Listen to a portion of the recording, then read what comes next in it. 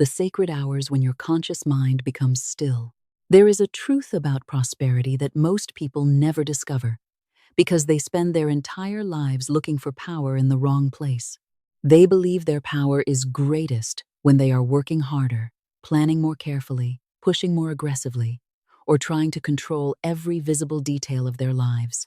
But your deepest creative power is often released when you stop striving.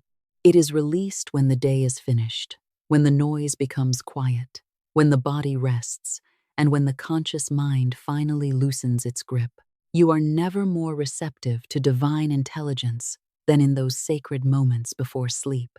While you are awake, the conscious mind argues. It analyzes. It compares. It calculates. It remembers yesterday's disappointments and predicts tomorrow's difficulties. It looks at an unpaid bill and declares that supply is absent. It looks at a closed door and assumes that no other door exists. It looks at a delay and calls it failure. But when you begin to fall asleep, that restless gatekeeper grows quiet. The mind that questions everything begins to fade, and the deeper mind becomes open, impressionable, and ready to receive direction. This is why the final words you speak before sleep are so important. They are not merely passing thoughts. They are instructions. They are seeds placed into the invisible soil of consciousness. And while your body rests, those seeds begin to take root. Most people do not understand this. They spend the day asking for abundance, but they spend the night rehearsing lack. They say they desire financial freedom, yet as soon as their head touches the pillow, they begin counting debts, remembering losses, imagining rejection, and preparing themselves emotionally for disaster. Then they sleep for hours, with fear impressed upon the subconscious mind. They turn the night into a workshop of worry when it could become a sanctuary of divine supply. Tonight, that pattern can change. Tonight, you can stop carrying the struggle of the day into the sacred chamber of sleep. You can stop forcing. You can stop pleading. You can stop trying to solve with the limited human mind what divine intelligence already knows how to arrange perfectly. You can speak one clear word of faith, place the matter into divine hands, and rest. There is no need for exhausting mental effort. There is no need to repeat a declaration with desperation. There is no need to create complicated scenes or force yourself to feel an emotion that is not yet natural. You are not trying to persuade an unwilling universe. You are aligning yourself with a spiritual law that is already operating. Wealth is not scarce in divine mind. Supply is not hiding from you. Your good is not being rationed by a reluctant power. Infinite intelligence does not know shortage. The power that fills the oceans, sustains the stars, renews the earth, and causes a tiny seed to unfold into a living tree is not limited by your present bank balance. The source of your supply is greater than every visible channel through which supply may arrive. Your employer is a channel. Your business is a channel. Your customers are channels.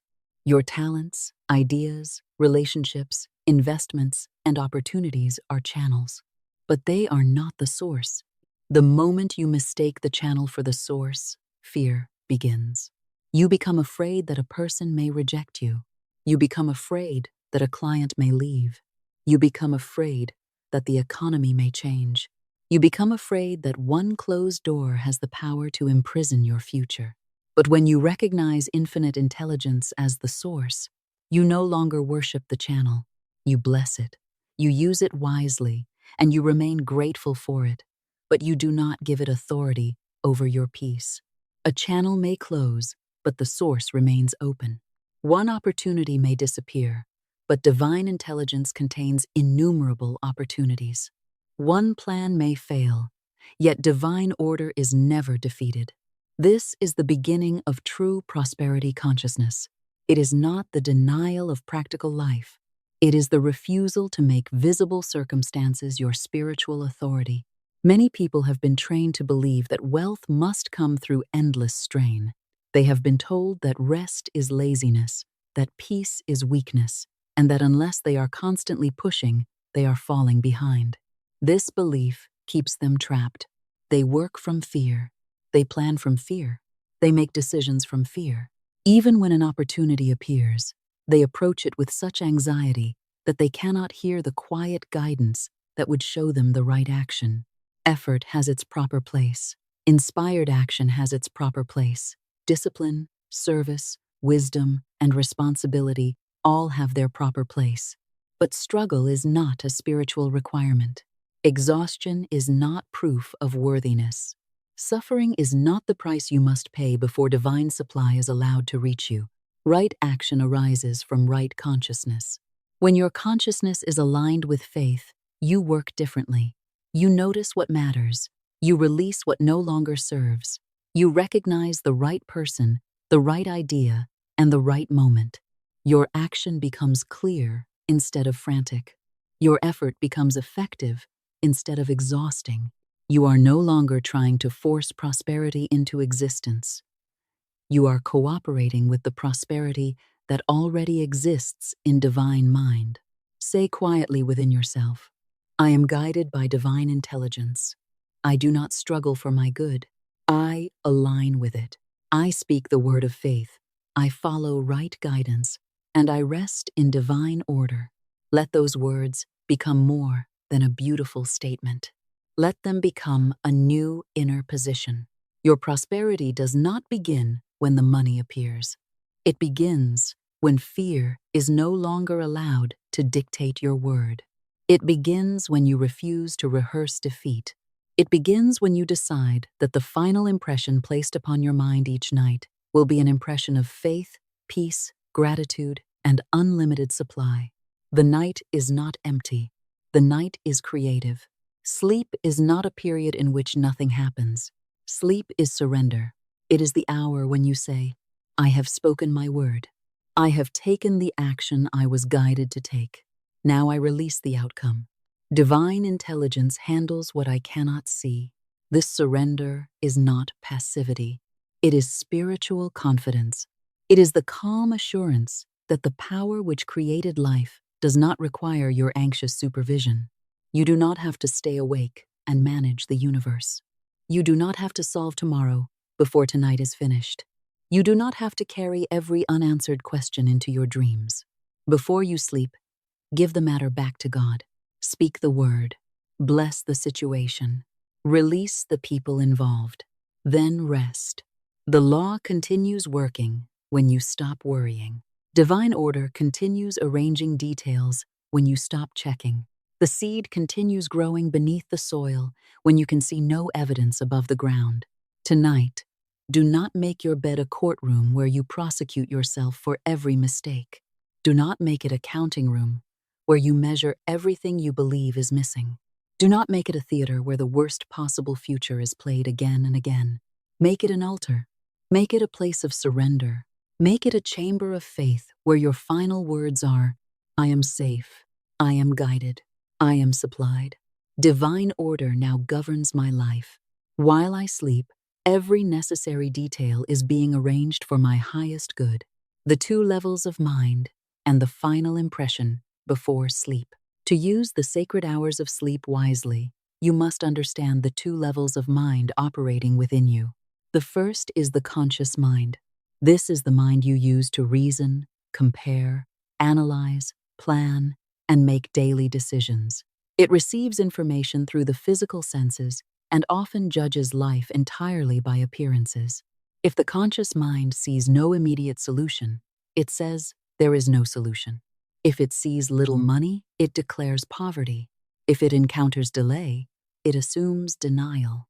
If one person says no, it concludes that every door will remain closed. The conscious mind has value, but it is limited.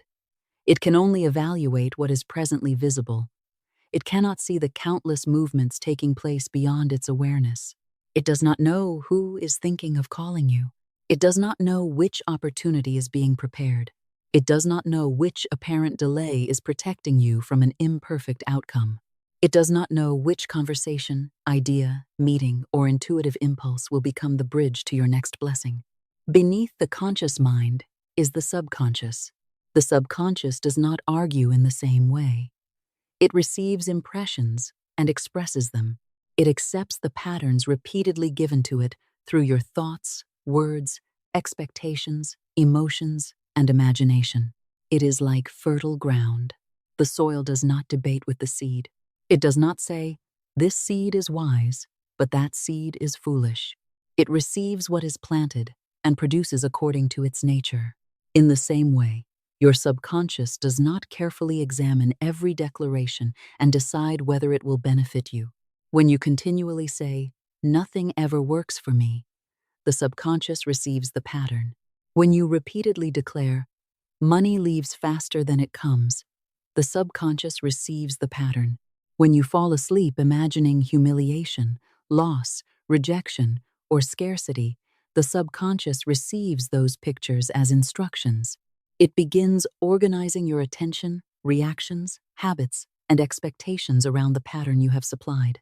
But the same law works in your favor when you choose a new impression. When you say, "I am divinely guided. My perfect opportunity is now revealed." Infinite supply flows through expected and unexpected channels. My work is valued, welcomed, and richly rewarded. Divine order now governs my finances. The subconscious receives a new blueprint. At first, the old pattern may resist. You may speak words of abundance while part of your mind whispers, "This cannot be true." Do not become discouraged. A seed does not become a tree the moment it touches the soil. A new pattern becomes established through calm, faithful repetition. You are not required to force yourself into emotional excitement. You are asked to remain loyal to the new word. Faithfulness is more powerful than emotional intensity. A quiet declaration repeated with steadiness will often accomplish more than a dramatic affirmation followed by hours of contradiction. The most receptive time for this new impression is the twilight state between wakefulness and sleep. In those final moments, the conscious mind begins to release its arguments. The body softens. The defenses lower. The subconscious becomes like soft clay, ready to receive the image, word, and feeling you place upon it. This is why your bedtime routine may be more spiritually important than all the frantic activity of the day. The final thought before sleep becomes a kind of instruction carried into the night.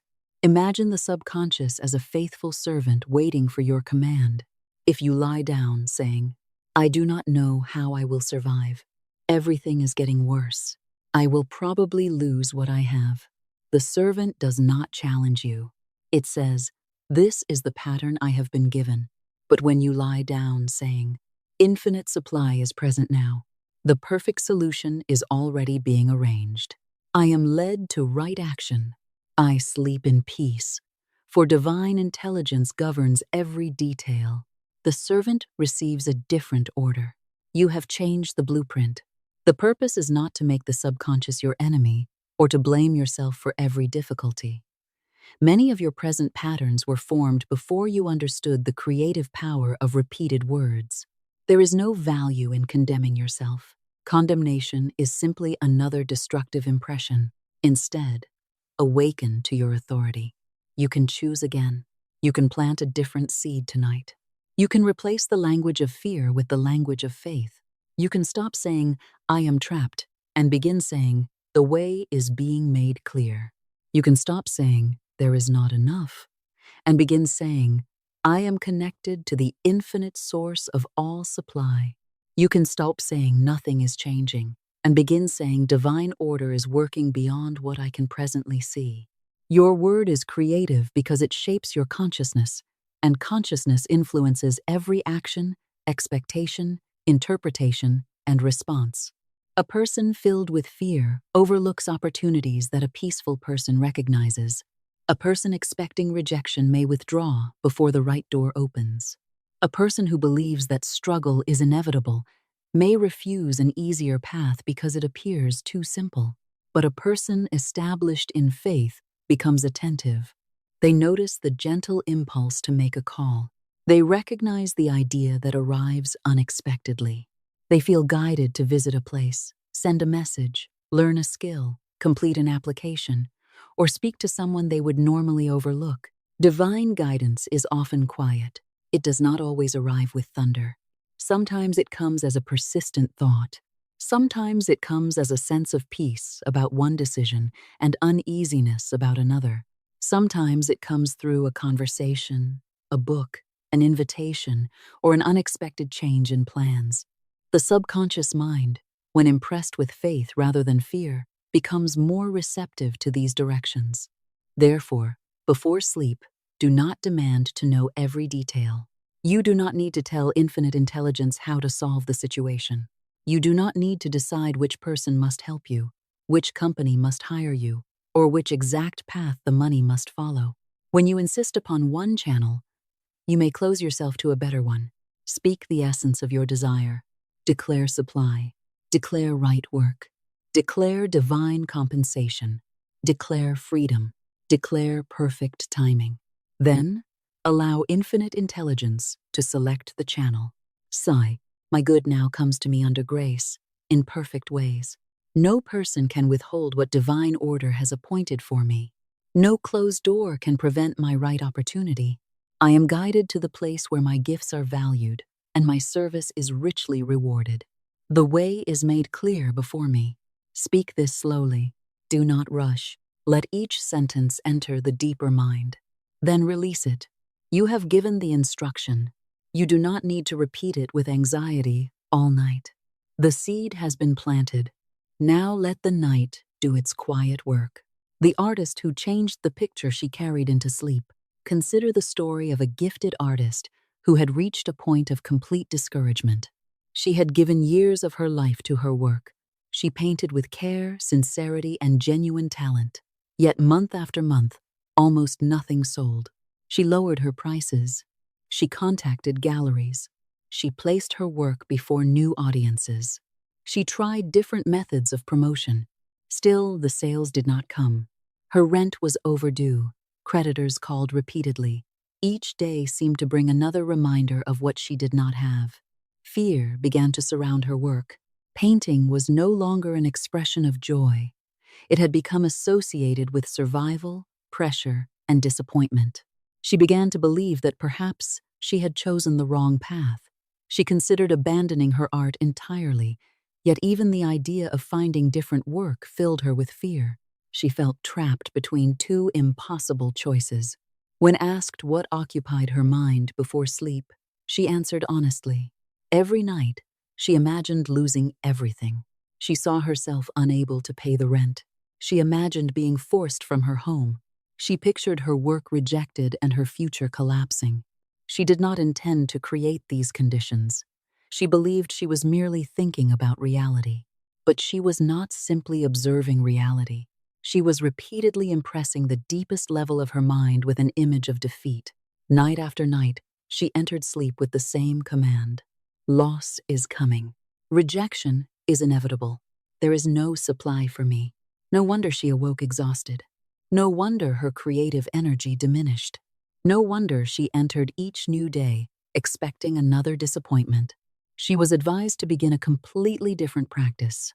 Before sleep, she was to stop reviewing the evidence of failure. She was to stand quietly, place her attention upon the divine source, and speak a clear decree. Infinite supply now pours into my life. I am an open channel for divine wealth. The perfect buyers are drawn to my work. My talent is recognized, appreciated, and generously rewarded. I sleep in peace, knowing divine order is arranging every detail. This was not to be spoken as a desperate wish. It was not to be whispered, as though she were asking permission to receive. It was to be spoken as a spiritual command, a declaration of the truth she had chosen to accept. At first, the words felt unnatural. She looked at her circumstances and thought, how can I say this when the opposite appears to be true? But a declaration of faith is not a description of present appearances. It is a decision concerning the pattern you will permit to govern your consciousness. The first night, she spoke the words without much feeling. The second night, she spoke them again. On the third night, the words began to feel less foreign. After several days, she noticed a subtle change. The bills had not yet disappeared. No major sale had yet occurred. But the heaviness within her began to lift. She was no longer entering the night as a defeated person. She began to feel a quiet expectancy. She returned to her paintings with more peace. New ideas came. She rearranged her work. She completed pieces she had delayed finishing. She presented herself differently because she no longer carried the same atmosphere of desperation. Then, an unexpected call arrived. A gallery owner she had never met had heard about her work through another person. The gallery wanted to include her paintings in an upcoming exhibition. The artist had not planned this contact. She had not manipulated the gallery owner. She had not stayed awake trying to determine how the opportunity would appear. She had spoken the word, changed the picture within, and remained open to guidance. The exhibition led to sales. The sales led to commissions. Within a short period, the burden of debt began to dissolve, and her work reached more people than it had in the previous year. The outer change appeared suddenly, but the true transformation had begun earlier. It began the night she stopped carrying the image of homelessness into sleep. It began when she refused to make rejection her final word. It began when she replaced fear with a declaration of divine supply. Do not misunderstand the lesson. The artist did not become prosperous because she repeated a magical sentence. The words changed her consciousness. Her consciousness changed her emotional state. Her new emotional state allowed clearer action, stronger presentation, greater receptivity, and a willingness to recognize the channel when it appeared. At the same time, the spiritual law of correspondence brought outward conditions into agreement with the inner pattern she faithfully accepted. The word opened the channel. Faith kept it open. Right action allowed her to walk through it. This is why you must not speak an affirmation at night and then immediately cancel it in the morning. You cannot plant seeds of abundance before sleep and pour fear upon them throughout the day.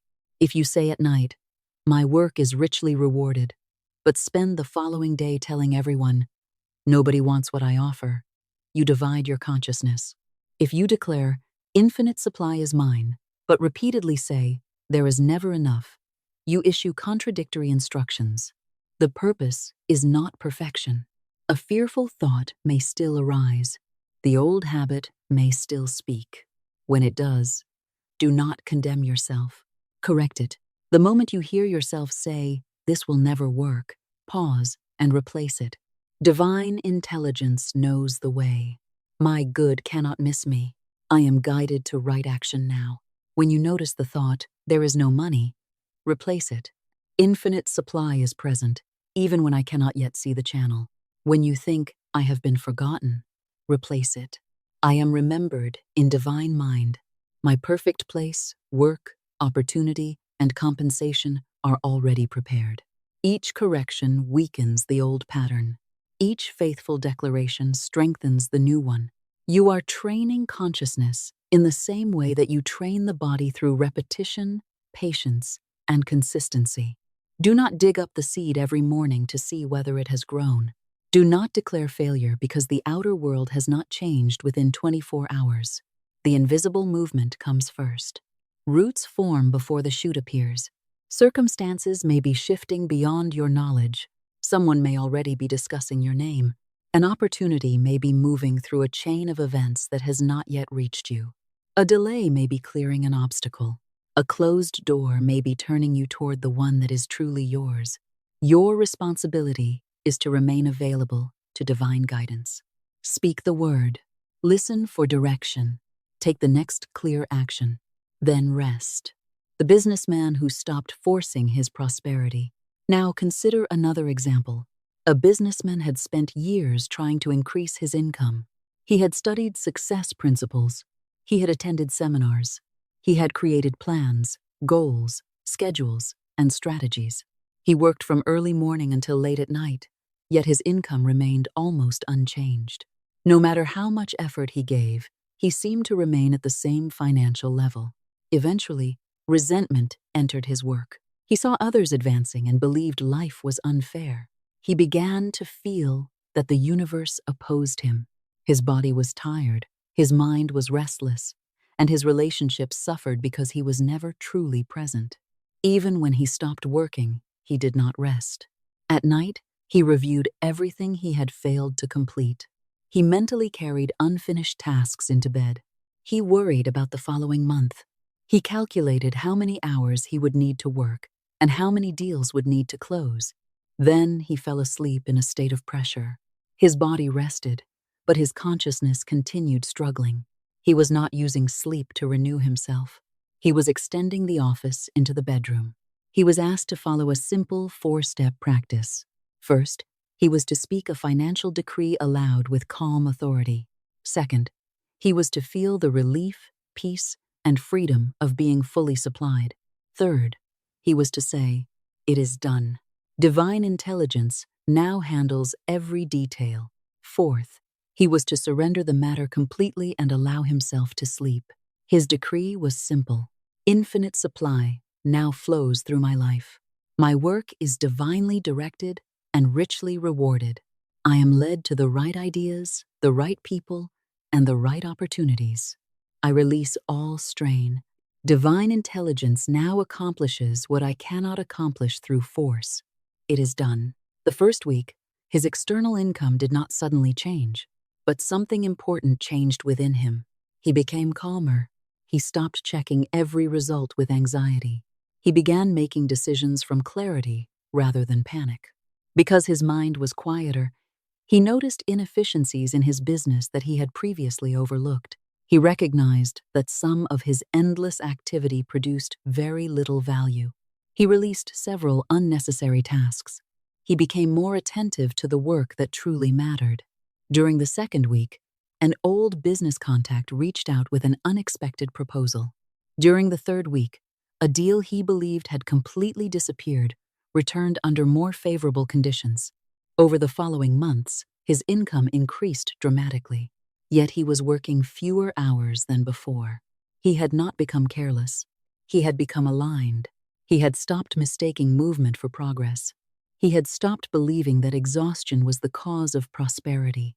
He had learned to work from guidance rather than fear. This is one of the great lessons of divine supply. You do not receive according to how much you suffer. You receive according to consciousness, receptivity, right action, and spiritual alignment. Hard work performed under divine direction can be fruitful.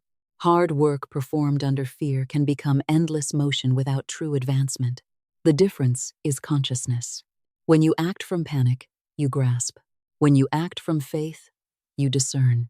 When you act from panic, every opportunity appears to be your final chance.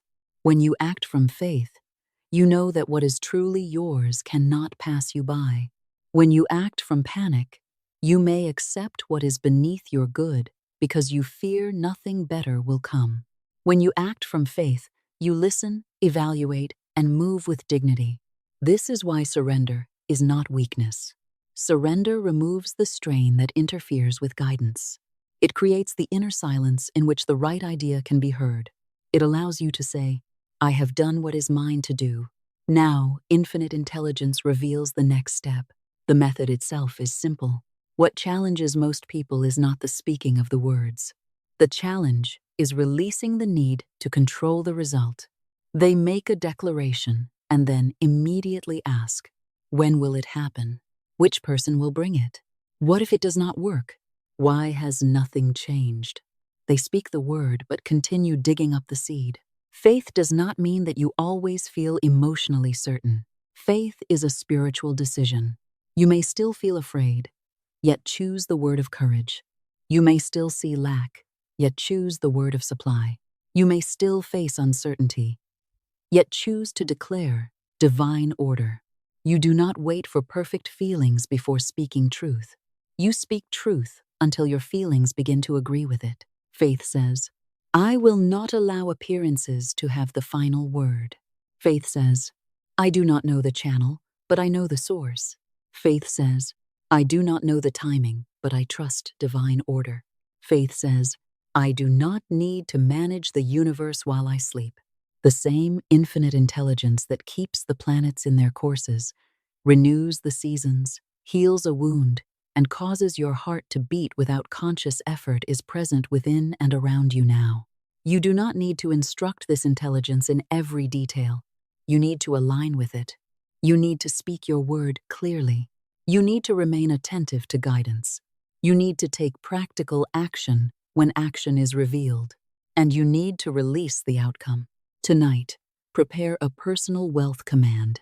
It should be simple enough to remember. It should be stated in the present tense. It should contain the essence of your desire without limiting the channel. It should end with faith, gratitude, or surrender. You may say, "Infinite supply now flows freely into my life from expected and unexpected channels. Every need is met, every right obligation is fulfilled, and I am divinely guided in all financial matters. I sleep in peace, knowing divine order handles every detail." Or, "My perfect prosperity is made manifest now. My gifts are recognized, my work is valued, and I receive generous compensation under grace and in perfect ways. I release all anxiety and rest in faith." Or, "I am one with the infinite source of all supply. Money, opportunities, ideas, and right connections now come to me in divinely ordered ways. I am grateful, receptive, and at peace." Choose the words that bring you a sense of inner expansion. Do not choose words merely because they sound impressive. Your declaration should feel clear, peaceful, and spiritually honest. Write it down, read it before bed, then speak it aloud. The spoken word has a special power because it engages the whole being. You form the thought, you give it breath, you hear it with your own ears, you feel its vibration within the body. Speak the command 3 times. The first time, speak it clearly. The second time, speak it with deeper conviction. The third time, speak it as a sealed decree. Do not shout. Authority does not require strain. The calmest voice may carry the deepest certainty. After speaking, lie down and close your eyes. Do not struggle to imagine a specific amount of money. Do not force a detailed scene. Instead, enter the feeling of being supplied.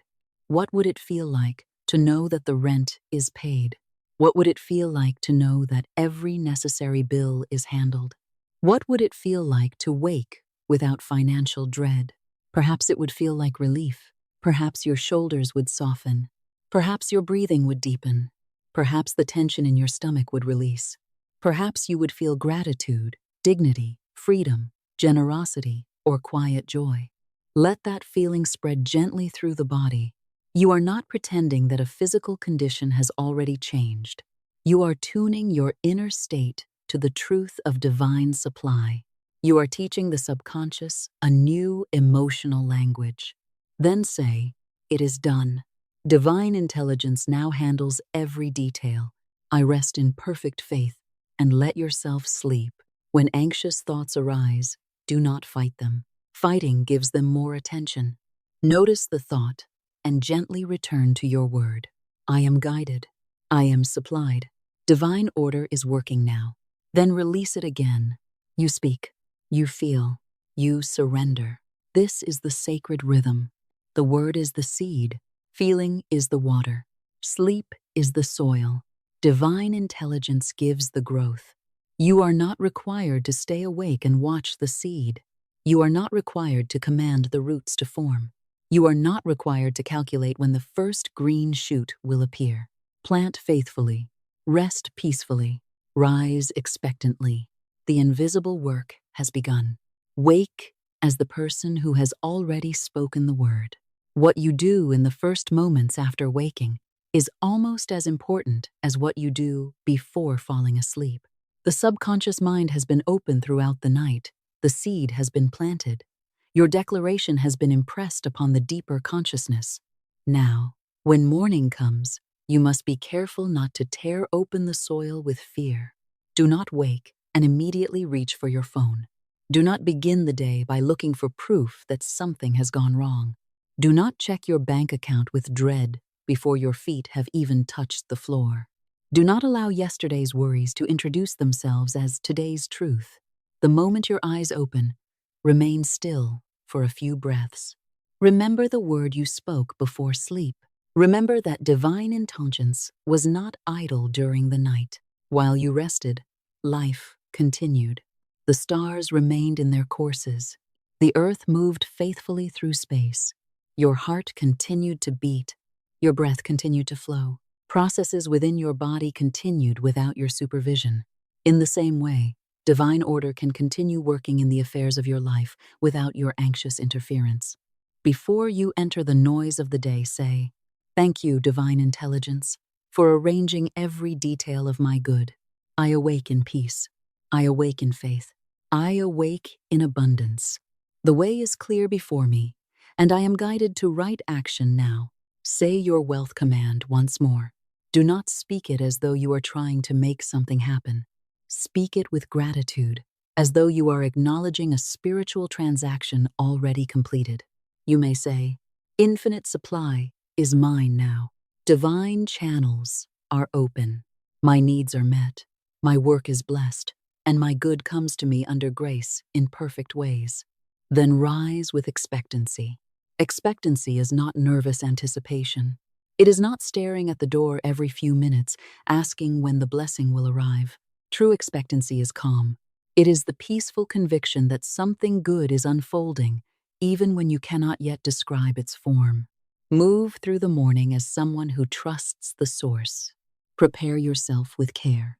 Give attention to your surroundings. Complete the tasks before you with dignity. Answer messages. Show up for your responsibilities. Do the practical work that belongs to the day, but do not perform these actions as a frightened person trying to rescue themselves from disaster. Perform them as a guided person cooperating with divine order. There is a profound difference between action born of fear and action born of faith. Fearful action is hurried. It carries tension. It believes everything depends upon one phone call, one person, one decision, or one visible channel. Inspired action is clear. It may be firm and energetic, but it does not feel desperate. It arises from an inner knowing. This is the next thing for me to do. When you live from that inner place, your intelligence becomes sharper. Your creativity awakens. You hear what people are truly saying. You recognize openings that were previously hidden by anxiety. You become aware of ideas that fear had drowned out. You carry yourself differently, and people often respond differently to you. This is not because you are manipulating them with a technique. It is because consciousness communicates before words do. A person who expects rejection enters a room differently from a person who knows that their right place is prepared. A person who believes they must beg for an opportunity speaks differently from a person who knows their gifts have value. A person who fears there will never be enough makes different decisions from a person who is learning to trust infinite supply. Your inner state enters every conversation with you. It sits beside you at every meeting. It influences the messages you write, the prices you set, the boundaries you establish, and the opportunities you are willing to receive. Therefore, do not underestimate the spiritual value of beginning the morning correctly. You are choosing the consciousness from which the day will be lived. As you move through the day, repeat quietly, "Something wonderful is being arranged for me. I am in the right place at the right time. Divine intelligence guides every decision. My good is seeking me as surely as I am seeking it. I recognize and accept my divinely appointed opportunities." Then remain attentive. You may receive a sudden idea. You may feel drawn to contact someone. You may remember an application you intended to complete. You may feel an impulse to visit a certain place, learn a particular skill, reorganize your work, revise an offer, or speak more confidently about your service. Follow genuine guidance, but learn the difference between guidance and control. Guidance is often simple. It says, "Call this person, send the proposal, rest today, review the document, apply for the position, complete the unfinished work, say no to this offer, wait until tomorrow." Control is complicated.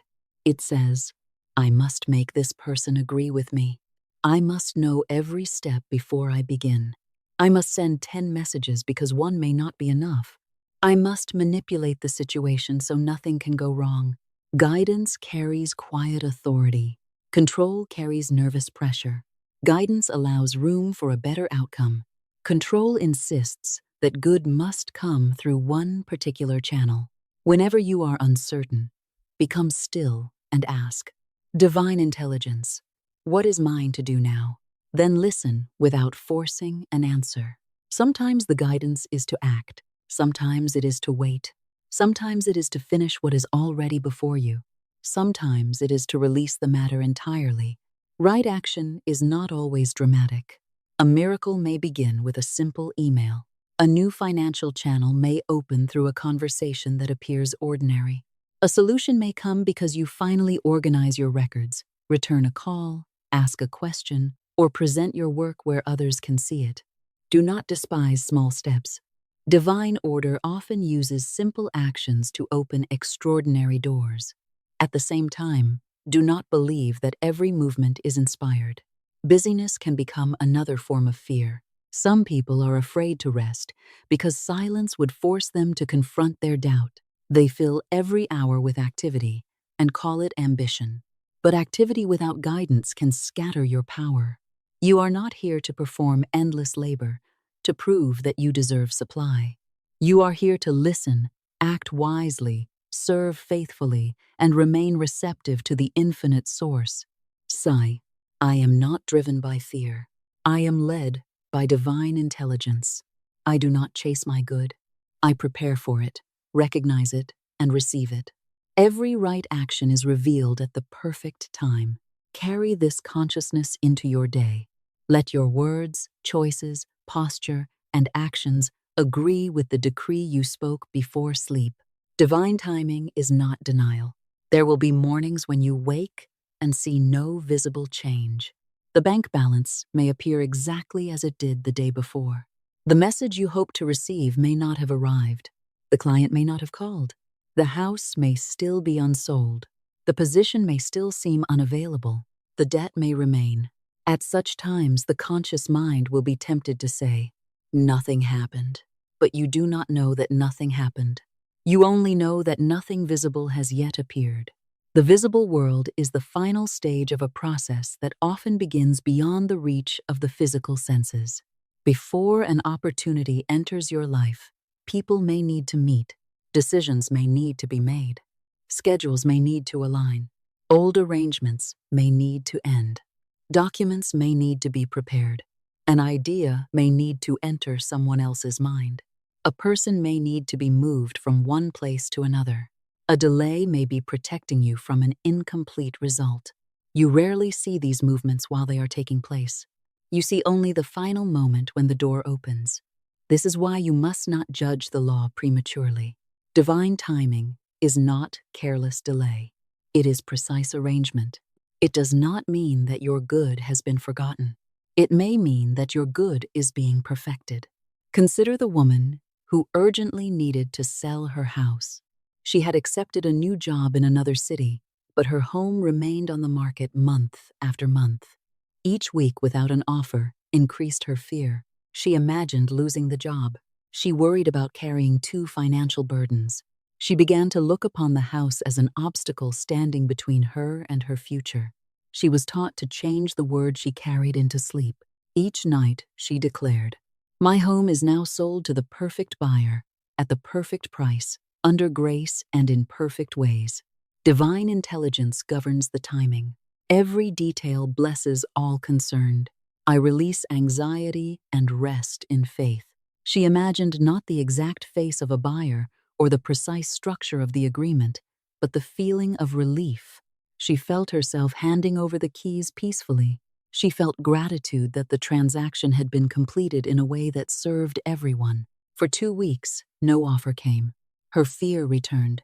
She asked why the method was not working.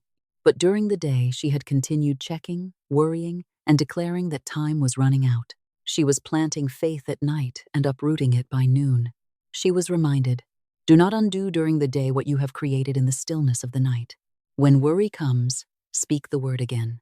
You do not need to pretend that the situation is easy. You need to refuse to crown fear as your authority. She began correcting herself throughout the day. Whenever the thought appeared, "I am running out of time," she answered, "Divine timing is exact. My good cannot be late. The perfect solution is already in motion." Soon an offer arrived. It was not exactly what she had expected. The amount appeared slightly lower than what she had hoped to receive, and some of the conditions were unfamiliar. Her first impulse was to refuse it, but instead of reacting immediately, she became still. She asked for guidance. A strong inward sense told her to accept the offer. She could not explain it logically, but the feeling was peaceful and persistent. She trusted it. 2 days later, the buyer revealed that they had been searching for a suitable home for an elderly family member. The house met their needs perfectly. Out of gratitude and a desire to complete the transaction smoothly, they improved the financial terms and allowed the woman additional time to remain in the home while arranging her move.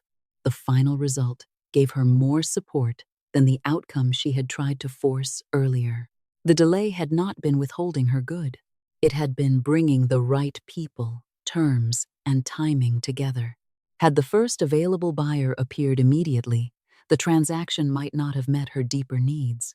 Infinite intelligence saw the whole picture. She had seen only the calendar. This is one of the hardest lessons for the anxious mind to accept.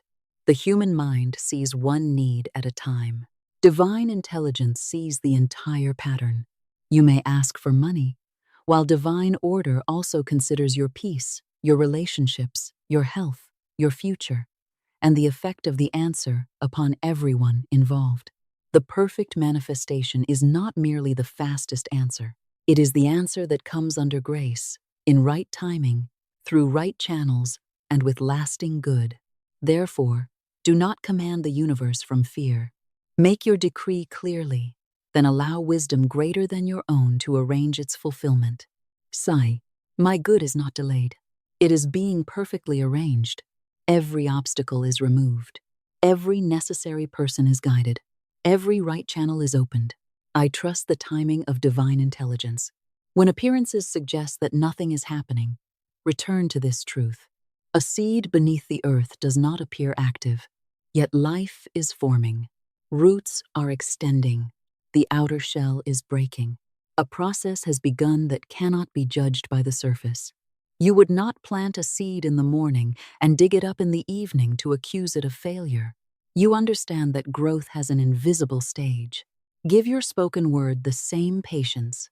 Let it take root. Let the law arrange the channels. Let divine intelligence prepare you to recognize and sustain the blessing when it appears. Sometimes the answer arrives overnight. Sometimes it unfolds across days, weeks, or months. Do not use the passage of time as evidence against faith. Time does not weaken spiritual law. Fear weakens your cooperation with it. Impatience causes you to act before guidance. Desperation may lead you to accept an imperfect substitute, but a calm consciousness can wait without becoming passive. It continues listening. It continues preparing. It continues acting where action is clear. It does not surrender its peace merely because the calendar has moved. Declare, I do not measure divine order by human impatience. I am protected from premature action. I am protected from imperfect channels. What is truly mine comes at the right time, in the right way, and remains a blessing. Then let the matter rest. When appearances contradict your word, a question often arises. What should I do when I speak my word at night, but something frightening happens during the day? Perhaps a bill arrives that you cannot presently pay.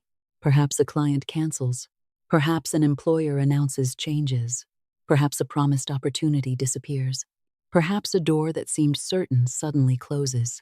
Does this mean your declaration failed? No. A challenging appearance does not automatically mean that divine law has stopped working.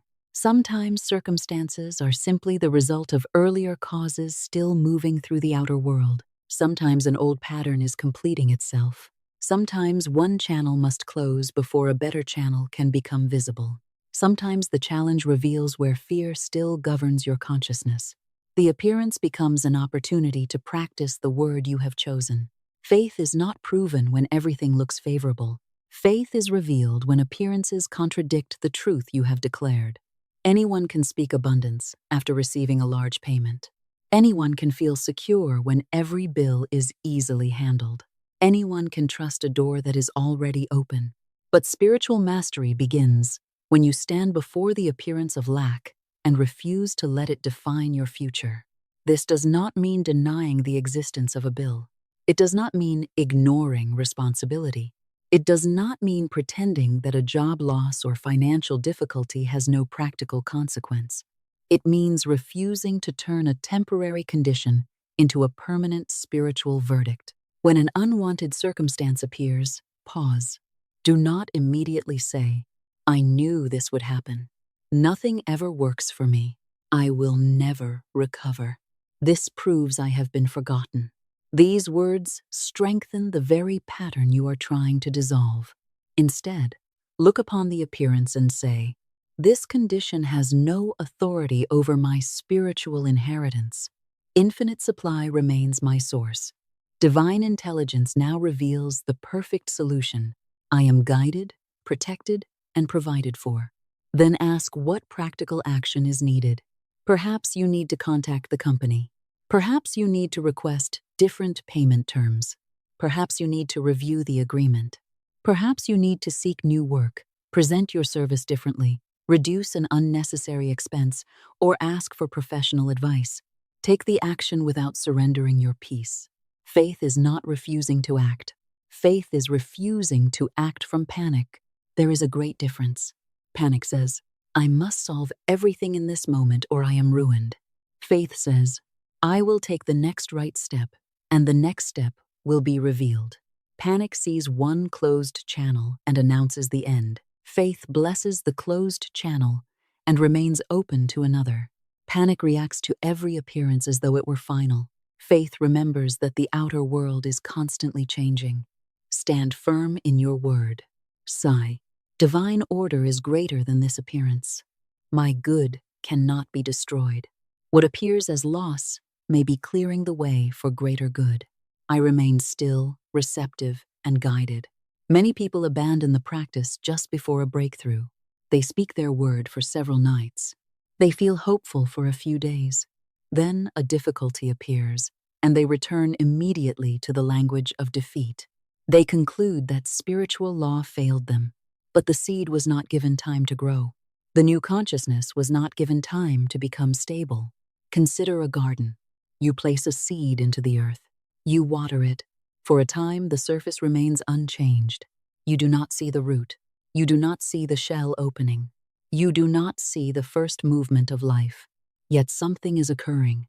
If you continue watering the seed, a small shoot eventually breaks through. At first, it may be fragile. You protect it. You continue tending it. In time, what was invisible becomes impossible to deny. Your spoken word operates in a similar way. The declaration is the seed. Feeling gives it life. Repetition strengthens the pattern. Faith protects it from being uprooted. Inspired action allows it to express through physical channels. Then one day, evidence appears. A payment arrives. A conversation opens a door. An old contact returns. A debt is renegotiated. A new idea becomes profitable. A solution that had never entered your logical planning appears naturally. When this happens, do not dismiss it as coincidence. Recognize the movement of law. Give thanks. Gratitude strengthens your receptivity. Sigh. I recognize divine supply in every form. I bless this evidence. I welcome greater expressions of good. Even the smallest sign matters. Perhaps you receive a refund. Perhaps someone gives you an unexpected discount. Perhaps a necessary item comes to you without cost. Perhaps you find money you had forgotten. Perhaps a new customer appears. Perhaps you are offered extra work, a useful introduction, or a valuable idea. Do not say, "That is too small to matter." A trickle may announce the opening of a stream. A stream may become a river. Receive every expression of supply with gratitude, but do not limit yourself to that form. Sigh. Thank you for this evidence. I know the infinite source contains still greater good. At the same time, do not chase signs obsessively. Faith does not spend the day searching the ground for proof. It lives, it serves, it listens, it acts, it gives thanks. The proof arrives in its own order. Your work is to maintain a consistent inner position. When fear arises, correct it. When doubt speaks, answer it. When appearances shout, return to stillness. Sigh, I walk by faith and not by appearance. My word is established in divine law. Infinite supply is active in my life now. The outer world is rearranging itself according to divine order. This does not mean that every desire will appear exactly as the personality imagined. Sometimes the law fulfills the essence of your declaration through a form you could not have planned. You may ask for one job and be guided toward a business. You may ask for one client and discover a whole new market. You may ask for money to preserve an old arrangement, while divine intelligence leads you into a freer and more abundant life. Remain loyal to the good, not to one limited form. Sigh, this or something better now manifests for the highest good of all concerned. That sentence creates space for divine wisdom. It prevents the conscious mind from imprisoning your prosperity within one channel. Faith does not say, it must happen through this person. Faith says, my good comes through the perfect channel. Faith does not say, it must arrive by this exact date or all is lost. Faith says, divine timing is perfect and I am guided in every moment. Faith does not say, I must understand the whole path. Faith says, the next step is enough. Continue planting the word. Continue watering it with gratitude. Continue protecting it from the poison of careless speech. The manifestation will appear when the inner pattern is ready to express in form. Make your daily language agree with abundance. You cannot speak prosperity for a few minutes before bed and spend the entire day speaking poverty. You cannot declare abundance in private and then entertain everyone you meet with the story of how hopeless your finances are. You cannot say, infinite supply is mine, and then repeat, I am always broke. Money never stays. Nothing good ever happens to me. Contradictory words create contradictory patterns. This does not mean you must hide your circumstances or refuse honest conversations. There are moments when you must explain a financial situation to a professional, negotiate an account, ask for assistance, or discuss practical facts. But there is a difference between communicating facts and building an identity around lack. You may say, this account requires attention and I am taking the necessary steps. That is different from saying, I am a failure and I will never escape this. One statement recognizes a temporary condition. The other makes the condition part of your identity. Guard your identity. Do not attach I am to what you wish to release. I am is a creative doorway. When you say, I am poor, you unite your identity with poverty. When you say, I am unlucky, you make misfortune part of your self-concept. When you say, I am always struggling, you command consciousness to continue producing struggle. Use these words with reverence. Sigh, I am guided by divine intelligence. I am richly supplied. I am capable of wise action. I am receptive to new opportunities. I am becoming a faithful steward of abundance. I am peaceful, clear, and courageous. Your circumstances may not yet fully agree, but your consciousness is being directed toward a new pattern. Be careful also with familiar phrases that seem harmless. Do not continually say, I cannot afford it. That phrase makes lack appear absolute. You may say, I am not choosing that purchase at this time. Or, the perfect resources for every right desire are now being provided. Do not say, money is impossible to find. Sigh, infinite supply has countless channels, and the right channels are opening now. Do not say, nobody wants my work. Sigh, my work is reaching the people who value and welcome it. Do not say, there are no opportunities. Sigh, my perfect opportunity may be invisible to me now, but divine intelligence is leading me to it.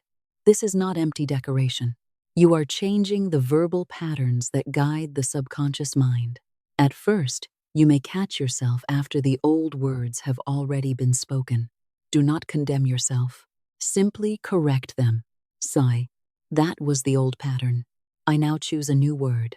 Then speak the truth you wish to establish. The practice is like training a muscle. In the beginning, you must remember deliberately. You may forget many times. You may return to the old vocabulary during moments of stress. But each correction strengthens awareness. Eventually, the new response becomes natural. You begin to notice the language of fear before it leaves your mouth. You become unwilling to pronounce limitation over your own life. You discover that silence is sometimes wiser than joining a conversation filled with complaint. This is especially important when others continually speak lack. People may discuss how terrible the economy is. They may declare that no one can succeed. They may repeat stories of failure and predict disaster. You do not need to argue with them. You do not need to prove your philosophy. You can remain quiet and declare inwardly, "My supply does not depend upon fear. Infinite intelligence is my source. I am guided through every condition." Bless those who are afraid, but do not adopt their fear as your own. Compassion does not require agreement with limitation. You may understand another person's pain without joining them in hopelessness. Protect your consciousness in the same way you would protect a garden. Be mindful of what you repeatedly watch, read, and hear. If you continually fill the mind with messages of collapse, scarcity, competition, and disaster, do not be surprised when anxiety becomes your dominant state. This does not mean becoming uninformed. It means refusing to make fear your daily spiritual diet. Choose material that reminds you of possibility. Read stories of courage, wisdom, generosity, recovery, innovation, and faith. Listen to teachings that restore your awareness of divine order. Spend time with people who take responsibility without worshiping struggle. Your mind is receptive soil. Whatever you plant repeatedly will seek expression. Plant abundance. Plant peace. Plant intelligent action. Plant gratitude. Remove the weeds of fear as soon as you recognize them. Gratitude is one of the fastest ways to shift consciousness from lack to abundance. Many people postpone gratitude until everything is perfect. They say, "When I have more money, I will be grateful. When the debt is gone, I will relax. When the opportunity comes, I will trust." But gratitude is not merely a response to visible prosperity. It is a channel through which prosperity consciousness grows. Give thanks for what is present. Give thanks for the food you have today. Give thanks for a place to rest. Give thanks for the skills you possess. Give thanks for each person who has helped you. Give thanks for the money that has passed through your hands, even if more is needed. Give thanks that you are capable of learning, creating, serving, changing, and beginning again. Gratitude says, "I recognize the presence of good." The more sincerely you recognize good, the more receptive you become to its larger expressions. But gratitude must not become forced performance.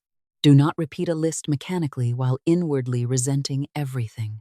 Begin with one thing you can bless honestly. Perhaps you are grateful for a cup of water. Perhaps you are grateful for one safe place, one friend, one breath, one new idea, or one opportunity to correct yesterday's pattern.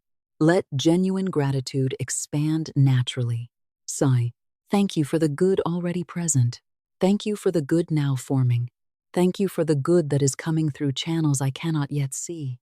Generosity also strengthens wealth consciousness. When you give wisely and joyfully, you declare that you are a participant in circulation. You are saying, "Good flows through me. I am not a closed container. I am a channel." This does not mean giving irresponsibly. Do not abandon your obligations in an attempt to prove faith. Do not give money you need for essential responsibilities merely because you fear that refusing would block your prosperity. True giving is guided. You may give money. You may give time. You may offer encouragement, information, service, kindness, attention, or prayer. Give within wisdom. Give without resentment. Give because you recognize that abundance includes more than currency. A kind word given at the right time may return through a door you could never calculate. Help offered sincerely may create a relationship that later changes your life. But do not give solely to manipulate a return. Give from fullness, even if the amount is small. Sigh, "I give freely under divine guidance. I receive freely under grace." Good circulates through my life in perfect balance. The universe fills an open channel. But an open channel must also know how to receive. Some people give constantly, but reject help when it is offered. They feel guilty when receiving. They believe accepting support makes them weak. This too can block circulation. Receive with gratitude. When someone offers you an opportunity, a compliment, assistance, a gift, or fair compensation, do not immediately push it away. Sigh, thank you. I receive this good with gratitude. Receiving does not make you selfish. Receiving allows the giver's good to circulate. A healthy channel knows both movements, giving and receiving, offering and accepting, serving and being supported. Let your whole day become an agreement with abundance. Speak wisely. Give thanks. Be generous under guidance. Receive without guilt. Protect your consciousness. Follow right action. Then return at night to the sacred word. Practical responsibility is part of spiritual faith. Spiritual law must never be used as an excuse to avoid reality. If bills require attention, attend to them. If you need employment, seek it. If you must learn a new skill, begin learning. If an account needs to be reviewed, review it. If you need professional, financial, legal, or practical guidance, ask for it. Faith does not mean sitting motionless while responsibilities multiply. It means handling those responsibilities without surrendering your consciousness to fear. Suppose you receive a bill you cannot presently pay in full. Before contacting the company, become still. Speak your word. Divine intelligence guides this conversation. The perfect arrangement is now revealed. I am calm, respectful, clear, and protected. This situation is resolved under grace for the good of all concerned. Then make the call. Explain the facts honestly. Ask what options are available. You may discover a payment plan, an extension, a correction, a discount, or another solution you did not know existed. The practical conversation becomes a channel through which divine order can operate. Suppose you have lost your job. Do not deny the emotional impact. Give yourself space to breathe. But do not declare that your future has ended. Sigh. This position was a channel, not my source. I bless it and release it. My perfect work now calls me. I am guided to the place where my gifts are needed, valued, and generously rewarded. Then update your materials. Contact people. Apply for appropriate roles. Ask for guidance. Learn what needs to be learned. But do not approach every application as a beggar pleading for survival. Present yourself as a person bringing value.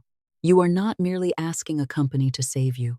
You are offering your skills, experience, attention, and service in exchange for fair compensation. Sigh. My perfect position is seeking me as I seek it. Divine intelligence brings us together in the right time and way. Suppose you are carrying debt. Do not stare at the total with shame. Shame freezes intelligence. Look at the facts calmly. List the accounts. Understand the terms. Seek responsible advice. Make a plan that is possible. Then bless every payment you make.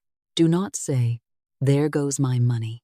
Sigh, "I release this payment with gratitude." Every rightful obligation is fulfilled. Money circulates, multiplies, and returns through divinely ordered channels. Paying a bill can become an act of abundance, consciousness, when it is done with responsibility and faith. You are acknowledging that value was received and that circulation continues. Even when the present amount is limited, do not despise it. Use what you have wisely. Stewardship prepares you for greater supply. If you misuse a small amount, merely receiving a larger amount may not create lasting prosperity. True wealth includes the wisdom to direct resources. Organize your financial records. Know what enters and what leaves.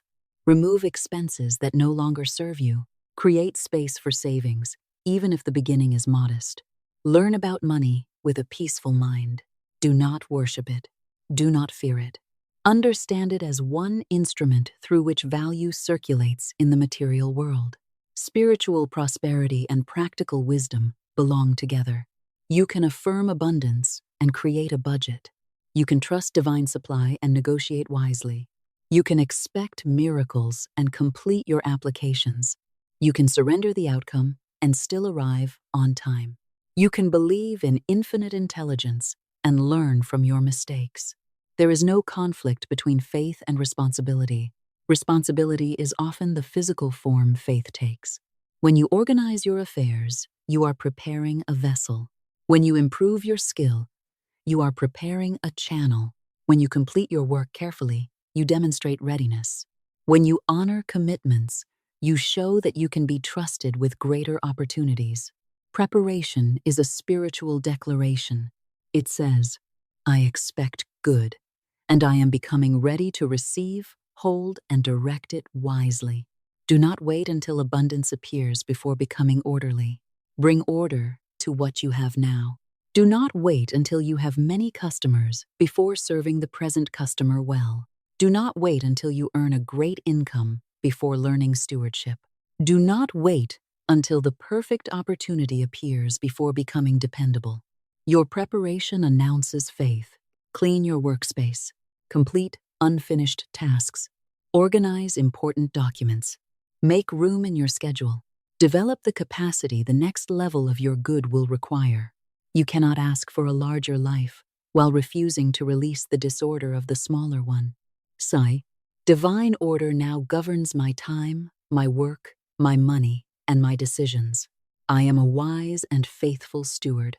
I am prepared to receive greater good. I use every resource with intelligence, gratitude, and peace. Practical challenges do not cancel your spiritual truth. They give you a place to demonstrate it. Each phone call can be guided. Each application can be blessed. Each payment can be an act of faith. Each responsible choice can become evidence that you are no longer living as a victim of circumstance.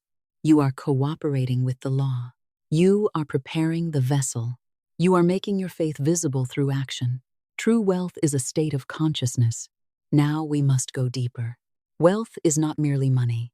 Money is one symbol of supply, but it is not the whole of abundance. A person may possess great sums and still live in poverty consciousness. They may fear every loss. They may distrust everyone. They may be unable to rest. They may constantly believe that what they have is not enough. Their bank account may be full, while their inner world remains empty. Another person may be in a temporary period of limited finances, yet possess the beginning of true wealth consciousness. They are grateful. They are teachable. They recognize opportunities. They serve with sincerity. They give wisely. They trust the source. They know that present conditions are not permanent. Their inner state is already preparing a larger outer expression. True wealth is the consciousness of connection with infinite supply. It is the knowledge that life contains ideas, guidance, relationships, health, love, creativity, time, peace, and opportunity. Money is important in practical life, but it is only one expression of the larger substance of good. You can be wealthy in ideas. One inspired idea may create a new livelihood. You can be wealthy in skill. A skill developed faithfully may open doors for decades. You can be wealthy in relationships. One right introduction may become the bridge to an opportunity. You can be wealthy in peace. A peaceful mind makes decisions that panic cannot make. You can be wealthy in health, energy, love, wisdom, generosity, and purpose. When wealth consciousness grows, all these areas begin to come under divine order. This is why you must become wealthy within before you can securely hold wealth without. If you continue to see yourself as deprived, undeserving, or helpless, a large sum of money may not heal the inner pattern. You may spend from fear. You may cling from fear. You may lose it through unconscious choices. You may remain terrified that the supply will disappear. But when consciousness changes, you begin to relate to money differently. You respect it without worshiping it. You direct it without allowing it to define you. You receive it with gratitude. You circulate it with wisdom. You understand that money is a servant, not a master. You know that the source remains infinite intelligence. How is wealth consciousness developed? Through consistent practice, Every night you speak your command, you strengthen it. Every morning you rise with gratitude, you strengthen it. Every time you catch a poverty thought and replace it, you strengthen it. Every time you choose guidance over panic, you strengthen it. Every time you take responsible action without surrendering to fear, you strengthen it. Every time you bless another person's success instead of envying it, you strengthen it. Envy is a declaration that another person's good has reduced your own. But infinite supply is not divided in that way. Someone else's prosperity does not remove prosperity from divine mind. Bless their good. Sigh. What infinite intelligence has done for another, it can express uniquely through me. I rejoice in every demonstration of abundance. When you resent wealth, you unconsciously resist it. If you condemn every prosperous person, part of you may fear becoming what you condemn. Discernment is necessary. Not all wealth is used wisely. Not every wealthy person acts honorably. But do not confuse the misuse of money with money itself. Money amplifies consciousness. In wise hands, it can educate, heal, build, support, create, protect, and bless. Let your desire for wealth include a noble purpose. Ask not only, "What can I receive?" Ask, "What good can move through me?" Sigh, I welcome abundance so that I may live freely, serve generously, create beautifully, and fulfill my divinely appointed work. Prosperity becomes stable when it is connected with purpose. You are not asking for wealth merely to impress others. You are opening to supply so that fear no longer rules your decisions. You are opening to resources so that your gifts may be expressed. You are opening to abundance so that you may support what is meaningful, care for those entrusted to you, and contribute to life from a place of fullness. Continue building the consciousness. At first, it may feel fragile. The old programming may pull you back. One unexpected expense may awaken the former fear. One rejection may tempt you to declare that nothing has changed. But do not identify with the relapse. Return to the practice. A musician does not abandon the instrument because one note is imperfect. A student does not abandon the language because an old mistake returns. You are learning a new inner language. Remain patient. Sigh. Wealth consciousness is becoming natural to me. I think in terms of possibility. I speak in terms of faith. I act with wisdom. I receive with gratitude. I give under divine guidance. I am one with the infinite source of all good. As this consciousness becomes stable, you stop chasing wealth with desperation. You no longer believe that you must persuade people to value you. You no longer lower yourself before every visible channel. You serve well, communicate clearly, and remain open to fair exchange.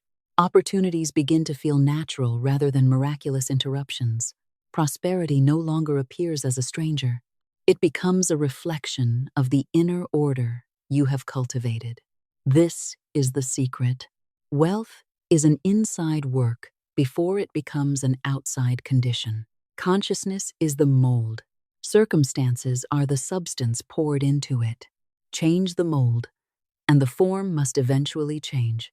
No matter where you are today, you can begin. No amount is too small. No condition is too established. No past mistake has authority over divine law. You can speak a new word. You can plant a new seed. You can take a new action. You can enter sleep tonight with a new identity. Sigh. I am no longer governed by the consciousness of lack. I release the language of fear. I accept my divine inheritance of wisdom, peace, right action, and abundant supply. My consciousness is renewed. My channels are opening. My life now reflects divine order. And as you prepare to rest tonight, remember, you do not have to force wealth. You must become receptive to the ideas, actions, relationships, and channels through which divine supply can express. You do not have to chase every door. You must be guided to the right door. You do not have to control every detail. You must speak the word, prepare the vessel, follow intuition, and trust the law. Let these words accompany you into sleep. Infinite wealth is mine now. I am one with the source of all supply. Money flows to me easily, consistently, and abundantly through expected and unexpected channels. My work is valued. My gifts are recognized. My service is generously rewarded. Every right door opens before me.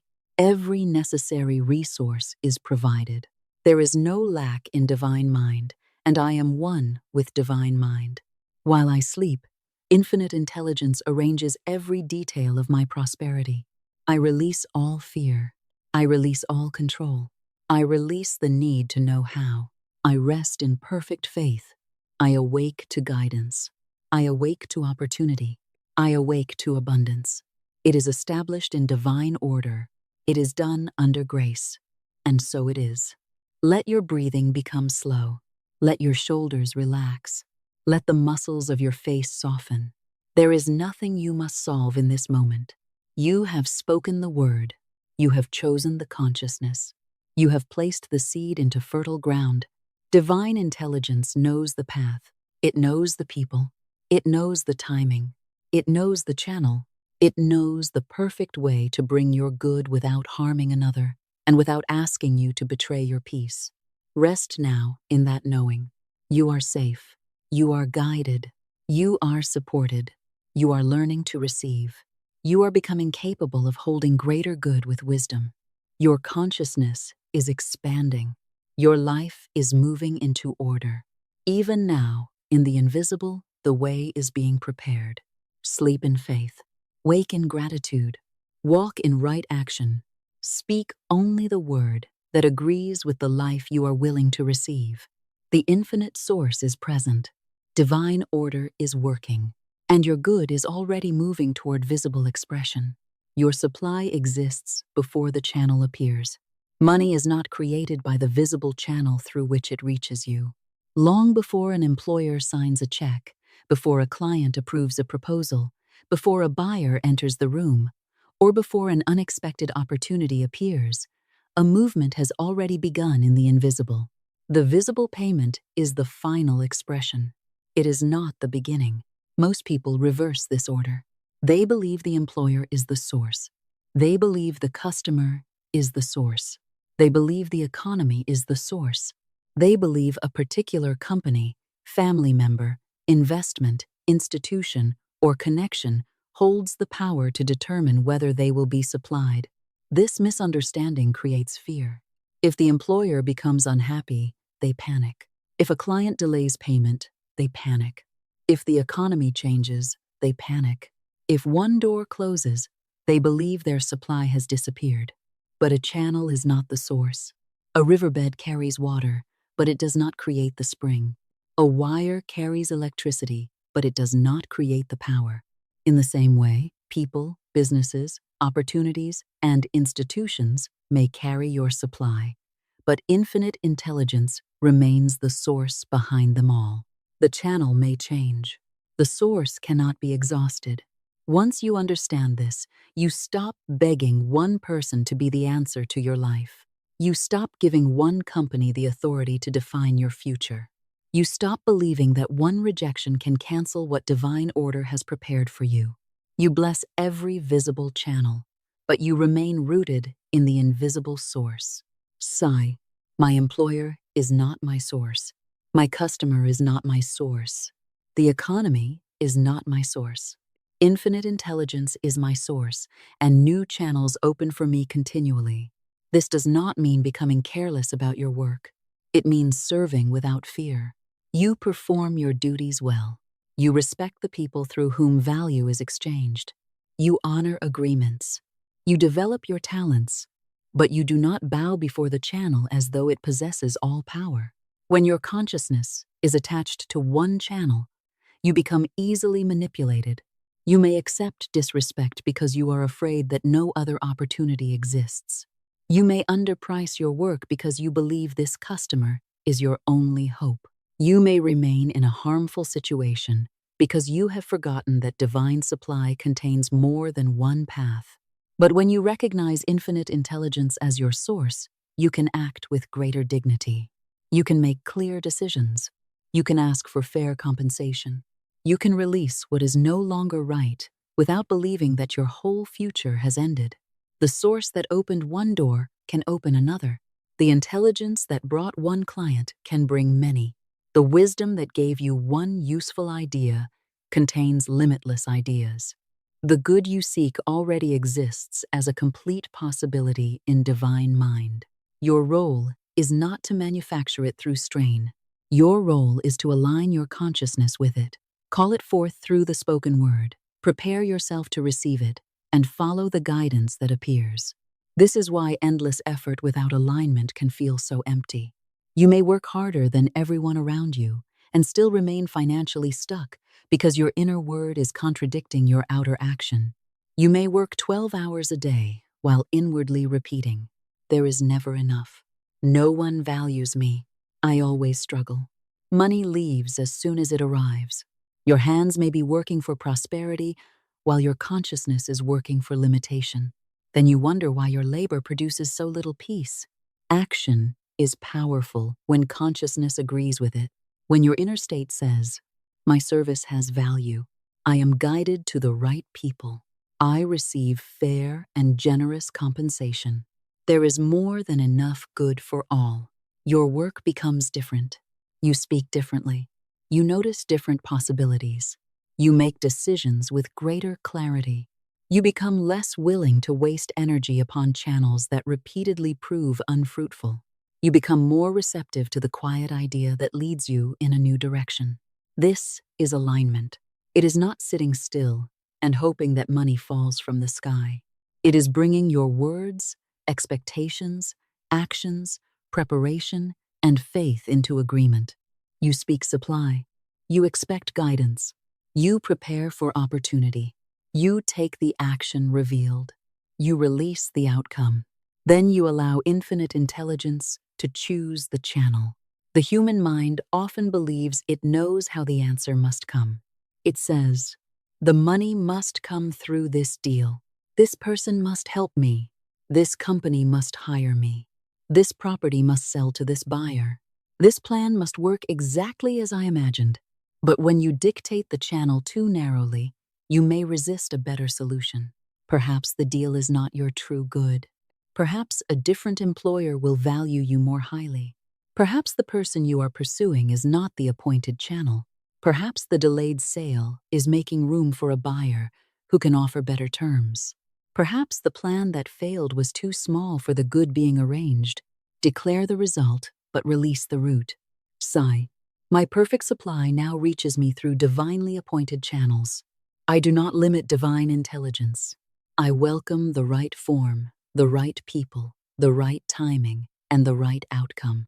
My good comes under grace, in perfect ways, for the blessing of all concerned. There is freedom in this declaration.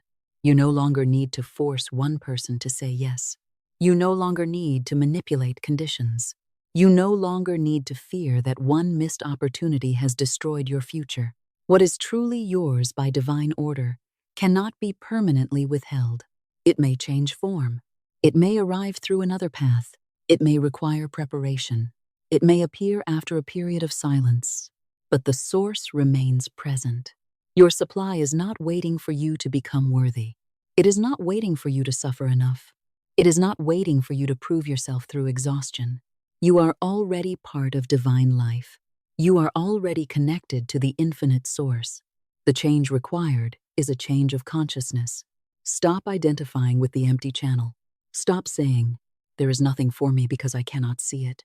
The visible world is not the whole world. Your senses show you what has already taken form. They cannot show you everything presently being arranged. There may be opportunities beyond your current awareness. There may be people being guided toward you. There may be resources changing hands. There may be ideas preparing to enter your mind. There may be obstacles being removed before you even encounter them. Do not call the invisible empty merely because your eyes cannot see it. Silence is not absence. Delay is not denial. An unseen process is still a process. Sigh. My supply exists now in divine mind. It is complete, perfect, and ready for expression. My consciousness is aligned with receiving. My word calls forth the right manifestation. My actions prepare the way. Infinite intelligence now reveals the channel. Then become still. The next step may be quieter than you expect. It may not feel dramatic. It may be a simple instruction. Clean the room. Finish the application. Prepare the proposal. Wear the clothes that make you feel dignified. Call the person. Review your accounts. Make room. That small action may be the physical evidence that your consciousness has changed. And once consciousness changes, the outer arrangement begins to respond. The woman who prepared for what she could not yet see. There was once a woman whose situation appeared almost hopeless. Her rent was due within days. Her cupboards were nearly empty. She had no secure employment, no savings, and no visible person she could call upon for rescue. By every ordinary calculation, disaster seemed close. She could have spent those final days weeping. She could have told everyone that she was abandoned. She could have remained in bed, surrounded by disorder, repeating that nothing could be done. She could have begged from a place of panic, but she understood a spiritual principle that many people overlook. Faith must become visible through preparation. Words alone are not always enough. You may declare that good is coming, but if every action says that you expect defeat, your consciousness remains divided. Preparation is the bridge between declaration and reception. This woman decided to prepare for her good before she saw any evidence of it. She cleaned her home carefully. She washed the dishes. She cleared the disorder. She made every surface shine. She arranged her table with her best dishes and placed flowers where she could see them. She dressed herself with care, not because she had somewhere important to go, but because she refused to wear the identity of defeat. To the logical mind, these actions might have appeared foolish. Why set a beautiful table when the cupboards were almost empty? Why dress for celebration when the rent was unpaid? Why create order when disaster seemed near? But she was not decorating denial. She was making faith visible. Her actions were saying, I expect good. I am ready to receive. I refuse to make poverty my identity.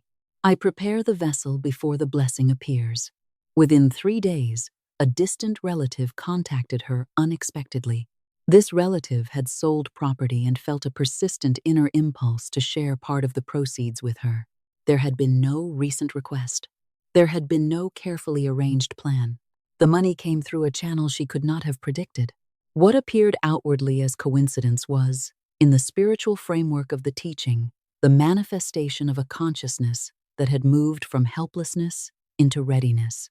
While the woman was cleaning her home, invisible channels were opening. While she was arranging the table, another person was receiving an intuitive idea. While she was choosing dignity instead of defeat, circumstances were being brought into alignment. Her preparation did not force the relative to act. It placed her own consciousness in a receptive state. She was no longer inwardly saying, nothing can come. She was saying, I am ready when it does. There is a difference between wanting and receiving. Many people want good, but they have not prepared to hold it. They ask for a larger income but refuse to organize the money already passing through their hands. They ask for more customers but have not improved their service. They ask for an opportunity but have not finished the work they would need to present. They ask for a peaceful home but preserve disorder in every room. They ask for a relationship but continue rehearsing resentment from the past. They ask for recognition but hide their gifts. Preparation asks, if my good arrived today, would there be room for it? If the perfect client called, are you ready to explain clearly what you offer? If the job interview came tomorrow, are your materials prepared? If a larger income appeared, do you know how to direct it? If the invitation arrived, could you accept without immediately declaring yourself unworthy? If your prayer were answered, would your present habits sustain the answer? The universe does not withhold blessings because you are unworthy, but life often develops the capacity required to receive and keep what you have requested. To give a person more than they can hold may not be kindness. A large amount of money entering an undisciplined consciousness may disappear quickly. A great opportunity entering an unprepared life may be missed. A loving relationship entering a consciousness still ruled by fear may be sabotaged. Preparation is not punishment. It is protection. It expands your capacity. It teaches stewardship. It builds the inner structure that allows the blessing to remain. Ask yourself tonight, what would I do differently if I truly believed my good was on the way? Would you clear the desk? Would you complete the unfinished project? Would you prepare your clothing? Would you create a place for the new customer? Would you study the skill? Would you organize the financial records? Would you practice the conversation? Would you release objects connected with an old chapter? Would you stop speaking as though your future were already defeated? Do not perform dramatic acts merely to impress the universe. Preparation must be intelligent and guided. You do not need to spend money recklessly to prove that you expect wealth. You do not need to pretend that bills do not exist. You do not need to create unnecessary risk. True preparation is peaceful. It is practical. It carries dignity. It says, I use wisely what is in my hands while remaining open to greater good. Perhaps your preparation is as simple as making your bed. Perhaps it is responding to a message you have avoided. Perhaps it is writing down the idea that keeps returning. Perhaps it is learning how to manage a larger income. Perhaps it is making space in your schedule for a new opportunity. Perhaps it is cleaning the room where you will do your work. The outward act may appear small, but the inner declaration is powerful. You are saying, I no longer organize my life around failure. I organize my life around divine order. There are people who pray continually but never prepare. They ask for customers, but their business information is unclear. They ask for advancement, but they arrive late and do careless work. They ask for new beginnings, but they cling to everything connected with the past. They say they believe, but their actions continually announce the opposite.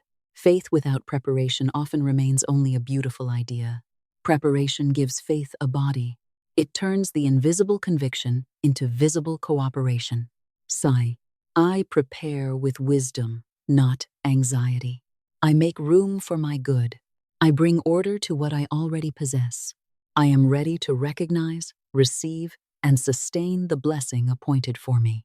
The moment you begin preparing, your consciousness changes. You stop waiting as a victim. You become a participant. You stop asking, why has nothing happened? You begin asking, what can I make ready? This question restores power. There may be aspects of the process you cannot control, but there is always something you can align. You can align your words. You can align your environment. You can align your habits. You can align your attitude. You can align your practical preparation. You can align your willingness to receive. And when the vessel is ready, divine supply has a place through which to express the business deal that was being perfected in silence. A businessman once waited nearly a year for an important deal to close. The deal represented far more than one transaction. He believed it would remove his debt, stabilize his business, and create financial security for years to come. From a human perspective, he had done everything required. He had negotiated. He had submitted the necessary documents. He had followed up. He had met with the right people. Yet the process kept being delayed. One signature was missing. Then a document required revision. Then a partner needed more time. Then new questions appeared. Each delay increased his fear. Every morning, before he had properly entered the day, he checked his phone. He checked his email. He checked for messages again and again. The more he checked, the more anxious he became. The more anxious he became, the more he spoke defeat. He told his friends, the deal is probably falling apart. He told his family, I was foolish to believe this would work. At night, he imagined bankruptcy. He pictured humiliation. He saw himself losing everything. He had spoken a desire for prosperity, but his daily consciousness was filled with disaster. When he sought guidance, he was told, there is no divine delay. There is only divine timing. At first, he resisted this statement. To him, the delay looked cruel. It looked like abandonment. He wanted the deal completed immediately. He believed that if it did not happen according to his schedule, everything would collapse. But he could see only one part of the picture. Divine intelligence saw every person, contract, market condition, legal issue, future consequence, and hidden obstacle involved. He was asked to stop worshiping the deal. The deal was a channel, not the source. He was asked to stop checking his phone compulsively. He was given a declaration. Infinite intelligence is arranging every detail of this situation for my highest good. I relax and allow the divine plan to unfold in perfect ways. I am protected. I am guided. I am provided for. My good cannot be withheld from me. He did not find surrender easy. The personality wants control because control appears to promise safety. It wants to know how. It wants to know when. It wants guarantees. It wants every uncertainty removed before it agrees to trust. But spiritual surrender means remaining faithful before all details are known. It says, I do not need complete information in order to take the next right step. For several weeks, the man struggled with his old habit. He spoke the declaration and then returned to checking. He tried to release the situation and then mentally rehearsed it again. But gradually he became more disciplined. He stopped discussing failure. He limited how often he checked for updates. He returned his attention to the work before him. He began each morning with his decree. He ended each night with surrender. Then something changed. The deal did not close according to the original structure. It became better. A new partner entered the arrangement and brought resources that expanded the project. Several terms were revised in the businessman's favor. Opportunities appeared that had not existed when negotiations began, and the months of waiting, which he had cursed, turned out to have protected the entire transaction. During that period, market conditions had shifted. Legal complications had been resolved. Potential problems had been exposed before they could damage him. Had the deal closed earlier, it might have created far more difficulty than prosperity. What he had called delay had been protection. What he had called abandonment had been preparation. What he had called silence had been invisible activity. When the final agreement was completed, he understood that infinite intelligence had seen what he could not see. The timing had not been slow. It had been exact. Ask yourself, what might be occurring while you wait? What obstacle might be dissolving? What person might be moving into position? What information might be coming to light? What capacity might be developing within you? What better terms might be forming? What premature decision might you be protected from making? You do not know the entire picture. Therefore, do not declare that nothing is happening. Your senses report only what is visible. Faith recognizes that divine order includes what cannot yet be seen. Sigh. During every apparent delay, divine intelligence is working. I am protected from incomplete outcomes. I am guided away from premature action. My good is being perfected in ways beyond my present understanding. This does not mean waiting forever in a harmful or unproductive situation. Divine guidance may instruct you to withdraw, revise the plan, set a deadline, ask new questions, or pursue another path. Surrender is not blind passivity. It is freedom from panic so that you can hear clear direction. The businessman's lesson was not that he should do nothing. He had completed his responsibilities. He responded when information was needed. He remained available, but he stopped trying to force what was not his to control. This is the balance. Do what belongs to you. Release what does not. Speak the word. Complete the paperwork. Make the call.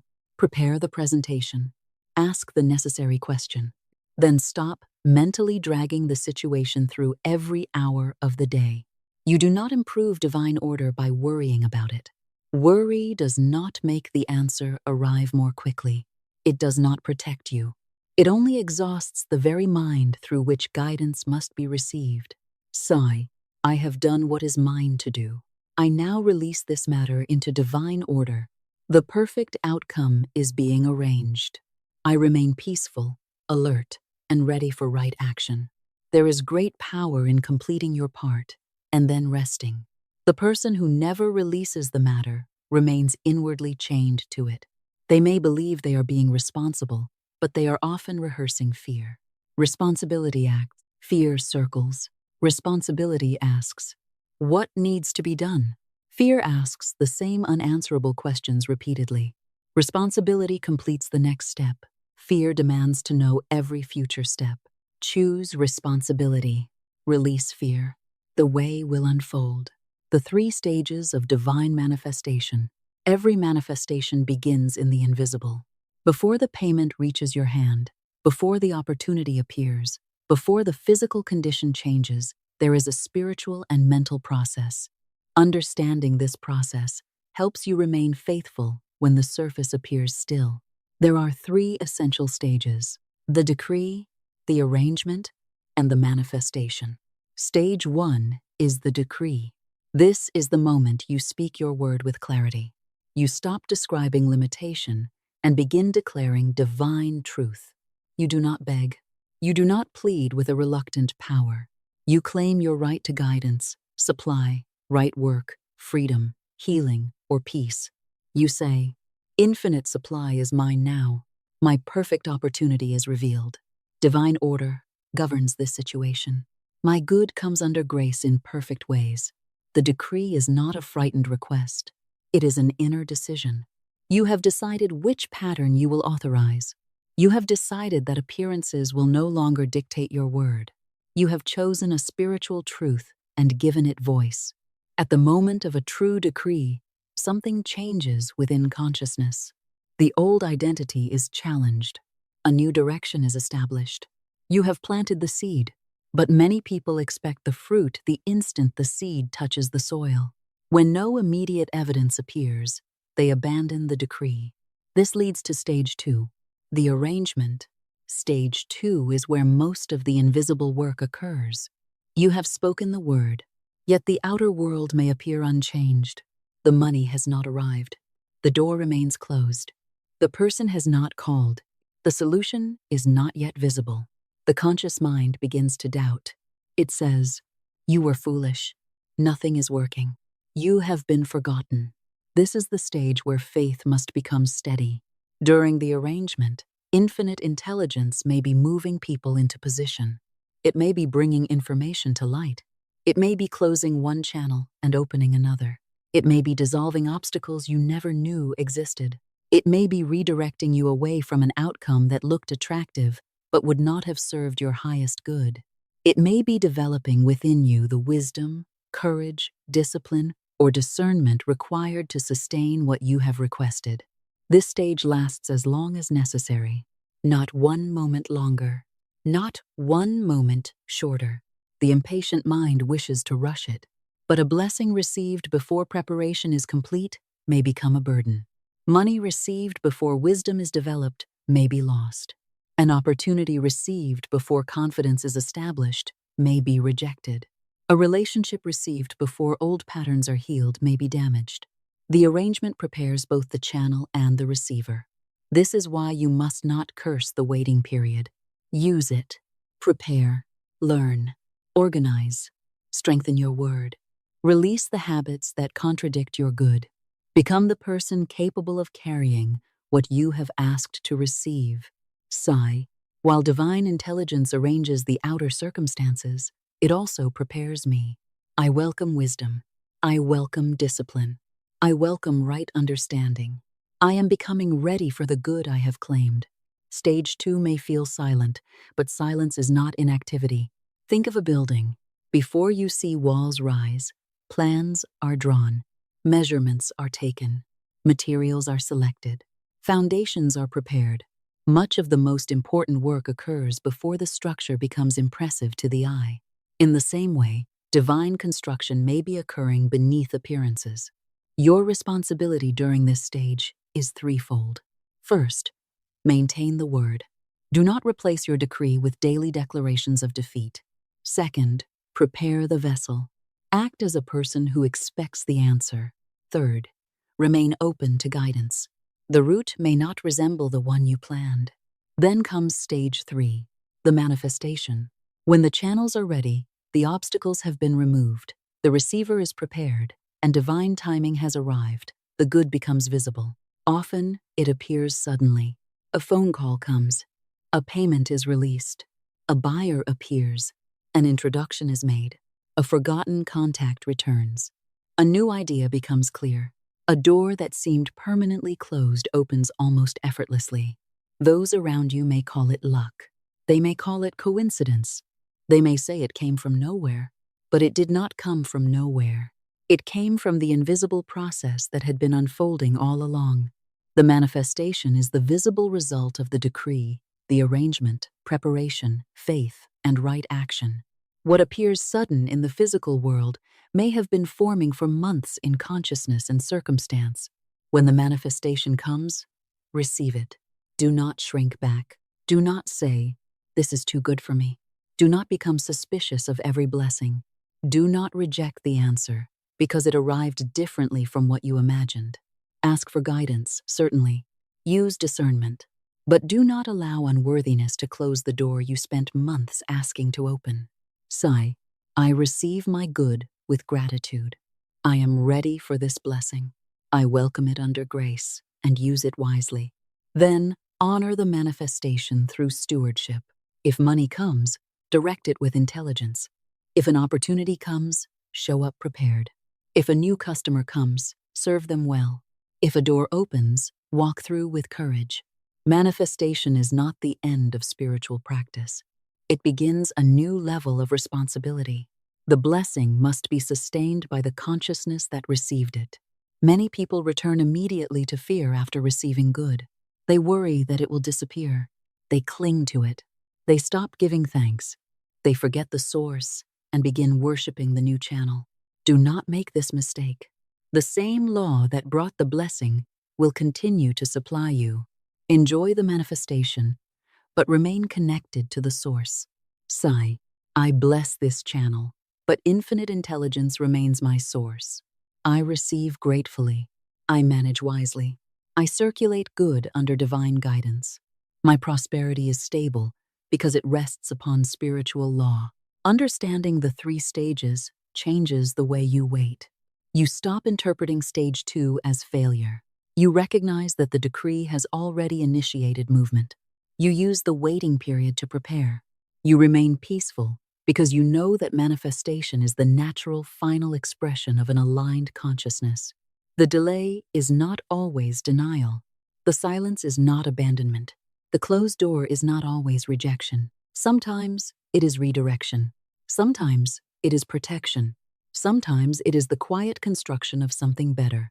Declare, I understand the divine process. I speak the word with authority. I cooperate with the invisible arrangement. I prepare myself faithfully. I welcome the manifestation in perfect time. My good is established, protected, and fulfilled under grace. Then, rest. You do not have to force stage 3, while stage 2 is still performing its sacred work.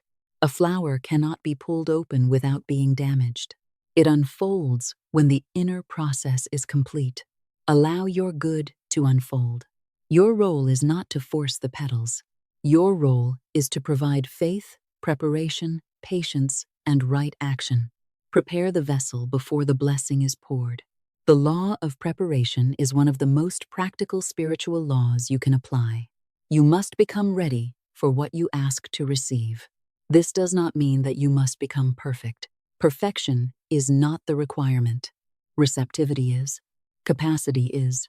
Willingness is. Responsibility is. Suppose you ask for a great financial increase. Are you willing to learn how to manage it? Are you willing to stop spending from emotional impulse? Are you willing to keep accurate records? Are you willing to make decisions based on wisdom rather than appearance? Are you willing to use part of your abundance to create stability? The preparation may be financial. It may also be emotional. Some people are so accustomed to struggle that peace feels unfamiliar. When life becomes easier, they unconsciously create a new crisis because tension has become their identity. They say they want abundance, but deep within they associate money with guilt, conflict, danger, or corruption. They must prepare consciousness to receive good without fear. Sigh, it is safe for me to prosper. It is safe for me to receive fair compensation. It is safe for my life to become more peaceful. I use abundance wisely and lovingly. Others ask for a great opportunity but remain hidden. They refuse to share their work. They wait until everything is flawless. They fear criticism. Preparation for them may mean becoming visible. It may mean completing the project and allowing others to see it. It may mean practicing the skill rather than endlessly planning. It may mean accepting that readiness grows through action. Sigh, I am ready to be seen in the right way. My gifts are divinely appointed. I present them with confidence, humility, and excellence. Some ask for a relationship while still living in emotional conversation with the past. They rehearse betrayal. They compare every new person with an old wound. They desire love but expect abandonment. Preparation may mean forgiveness. It may mean establishing healthy boundaries. It may mean learning to receive kindness without suspicion. It may mean becoming the peaceful companion they hope to meet. In every area, the law is the same. Prepare the inner and outer vessel. Do not ask for expansion while clinging to every habit of limitation. Make room. Release what has completed its purpose. Bring order where there is confusion. Practice the qualities your next level requires. If you ask for leadership, practice responsibility now. If you ask for recognition, produce work worthy of recognition now. If you ask for customers, serve the ones you already have with care. If you ask for freedom, stop giving your power to every temporary appearance. If you ask for peace, stop feeding conflict with your words. Preparation does not earn the blessing. It makes you capable of receiving it consciously. The blessing is not a reward for suffering. It is an expression of divine supply. But consciousness must become a suitable channel. You would not pour pure water into a vessel filled with debris without first cleaning it. In the same way, the deeper mind must be cleared of beliefs that would contaminate the good. Release the belief that you must struggle forever. Release the belief that wealthy people are automatically selfish. Release the belief that receiving makes you guilty. Release the belief that rest makes you lazy. Release the belief that your past determines your financial future. Sigh, I release every belief that contradicts divine supply. I am cleansed of fear, guilt, resentment, and limitation. My mind is a clear channel for wisdom and abundance. Then look at your physical life. What needs to be completed? What needs to be repaired? What needs to be released? What needs to be learned?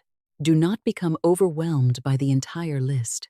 Choose one act of preparation today. Clean one space. Finish one task. Make one call. Study one lesson. Save one small amount.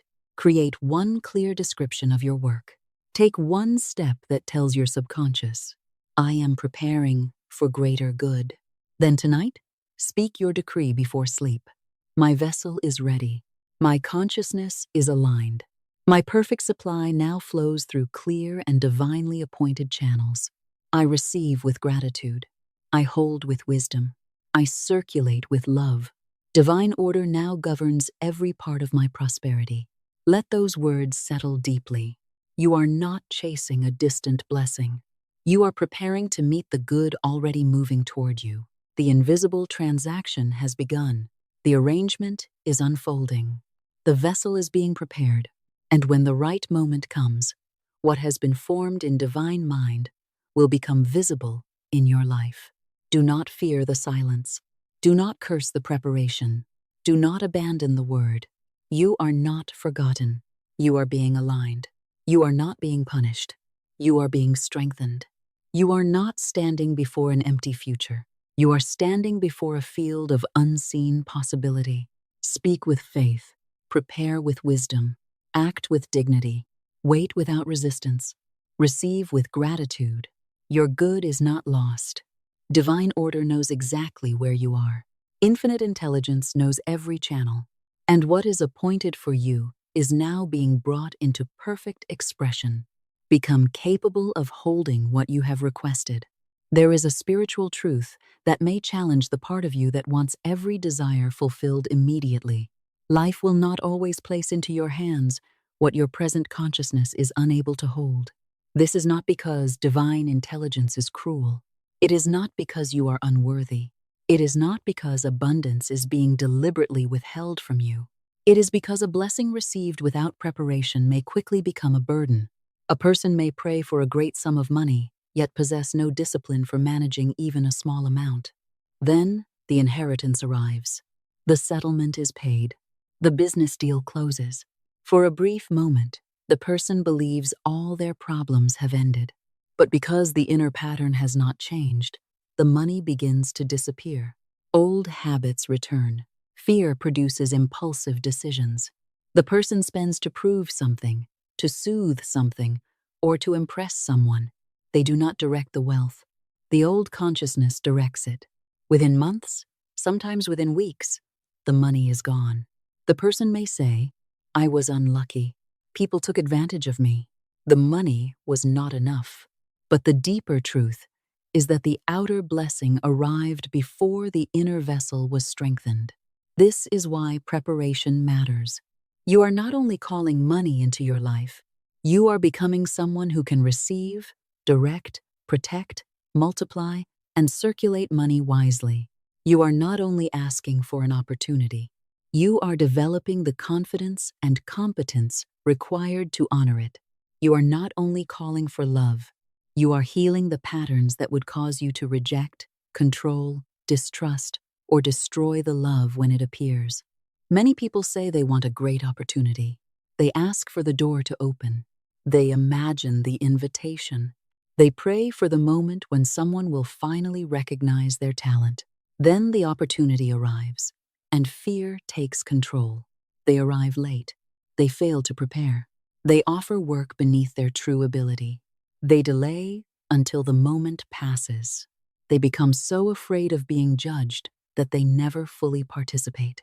Afterward, they say, "I am never given a chance." But the chance came. The consciousness was not yet ready to walk through it. This is not a reason for shame. It is an invitation to become prepared now. Perhaps you missed a door in the past. Do not use that memory as evidence that your future is closed. Use it as instruction. Ask, what did that experience teach me? What capacity must I build? What pattern must I release? How would I respond differently if the door opened again? The divine source is not limited to one opportunity. You have not exhausted the supply of chances. Another door can open, but when it opens, meet it with a new consciousness. Sigh. I release every failure of the past. I accept its wisdom and refuse its condemnation. I am now prepared to recognize and honor my next opportunity. The same principle applies to relationships. A person may pray for a loving partner while carrying unhealed wounds from every previous disappointment. They say they want closeness, but fear vulnerability. They say they want trust, yet continually search for betrayal. They say they want peace, but have learned to associate love with conflict. When a kind and emotionally available person appears, the unfamiliar peace may feel suspicious. They begin testing the relationship. They become jealous. They control. They withdraw. They create the very distance they fear. Then they say, "Love never lasts for me." But the relationship did not fail because love was absent. It may have failed because old pain was placed in command of new love. Preparation for a relationship means more than making physical space. It means making emotional space. It means becoming honest about your patterns. It means learning to communicate without punishment. It means setting boundaries without cruelty. It means receiving affection without searching for a hidden motive. It means becoming the kind of presence you are asking another person to bring. Sigh. I release the past from every new relationship. I am healed of jealousy, control, and fear. I give love wisely. I receive love peacefully. I am prepared for a relationship governed by divine order. Preparation is not optional because consciousness travels with you into every blessing. Wherever you go, you take yourself. A new home does not automatically create a peaceful consciousness. A new job does not automatically create confidence. A larger income does not automatically create security. A new partner does not automatically create self-worth. The outer condition can support your growth, but it cannot replace inner transformation. Therefore, do not merely ask, When will my blessing arrive? Also ask, who am I becoming while it approaches? You are not being asked to earn your good through suffering. You are being invited to become capable of receiving it without fear. There is a great difference. You do not prepare because God must be persuaded. You prepare because readiness is part of receiving. A farmer prepares the soil not because the seed is reluctant, but because fertile ground allows the seed to express its full nature. Prepare your consciousness in the same way. Remove the stones of resentment. Pull out the weeds of repeated defeat. Soften the hardened places where disappointment has made you unwilling to hope. Create order. Develop wisdom. Practice gratitude. Become available. Sigh. I am a ready vessel for divine good. I receive without fear. I manage with wisdom. I sustain with faith. I circulate with love. Every blessing entering my life finds me prepared. What preparation looks like in daily life. Preparation must not remain an abstract spiritual idea. It must enter your physical life. It must touch your calendar, your environment, your habits, your finances, your work, and your relationships. If you are calling forth greater financial abundance, begin behaving like a wise steward now. Organize your financial records. Know what enters. Know what leaves. Create a clear plan for the money you expect to receive. Decide what will be saved, what will be invested in your growth, what obligations will be fulfilled, and what portion may be circulated through generosity. You do not need to wait until you are wealthy to practice stewardship. Begin with what is already in your hands. Even if the amount appears small, treat it with respect. A person who is careless with a little may remain careless with much. A person who develops wisdom with a little is preparing to direct more. Perhaps your preparation is opening an appropriate savings account. Perhaps it is studying basic financial principles. Perhaps it is removing unnecessary expenses. Perhaps it is learning to distinguish a wise investment from an emotional purchase.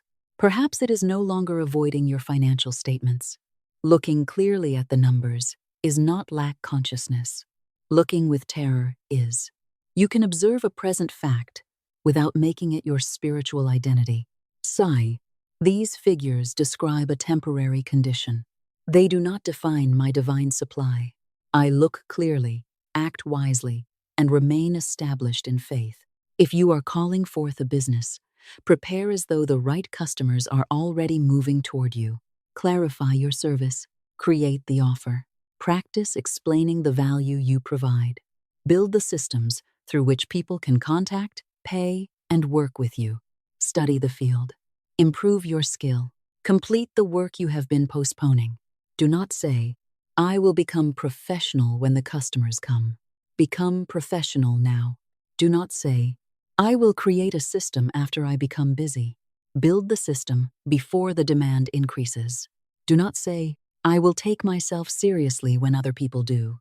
Take your divinely appointed work seriously now. You do not need to imitate another person's image of success.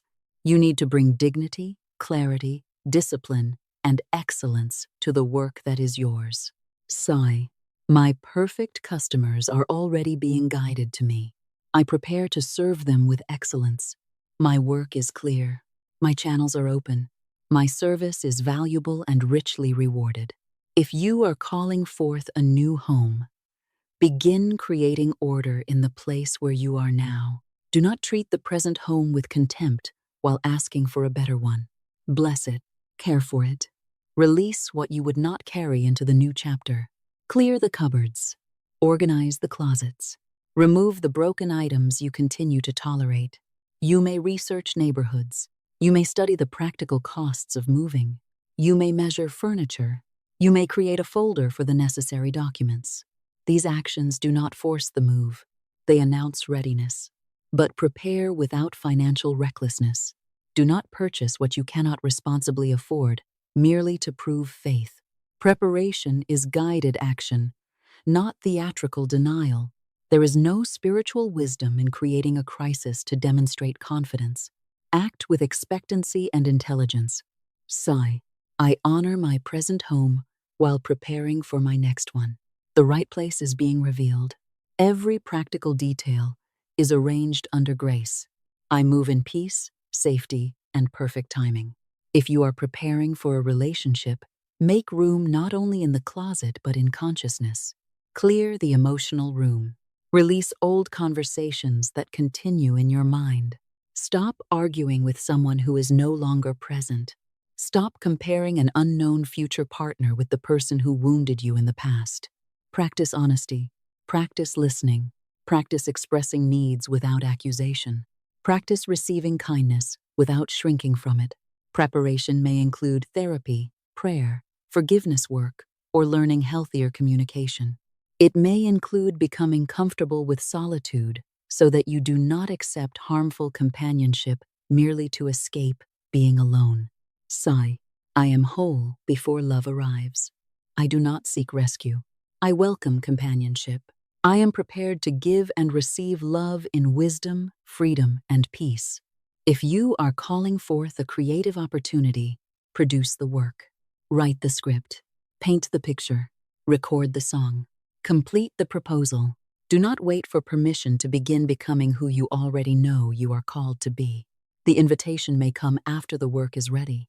The person who can open the door may appear after you have prepared something worthy of being seen. Divine intelligence may guide a person toward you, but when they arrive, there must be something for them to recognize. Preparation makes your faith visible. It tells the subconscious, this is real enough for me to act upon. The subconscious receives more than words. It receives pictures, emotion, repetition, and behavior. You may say, I expect success. But if your actions consistently say, there is no reason to prepare, the deeper mind receives the behavior as the stronger message. Bring your whole being into agreement. Let your thoughts say yes. Let your words say yes. Let your environment say yes. Let your actions say yes. This agreement creates spiritual momentum. Ask yourself, what is one physical action that agrees with my declaration? Not 10 actions taken in panic. One right action. One completed task. One clear preparation. Do it with peace. Then declare, I have made room for my good. My inner and outer life now agree with receiving. I am prepared, receptive, guided, and grateful. Answer the voice that calls your faith foolish. The moment you begin preparing, the old voice may awaken. It may say, you are being foolish. You do not have enough money. This will never happen. People will laugh at you. You will look ridiculous when nothing changes. You need to be realistic. This voice often disguises fear as wisdom. It claims it is protecting you from disappointment. But what it truly protects is the old identity. The old pattern does not fear failure as much as it fears change. Even an unhappy identity can feel familiar. Struggle may be painful, but if it has been present for many years, it may feel safer than an unknown life of prosperity. Part of you may ask, who will I be if I no longer struggle? What will I speak about? How will I relate to the people who still expect the old version of me? What responsibilities will come with greater success? These questions may appear as doubt. Do not be frightened by them. They do not mean your practice is failing.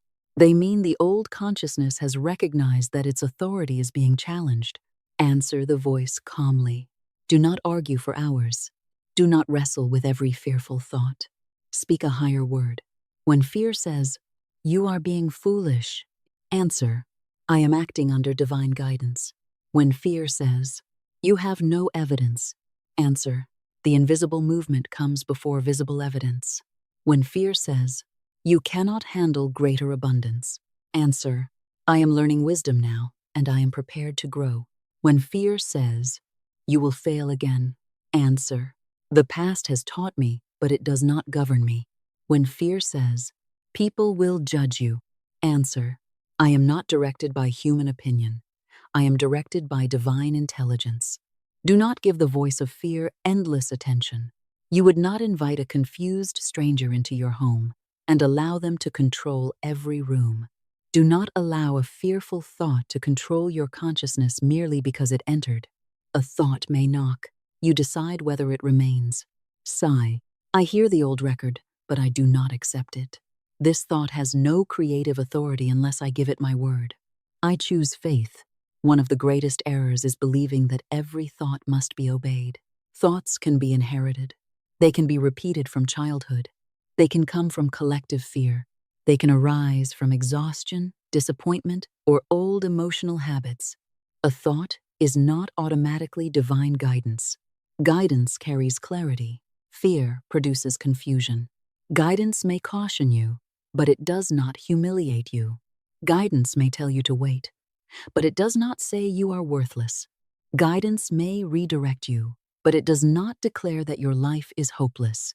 Learn to recognize the difference. The fearful voice says, "Do nothing because you will fail." Divine guidance says, "Prepare more carefully." The fearful voice says, "This opportunity is your only hope." Divine guidance says, "What is yours cannot miss you." The fearful voice says, "Force the outcome now." Divine guidance says, "Complete your part and release the rest." The fearful voice says, "You must prove your worth." Divine guidance says, "Express your value faithfully." When you begin listening for the higher voice, it becomes clearer. The old voice may still speak, but it no longer receives automatic obedience. This is spiritual authority. It is not the absence of all doubt. It is the refusal to let doubt make your decisions. Faith is often a choice made, while uncertainty is still present. You do not have to wait until every fearful emotion disappears. Take the guided step with trembling hands if necessary. Speak the higher word with an uncertain voice if necessary.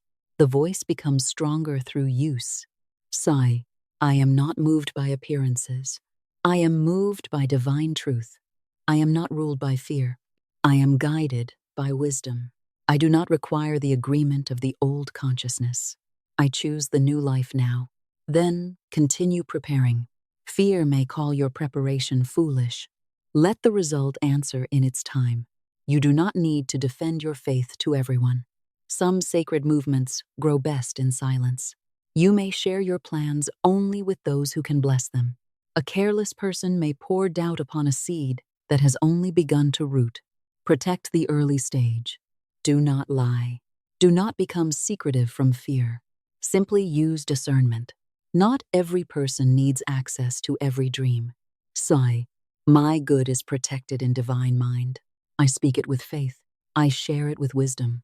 No careless word can disturb what divine order has established. The law of non-resistance. Preparation opens the vessel. Non-resistance keeps the channel clear. Many people speak a word of abundance and then spend the rest of the day fighting appearances. They fight the bill. They fight the delay. They fight the person who said no. They fight the current condition as though the outer world were the true enemy. But intense resistance binds consciousness to the thing being resisted. What you continually fight occupies your mind. What occupies your mind repeatedly enters the subconscious. What enters the subconscious influences your outer expression. This is why fear-filled resistance can strengthen the pattern you wish to remove. Non-resistance does not mean accepting injustice without action. It does not mean refusing boundaries. It does not mean allowing harmful behavior. It does not mean pretending that every condition is desirable. Non-resistance means you do not meet fear with more fear. You do not let hatred become your method of liberation. You do not allow an unwanted appearance to dominate your consciousness. You may take firm action without inner warfare. You may say no without hatred. You may leave without cursing. You may challenge an error while remaining established in peace. You may seek justice without allowing the injustice to become your identity. There is power in blessing and releasing. To bless does not mean calling harmful behavior good. President, it means releasing your own consciousness from bondage to it. You are saying, I refuse to carry this person, event, or condition as poison within me. When you curse a closed door, you remain emotionally attached to it. When you bless it and release it, you become available to another door. Sigh, I bless every channel that has completed its purpose. I release it without resentment. My perfect channel now opens. When a customer leaves, do not immediately declare loss. Bless the service you were able to provide. Learn what needs to be learned. Then say, the right customers remain, and new customers are divinely guided to me. When an opportunity disappears, do not chase it beyond dignity. Ask whether action is still required. If the inner guidance says release, release. Sigh. This or something better now manifests for the highest good of all concerned. When a payment is delayed, take responsible steps. Send the invoice. Communicate clearly. Establish boundaries. But do not spend every hour imagining betrayal. Sigh. Divine justice governs this transaction. All that is rightfully mine is released in perfect ways. Non-resistance removes the emotional chain. It allows you to remain creative. A mind consumed with fighting cannot easily receive a new idea. A person obsessed with one closed channel may fail to recognize an open one nearby. Release does not weaken you. It restores your freedom. The spiritual law may be expressed simply. What you fight with fear, you often magnify in consciousness. What you bless, you neutralize. What you release, you rise above. What you place in divine order no longer needs to be carried through every hour of the day. Sigh. I do not struggle against appearances. I stand firmly in divine truth. I take right action without hatred. I release every condition that has no place in my perfect life. Perhaps you have already spoken many words of lack. Perhaps you have spent years resisting money, resenting wealthy people, fearing bills, and declaring that life is unfair. Do not despair. Recognition is the beginning of freedom. The law works in both directions. A careless word can establish a pattern. A deliberate word can begin dissolving it. You can cancel the old record. Sigh. Every false word I have spoken through fear is now rendered powerless. Every declaration of poverty, defeat, illness, rejection, and limitation returns to the nothingness from which it came. I now establish the record of health, wealth, love, wisdom, peace, and perfect self-expression. Do not use this declaration once and then return immediately to the old vocabulary. The new record must be repeated. The old pattern may attempt to play again. When it does, interrupt it. Imagine an old recording that has played for years. It says, "There is never enough. I always lose. Nothing works. You are not worthy." You do not need to continue dancing to that music. Stop the record. Choose a new one. Sigh. I am richly supplied. My good is secure in divine order. Everything works together for my highest good. I am worthy because divine life expresses through me. Consistency is essential. Do not speak abundance seriously and joke about poverty carelessly. The subconscious does not always understand that you are joking. Repeated language forms repeated impressions. Guard your speech without becoming tense. This is not a reason to fear every accidental sentence. Fear of words is another form of bondage. Simply become aware. Correct what needs correction. Return to the truth. Sigh. My words are governed by wisdom. I speak consciously, peacefully, and creatively. My tongue serves faith, not fear. Your word is the steering wheel of destiny. Your word is not a small thing. It is not merely sound disappearing into the air. A spoken word carries thought. It carries emotion. It carries expectation. It directs attention. It impresses the subconscious. It influences behavior. It becomes a command that your inner life begins to follow. Your word can crown you with possibility, or it can bind you to limitation. There is little neutral speech when words are repeated with emotion. How many times have people prayed for money and then declared to a friend, "I never have enough"? How many times have they affirmed health in the morning and spent the evening describing sickness as though it were their permanent identity? How many times have they asked for love but spoken daily words of resentment? How many times have they declared success privately and publicly joked that they always fail? They issue one command and then cancel it with another. They plant wheat and weeds in the same field. Then they are confused by the mixed harvest. You cannot continually give opposite instructions and expect a clear result. Choose the order you wish consciousness to follow. Speak it repeatedly. Let your speech become consistent with the life you are building. This does not mean becoming artificial. You do not need to repeat cheerful words while refusing to acknowledge genuine pain. You can say, "I am experiencing difficulty, but I am not defeated." You can say, "I feel afraid, but fear is not my guide." You can say, "This condition requires attention, and divine intelligence is showing me what to do." This is honest faith. It recognizes the moment without surrendering the future. Do not say, "I must deny every feeling." Say, "I give every feeling to divine order and choose the word that leads me forward." The tongue is like the steering wheel of a ship. The circumstances may resemble wind and waves. You may not control every condition, but the direction of your word influences how you move through them. A small turn maintained consistently can lead to an entirely different destination. Your daily phrases matter. The words spoken when you are tired matter. The words spoken when something goes wrong matter. The words spoken in casual conversation matter, because casual repetition often reveals the deepest pattern. Listen to yourself without judgment. What do you say about money? What do you say about your work? What do you say about your age? What do you say about opportunities? What do you say about your ability? What do you say when another person succeeds? These phrases reveal the orders being sent into consciousness. Perhaps you say, "At my age, it is too late." Replace it, "Divine timing is perfect. My right expression is available now." Perhaps you say, "I do not know the right people." Replace it, "Divine intelligence connects me with the right people at the right time." Perhaps you say, "I have no special ability."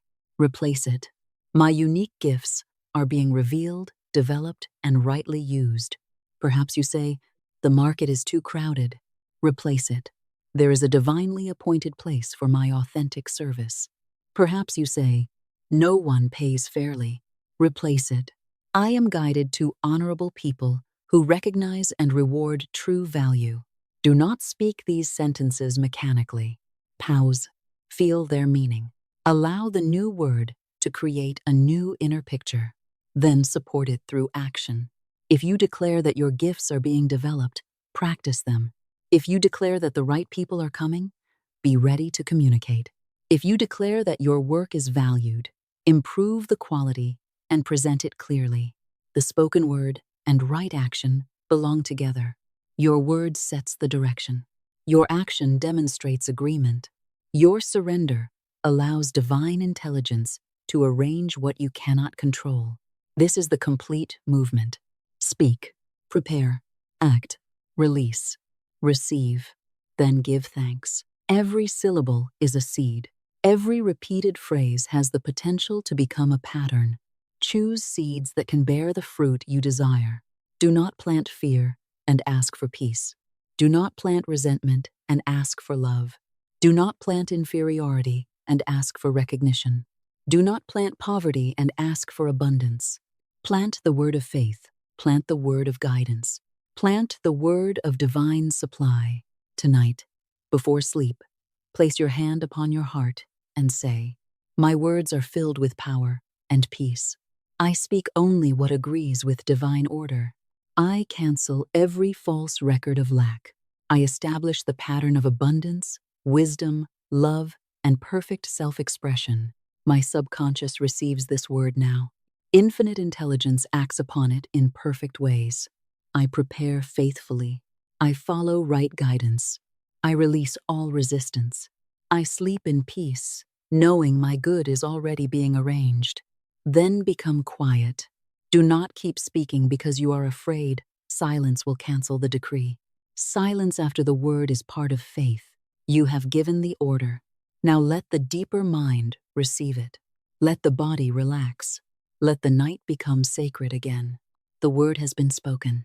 The vessel is being prepared. The channel is clearing. The old record is losing its authority. Divine intelligence is directing you toward right people, right ideas, right actions, and right opportunities. You do not need to see the entire path tonight. You only need to establish the direction. Say softly, I speak the word of faith. Divine order now opens my way. I am guided. I am prepared. I am receptive.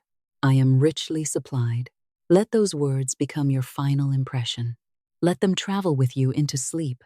Let them become the new music of the subconscious. Tomorrow, when you awaken, listen again. Listen to the first words that rise within you. If the old recording begins, replace it gently. Speak the new word. Continue steering toward abundance. A great life is not always created through one dramatic declaration. Often it is created through the faithful correction of 1,000 small sentences. One phrase at a time, consciousness changes. One decision at a time, preparation grows. One guided action at a time, the channel opens. One peaceful night at a time. The subconscious receives a new blueprint. Then the outer life begins to reflect the inner order. Your word is creative. Use it reverently. Use it consciously. Use it with faith. For the life you continually describe within will seek expression without. Therefore, speak not what fear predicts. Speak what divine intelligence reveals. Speak health. Speak supply. Speak love. Speak peace. Speak right action. Speak perfect timing. And having spoken, rest. The law is working. The way is opening. Your good is being made visible. It is established under grace. It is fulfilled in divine order. And so it is. When the invisible becomes visible, there comes a moment in every true demonstration when what has been prepared in the invisible finally takes form. The message arrives. The payment is released. The right person appears. A forgotten door opens. An idea suddenly becomes clear. A condition that seemed immovable begins to change. This is the third stage of divine manifestation, reception. You have spoken the word. You have passed through the period of arrangement. You have prepared yourself inwardly and outwardly. Now the invisible movement becomes visible experience. To those who do not understand spiritual law, the manifestation may appear accidental. They may call it luck. They may call it coincidence. They may say that you happened to be in the right place at the right time. But the right place and the right time are themselves expressions of divine order. The manifestation did not begin when the phone rang. It did not begin when the money entered the account. It did not begin when the contract was signed. It began when you changed the command within your consciousness. It began when you stopped repeating the old record. It began when you declared, my good is prepared. My supply is present. The perfect channel is opening now. Then the law began arranging the visible world around that inner decision. Do not imagine that the final manifestation must always appear dramatically. Often it comes quietly. A person mentions your name in a conversation. Someone remembers work you completed years ago. A customer recommends you to a friend. A solution appears in an email you nearly overlooked. A small opportunity becomes the bridge to a much larger one. Divine supply does not always announce itself with trumpets. Sometimes it enters wearing the clothes of an ordinary moment. Remain awake. Remain attentive. Do not reject a small beginning because you expected a grand entrance. A seed does not apologize for being small. It contains the pattern of the entire tree. A modest opportunity may contain the beginning of a completely new financial life. A brief conversation may become the doorway to your perfect work. One inspired idea may accomplish what years of anxious labor could not accomplish. Receive every beginning with gratitude and discernment. Ask, Divine Intelligence, what is the true potential of this opportunity? Do not dismiss it because it does not resemble your mental picture, but do not grasp at it from desperation either. True reception is peaceful. It does not say, I must take this because nothing else will ever come. It says, I am guided. What is mine will bring peace, clarity, and right action. When your good appears, you may discover that receiving is a spiritual practice of its own. Many people know how to ask. They know how to pray. They know how to work. But when the answer arrives, they become uncomfortable. They feel guilty. They question whether they deserve it. They worry that receiving more will make others resent them. They fear that the good will disappear as quickly as it came, so they unconsciously push it away. They lower their price. They refuse help. They reject praise. They turn down an opportunity because it feels larger than their previous identity. They ask for prosperity, yet when prosperity knocks, they hide behind unworthiness. You must learn to say yes. Not yes to every offer. Not yes to anything that violates wisdom or peace, but yes to the good that divine guidance confirms. Sigh, I receive this blessing without fear. I accept my good with gratitude. I am worthy to receive because divine life expresses through me. I use every blessing wisely, lovingly, and responsibly. There is no humility in rejecting what divine order has appointed. True humility does not say, I deserve nothing. True humility says, I recognize that the source of this good is greater than my personality, and I accept the responsibility of using it well. When money comes, bless it. Do not clutch it in terror. Do not immediately imagine losing it. Do not treat it as though it were the final amount that will ever enter your life. Receive it as evidence of circulation. Sigh, thank you for this expression of supply. I receive it joyfully. I direct it wisely. I release it responsibly. The infinite source continues to provide. Fulfill the obligations that require attention. Create stability. Save with wisdom. Invest in your growth where guidance is clear. Circulate a portion through generosity. Enjoy some of the good without guilt. Let money serve life. Do not make life serve money. If the manifestation comes through a new position, enter it with gratitude and preparation. Do not spend the first weeks waiting to be exposed as inadequate. You were guided there for a reason. Learn, listen, contribute. Bring your full presence. Sigh, I am divinely equipped for my appointed place. The wisdom I require is given to me. I am teachable, capable, and guided. If the manifestation comes through a new customer or audience, serve them faithfully. Do not become careless because the opportunity has arrived. The consciousness that receives must continue through stewardship. A door may open through grace, but excellence helps keep the channel clear. If the manifestation comes through an unexpected idea, honor it with action. Write it down. Research it. Develop it. Test it responsibly. An idea ignored cannot become a visible form. Divine guidance may provide the seed, but you must plant it. This is the partnership between spirit and action. Infinite intelligence reveals. You respond. The law arranges. You participate. The manifestation appears. You receive. Then you give thanks. Do not forget gratitude after the answer arrives. Many people pray with intensity during difficulty, but become spiritually careless in prosperity. They remember the source while waiting and forget it after receiving. Then fear returns, because the new visible channel becomes their God. Keep the source first. Sigh, this blessing is a channel. Infinite intelligence remains my source. No person, position, contract, or account contains all my good. My supply is spiritual, inexhaustible, and continually expressed through perfect channels. When you understand this, you can enjoy prosperity without becoming enslaved by it. You can receive without clinging. You can give without fear. You can make wise decisions without believing that one mistake will destroy your entire future. You remain connected to the current from which all channels flow.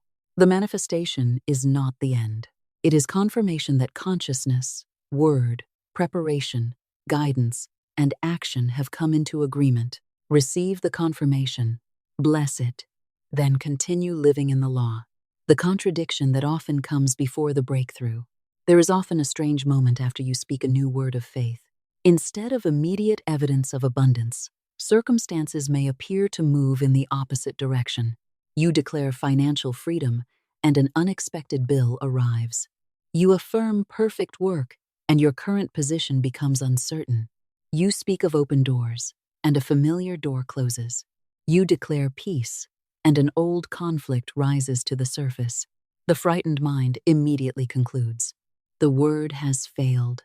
But sometimes the contradiction is evidence that the old arrangement is being disturbed.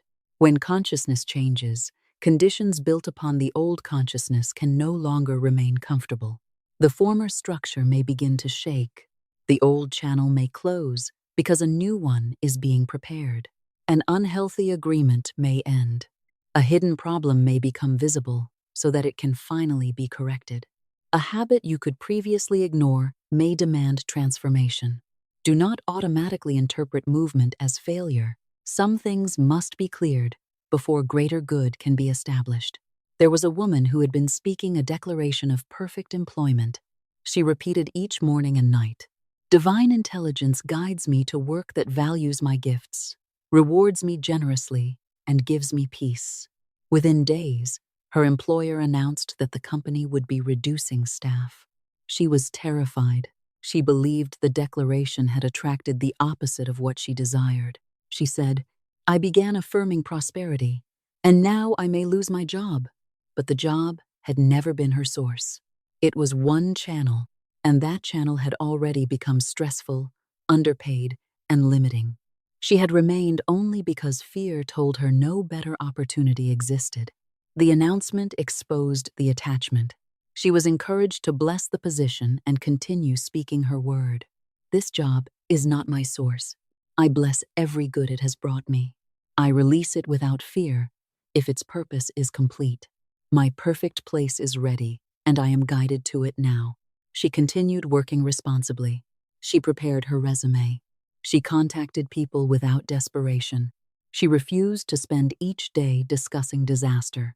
Within a week, she was introduced to a position that paid more, required fewer hours, and allowed her to use talents that had remained dormant.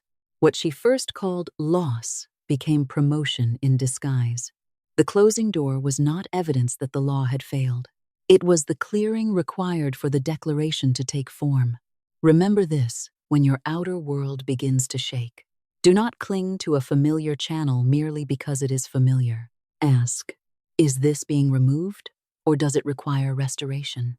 Am I being guided to persist, or am I being guided to release? Is fear holding me here, or is divine wisdom asking me to remain? The answer will not always come immediately, but peace grows around true guidance. Fear shouts. Guidance remains steady. If you are meant to stay, you will be shown how to act. If you are meant to leave, the courage and path will appear. Your task is to refuse panic long enough to hear, "Sigh, I do not fear the shaking of old conditions. Divine order cannot remove my true good. What belongs to me is protected. What no longer serves is released. A greater expression now takes its place." There may also be a period when several difficulties appear at once. Do not assume you have been cursed. The old consciousness may be making its final demand for authority. Fear says, "Return to the old language. Admit that nothing works. Abandon the new identity." This is the spiritual test. Faith is not tested when every appearance agrees with you. Faith is tested when the senses report one thing and the deeper truth declares another. You are not being asked to deny the physical fact. You are being asked not to give it permanent power. A bill may exist, but the bill is not your identity. A job may end, but your supply has not ended. A person may reject you, but your right opportunity has not rejected you. A plan may fail, but divine intelligence has not failed. Stand before the appearance and declare, "This is a passing condition. It has no authority over my divine inheritance." Infinite intelligence now transforms, replaces, or resolves it in perfect ways. Then take the practical action required. Faith is not standing in a burning room and pretending there is no fire. Faith guides you toward the exit, the extinguisher, the telephone, and the right person to call. Faith uses wisdom. It does not worship danger, but it refuses to make danger the final word. Praise is especially powerful during the contradiction. Praise does not mean that you are grateful for pain. It means you remain grateful for the divine presence that is greater than the pain. Sigh. Thank you that order is emerging. Thank you that the hidden answer exists. Thank you that I am being guided through this condition. Thank you that what appears as loss cannot separate me from infinite supply. Gratitude lifts your attention above the appearance long enough to recognize the next step. Fear narrows perception. Praise expands it. Fear says there is one path, and it has closed. Praise remembers that divine intelligence contains innumerable paths. Fear stares at the storm. Praise remembers the stillness beneath it. When contradiction arises, do not ask only, "Why is this happening?" Ask, "What is being cleared? What truth am I being invited to demonstrate? What new capacity is being formed within me?" Perhaps the contradiction is teaching you to stop depending upon human approval. Perhaps it is teaching you to establish a boundary. Perhaps it is asking you to become visible. Perhaps it is removing a situation you were afraid to release. Perhaps it is revealing where your words and actions still disagree. Use the test. Do not let it use you. Sigh. My faith is stronger than this appearance. My peace is rooted in the infinite. I pass through every test with wisdom. I emerge clearer, freer, and more receptive to my good. The 7-day rhythm of a new consciousness. A single word spoken with complete faith can change a life. But most minds have been trained through years of repetition. Fear did not always enter in one day. The belief in lack may have been repeated by family, society, experience, and inner conversation for decades. Therefore, repetition can become a compassionate spiritual discipline. You do not repeat the truth because divine intelligence has forgotten your request. You repeat it because the conscious and subconscious mind must become familiar with a new order. The purpose is not to convince God. The purpose is to retrain consciousness. For 7 consecutive days, choose one central declaration. Do not continually change it. Do not speak one sentence tonight, another tomorrow, and a completely opposite demand the next day. Select a word that expresses your true intention clearly. You may say, "The Lord is my shepherd, I shall not want. Infinite supply guides, protects, and provides for me now. My perfect prosperity is established under grace and in divine order." Speak it each morning before entering the activity of the day. Speak it again each evening before sleep. Let the 7 days become a sacred rhythm. On the first day, you awaken the decision. You may not feel very different. The words may seem larger than your present belief. Speak them anyway. Day 1 is not about visible results. It is the moment you draw a line between the old record and the new one. Sigh. Today I choose the language of supply. On the second day, you may begin to feel a small amount of peace. The external situation may remain unchanged, but your reaction becomes less intense. You notice that you can think about the condition without immediately falling into panic. Honor this change. Inner peace is not a minor result. Peace is the atmosphere in which guidance becomes audible. On the third day, resistance may rise. Old fears may become louder. You may remember every past failure. You may feel tempted to stop the practice because it seems artificial. Do not be alarmed. The old pattern is being challenged. It is revealing itself because it can no longer remain unconscious. When fear rises, do not wrestle with it. Sigh. This is the old record leaving. I bless and release it. The truth of divine supply is now established within me. On the 4th day, you may begin to feel lighter. The problem no longer occupies every thought. You may sleep more peacefully. An idea may enter. A conversation may bring encouragement. A small sign of movement may appear. Do not grasp at the sign. Bless it and continue. On the 5th day, external circumstances may begin rearranging. An invitation may come. A forgotten contact may appear. You may feel guided to complete a task. A door may close or open. The rearrangement may not yet look like the final answer. Remain faithful. Sigh. Divine order is arranging every detail. On the 6th day, certainty may begin to grow. Not loud excitement, not emotional force. A quiet knowing. You stop asking every hour whether the law is working. You sense that the matter has already shifted within you. This inner certainty is one of the greatest signs of alignment. You no longer need constant evidence. You have become less dependent upon appearances. On the seventh day, manifestation may begin to show itself. For some, the physical result may be clear. For others, the greatest manifestation may be a new consciousness from which the visible answer will soon grow. Do not use 7 days as an ultimatum. Do not say, "If my money has not arrived by the 7th night, the practice has failed." The power is not in a superstitious number. The power is in consistent rhythm. 7 days represent completion, but divine timing is not controlled by human impatience. The purpose of the practice is to establish the new pattern. Continue beyond 7 days when it brings peace. Let the declaration become part of you. One student burdened by debt practiced the words but complained, "I have spoken them, yet I feel nothing." He was reminded, feeling does not always come first. Speak faithfully, and feeling will follow. He continued. At the beginning, his words sounded empty to him, but by the end of the week, his posture had changed. He no longer spoke as a condemned man. He became calmer. He responded to creditors with clarity. He stopped avoiding his accounts. He recognized opportunities he had previously overlooked.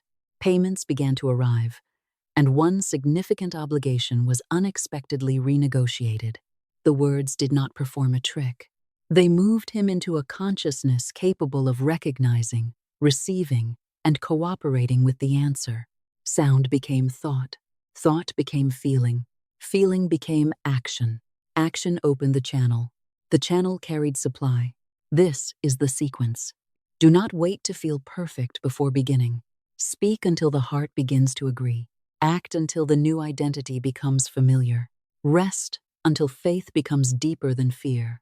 For 7 days, guard your language.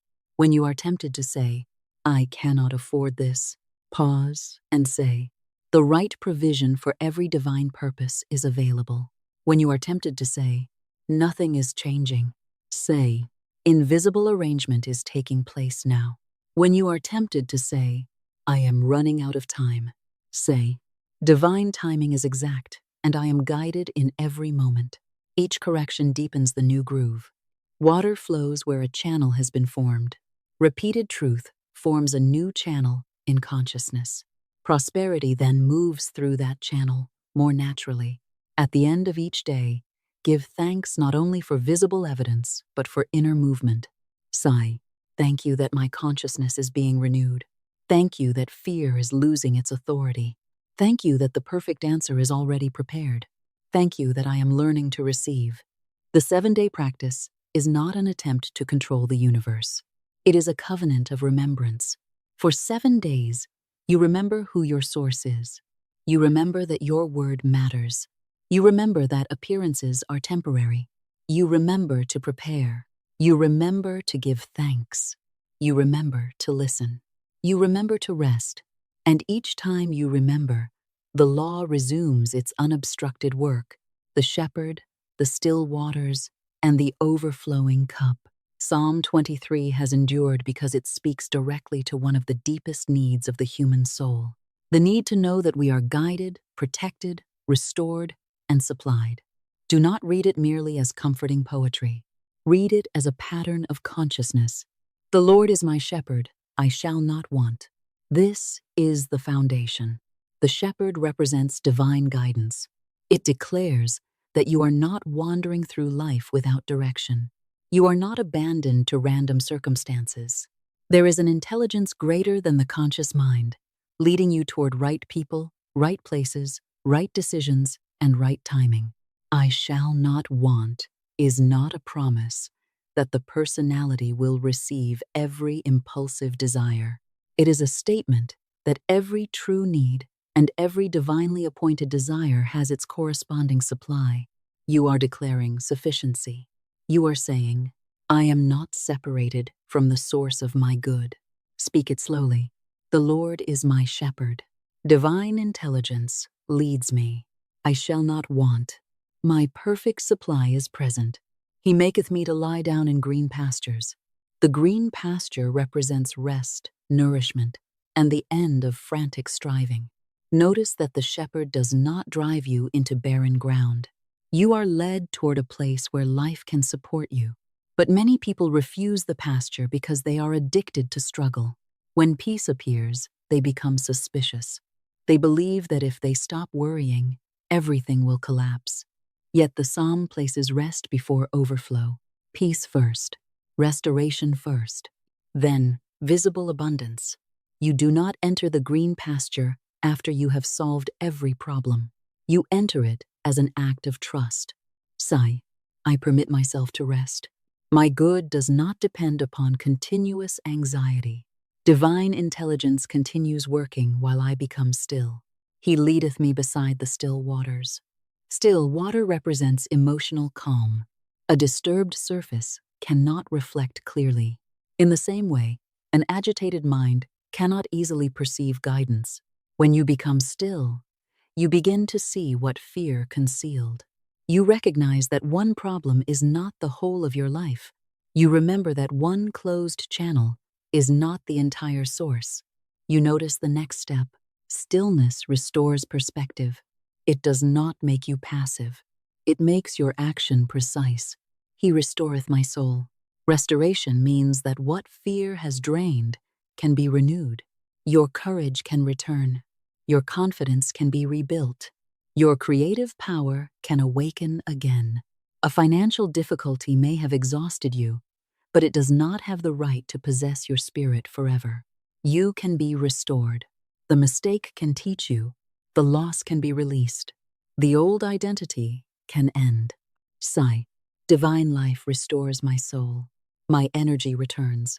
My wisdom is renewed. My faith rises stronger than before. He leadeth me in the paths of righteousness. The right path is not always the easiest path, but it carries integrity and peace. Prosperity obtained through deception contains hidden poverty. Money gained by violating your conscience cannot produce lasting freedom. Divine prosperity arrives through right action, right exchange, right timing, and right relationship. Ask to be led not merely to money, but to right money. Not merely to opportunity, but to the opportunity that blesses all concerned. Sigh, I am guided into honest, peaceful, and prosperous paths. No good requires me to betray my soul. Though I walk through the valley of the shadow, I will fear no evil. The valley is not called the valley of permanent defeat. It is a passage. A shadow has appearance but no independent substance. It requires an obstruction between you and the light. When you turn toward the light of divine truth, the shadow loses authority. You may walk through a period of uncertainty. You may not yet see the end, but you do not build a home in the valley. You continue walking. Sigh. This condition is a passage, not my destination. Divine presence walks with me. I fear no temporary appearance. Thou preparest a table before me. The prepared table represents supply that exists even in the presence of contradiction. The outer world may still contain critics, competitors, unresolved circumstances, or memories of failure. Yet the table is prepared. Your good does not require the approval of those who doubted you. You do not need to defeat everyone before receiving. You do not need to prove your worth to every person who misunderstood you. Divine supply can reach you in the presence of opposition. Sigh. My table is prepared. My good is secure in divine order. No human judgment can withhold what belongs to me. Thou anointest my head with oil. The oil represents wisdom, consecration, and clear thought. True wealth requires an anointed mind, a mind directed by wisdom rather than greed. Ask for intelligence with every increase. Ask for discernment with every opportunity. Ask to know where to say yes and where to say no. Money without wisdom can become confusion, but supply, governed by divine intelligence, becomes a blessing. My cup runneth over. This is the consciousness of overflow. The cup is not merely filled to the edge. There is more than enough for personal need. There is enough to circulate, enough to bless, enough to create, enough to support. Overflow is not waste. It is abundance moving through an open channel. Sigh. My cup runs over with wisdom, peace, ideas, love, health, opportunity, and financial supply. I receive more than enough so that good may flow through me. Surely goodness and mercy shall follow me. You no longer chase good as though it were fleeing. Goodness follows a consciousness aligned with divine order. Mercy restores what human error seemed to destroy. You walk forward, and the law of good accompanies you. This does not mean that every day will be free from challenge. It means no challenge can remove you from the presence of divine supply. Let Psalm 23 become a spiritual map. Guidance, sufficiency, rest, calm, restoration, right action, courage, prepared supply, wisdom, overflow, goodness, mercy. Read it morning and night for 7 days. Do not rush through it as a ritual. Let each image become an inner state. Feel the pasture. Feel the still water. Feel the restored soul. See the table prepared. Feel the oil of wisdom upon the mind. See the cup overflowing. Then say, "This is the pattern of my life now." You are an outlet of divine intelligence. There is another truth hidden within the spiritual life. You are not merely a servant waiting outside the door of divine supply. You are an outlet through which divine intelligence seeks expression. The ocean and the wave are not identical in size, but the wave is made of the ocean. The light that enters a window is not the whole sun, yet it carries the nature of the sun. In the same way, you are not the totality of infinite intelligence, but the life within you proceeds from that source. Your creativity is not separate from divine creativity. Your intuition is one way divine wisdom speaks within consciousness. Your desire for right expression may be the impulse of life seeking a greater form through you. Many people apologize for their divinely appointed desires. They say, "Who am I to want meaningful work? Who am I to desire financial freedom? Who am I to create something beautiful? Who am I to speak, teach, lead, write, build, or serve?" Faith answers, "You are an instrument through which divine good can become visible." A desire rooted only in vanity may bring agitation, but a true desire carries life. It continues returning. It asks you to grow. It invites you to contribute. It blesses more than the personality alone. Do not suppress such a desire merely because it is large. Ask that it be purified. Say, "If this desire is divinely appointed, let it expand. If it is not for my highest good, let it be transformed into its perfect equivalent." Then listen. When you see yourself only as a powerless person begging a distant God, your words carry separation. But when you recognize divine life expressing through you, prayer becomes partnership. You speak in agreement with the source. You say, "Divine intelligence creates through me now. Divine love serves through me now. Divine wisdom guides my work now. Divine supply expresses through perfect channels now." This is co-creation. It is not the ego claiming to control the universe. It is the human personality surrendering itself as an instrument of a greater intelligence. The artist who understands this no longer says, "I must force people to appreciate me." The artist says, "Divine beauty expresses through my work, and it reaches those appointed to receive it." The business person no longer says, "I must manipulate people into buying." They say, "Divine intelligence helps me create genuine value and brings it to those whose needs it serves." The teacher no longer says, "I must impress everyone." The teacher says, "Truth speaks clearly through me, and the right listeners are guided to it." Your work changes when it becomes partnership. You stop carrying the whole burden upon the personality. You prepare faithfully, but you allow inspiration. You practice your craft, but you remain open to the idea beyond technique. You plan, but you do not imprison the outcome. A talented artist once believed that God had given her ability, but forgotten to provide opportunity. She created beautiful work, yet continually described herself as unseen and unsupported. She was encouraged to stop seeing herself as an abandoned worker waiting for a distant employer. Instead, she declared, "Divine beauty paints through me. My art is a channel of light. The right opportunities recognize the divine expression within my work." She read Psalm 23 each morning as a declaration of identity. "He leadeth me in right paths" became, "I am guided to the right audience." "My cup runneth over" became, "My creative supply is inexhaustible." "Thou preparest a table before me" became, "My perfect place of recognition is already prepared." As her consciousness changed, she presented her work with greater confidence. She stopped apologizing for its value. She completed pieces she had delayed. She accepted an opportunity to show her art. Within days, a commission arrived that opened a new stage of her career. Grace and law are not enemies. Grace is divine law operating beyond limited human calculation. When you enter partnership with divine intelligence, doors may open without force, because your inner state no longer contradicts the opportunity. Speak each morning. "The words I speak are aligned with infinite wisdom. They go forth and accomplish their appointed purpose." Divine intelligence and I work in harmony. I listen, prepare, act, and receive. Then read your chosen declaration slowly. Imagine that the voice of faith within you is stronger than the personality's fear. Do not speak as a beggar outside the kingdom. Speak as one who knows that the kingdom of divine consciousness is within.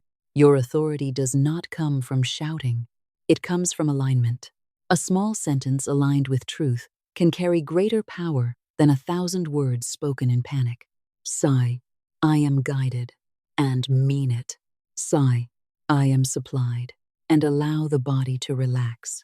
Sigh, "I am an open channel for divine good."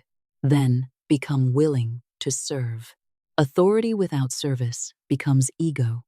Service without receptivity becomes exhaustion. Divine partnership unites both.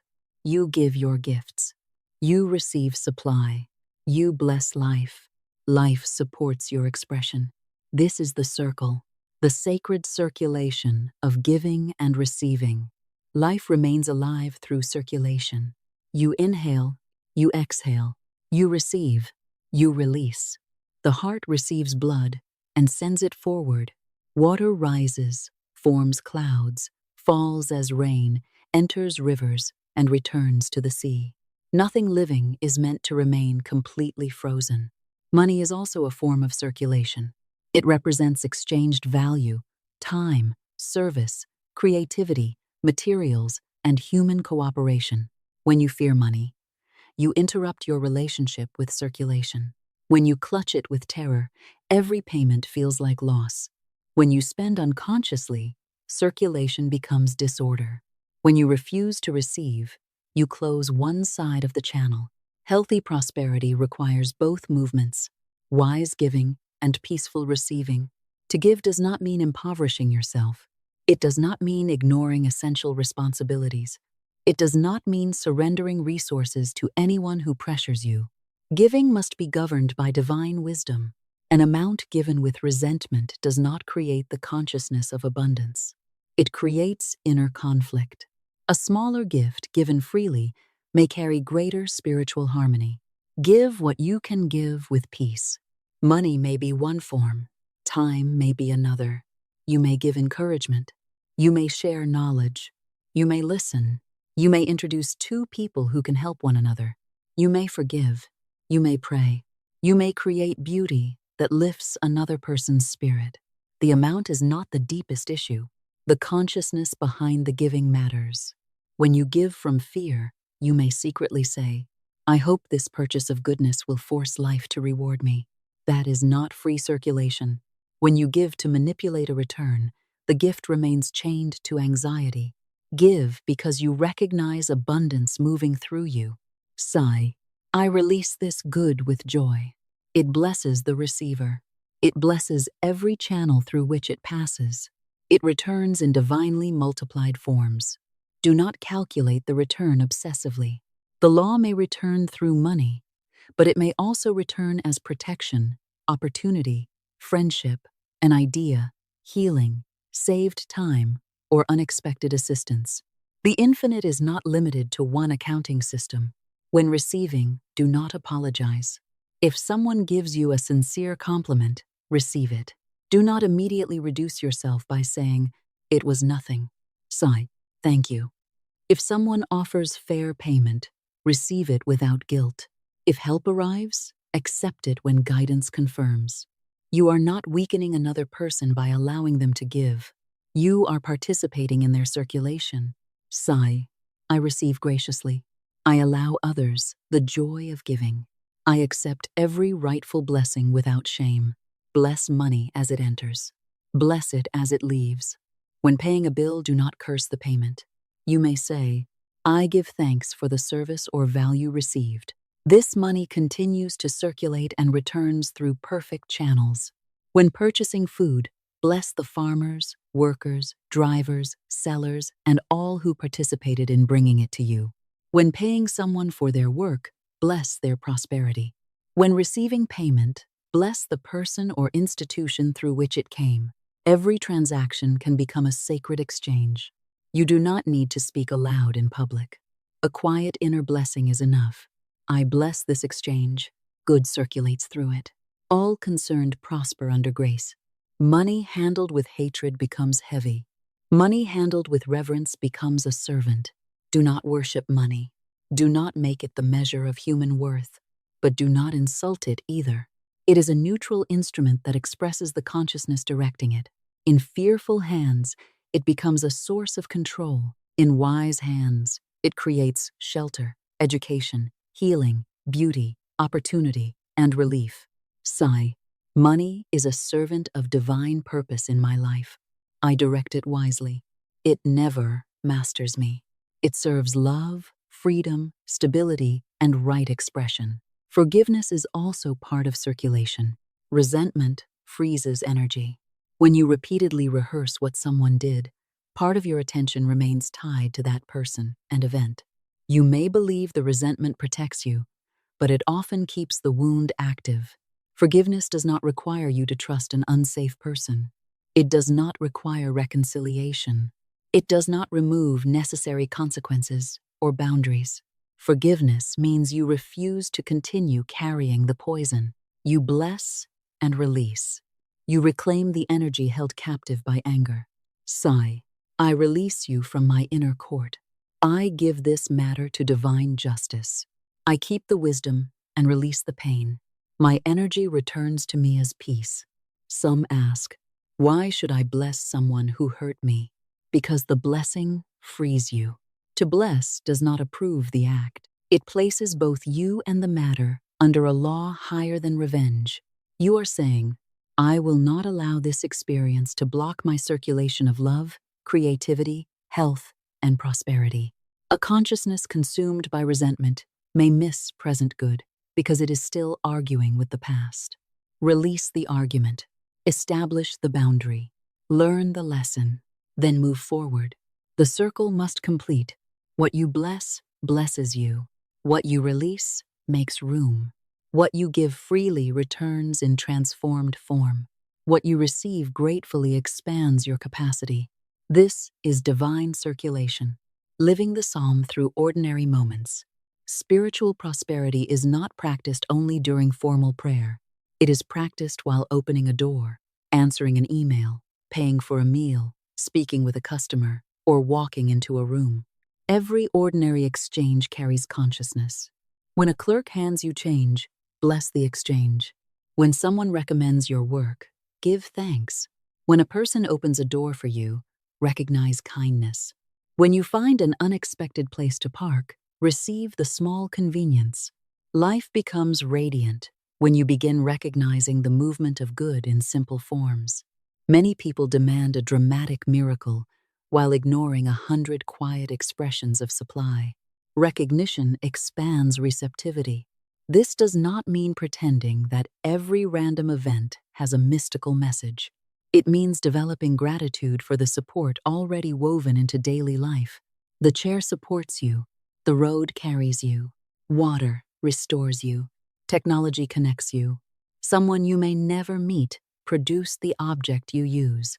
Countless visible and invisible forms of cooperation surround you. You are already participating in an enormous field of exchange. Psalm 23 trains consciousness to see this field. The Lord is my shepherd becomes guidance during every decision. I shall not want becomes sufficiency during every exchange. He restoreth my soul becomes renewal after every challenge. Thou anointest my head with oil becomes wisdom in every thought. My cup runneth over becomes generosity in every blessing. Goodness and mercy follow me becomes an expectation of divine order. Carry the psalm beneath the activity of the day. You do not need to repeat it constantly with tension. Let its meaning become a quiet rhythm. When uncertainty arises, remember, I am guided. When scarcity appears, remember, I am supplied. When exhaustion rises, remember, I am restored. When fear speaks, remember, I am accompanied through the valley. When opposition appears, remember, my table is prepared. When confusion arises, remember, my mind is anointed with wisdom. When good appears, remember, my cup overflows. When regret returns, remember, mercy follows me.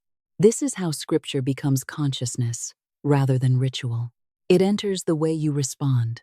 It shapes the words spoken under pressure. It gives you an inner place to stand. The day you stop practicing may not immediately produce visible loss, but careless speech can gradually reopen the old channel. The law does not punish, it reflects. If you return to saying, there is never enough, consciousness begins organizing itself around shortage again. Therefore, maintain prosperity gently. Do not become fearful of making a mistake. One anxious sentence will not destroy your life. Correct it. Return to the word. The practice is not perfection. It is remembrance. Every time you remember, you re-enter the flow. When challenge appears, declare order. When confusion appears, declare clarity. When resentment appears, declare release. When fear appears, declare love and protection. When delay appears, declare perfect timing. Let your speech become a blessing. A holy word is not necessarily a complicated word. It may be peace, order, guidance, supply. Thank you. It is done. Say these words with awareness. Do not throw them carelessly. Let your tone carry quiet assurance. There will come a day when you notice that your relationship with money has changed. You no longer see money as a threatening force. You no longer chase it with desperation. You no longer measure your entire worth by the amount presently visible. Money becomes energy in service to intention. You handle it without worship. You release it without panic. You receive it without guilt. You begin measuring wealth by peace, as well as numbers. You become quietly rich before every external figure reaches its final form. Your peace is wealth. Your guidance is wealth. Your ability to rest is wealth. Your freedom from constant comparison is wealth. Your creative ideas are wealth. Your trustworthy relationships are wealth. Your capacity to give and receive love is wealth. Financial increase then joins an already abundant inner life. This is stable prosperity. It does not depend entirely upon one account. It rests upon a consciousness connected to infinite supply. The circle of goodness and mercy. Human thinking often moves in straight lines. It asks, what action caused this exact result? How long will it take? Where is the beginning? Where is the end? But divine circulation often moves in circles.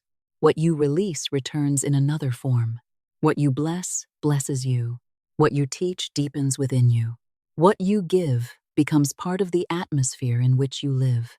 Psalm 23 ends not with the speaker chasing goodness, but with goodness and mercy following the speaker. This is the consciousness of divine return. You have entered a circle of light. Rest restores energy. Restored energy produces right action. Right action creates value. Value circulates as supply. Supply overflows into generosity. Generosity enlarges the channel. The enlarged channel receives greater supply. This is not a mechanical scheme. It is a spiritual rhythm. When you release money wisely, You trust that the source remains. When you release forgiveness, peace returns. When you release an old identity, new expression becomes possible. When you release desperate control, guidance enters. Every exhale proves that you trust the next inhale. You do not hold one breath forever because you fear the atmosphere will disappear. You release it naturally. Learn to relate to life with the same trust. This does not mean giving away everything or refusing prudent savings. A healthy body both circulates and stores what is necessary. Wisdom creates balance. Save without hoarding from terror. Spend without recklessness. Give without manipulation. Receive without guilt. The circle remains open. There was a time when a woman feared poverty so deeply that she could not give anything. Even when she had enough for her immediate needs, she clutched every coin. She believed her tight control protected her. But the more she feared losing, the more restricted her life felt. She was not encouraged to give beyond her means. She was invited to begin with something that carried no financial danger. She gave encouragement. She prepared a meal for someone who was ill. She shared useful information. She began blessing every payment instead of cursing it. Slowly, the frozen current moved. Her fear diminished. She began recognizing opportunities. Money started circulating more naturally because she was no longer meeting every exchange with dread. It was not the amount of giving that transformed her. It was the consciousness of participation. She no longer saw herself as a helpless person defending the last fragments of supply. She saw herself as a channel through which good could move. Sigh, I live within the circle of divine good. What I bless expands. What I release under guidance returns in perfect form. Goodness and mercy accompany me everywhere. Forgiveness completes the circle of emotional supply.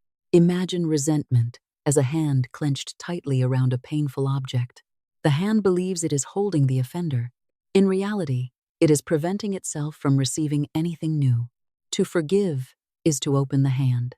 The past may not change, but your capacity to receive the present returns.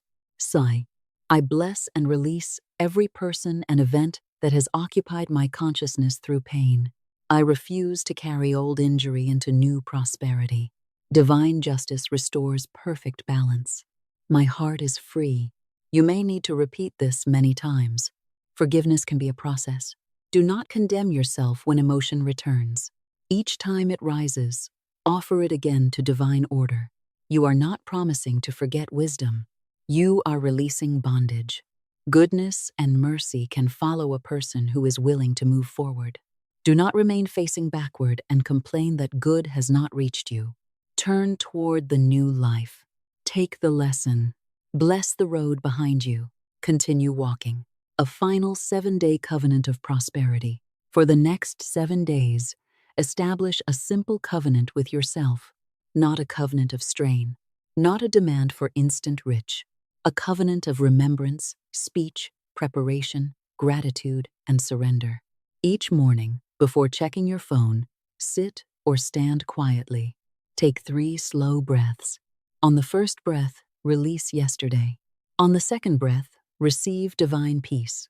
On the third breath, become attentive to guidance. Then say, the words I speak are aligned with infinite intelligence. They go forth to fulfill their divine purpose. The Lord is my shepherd. I shall not want.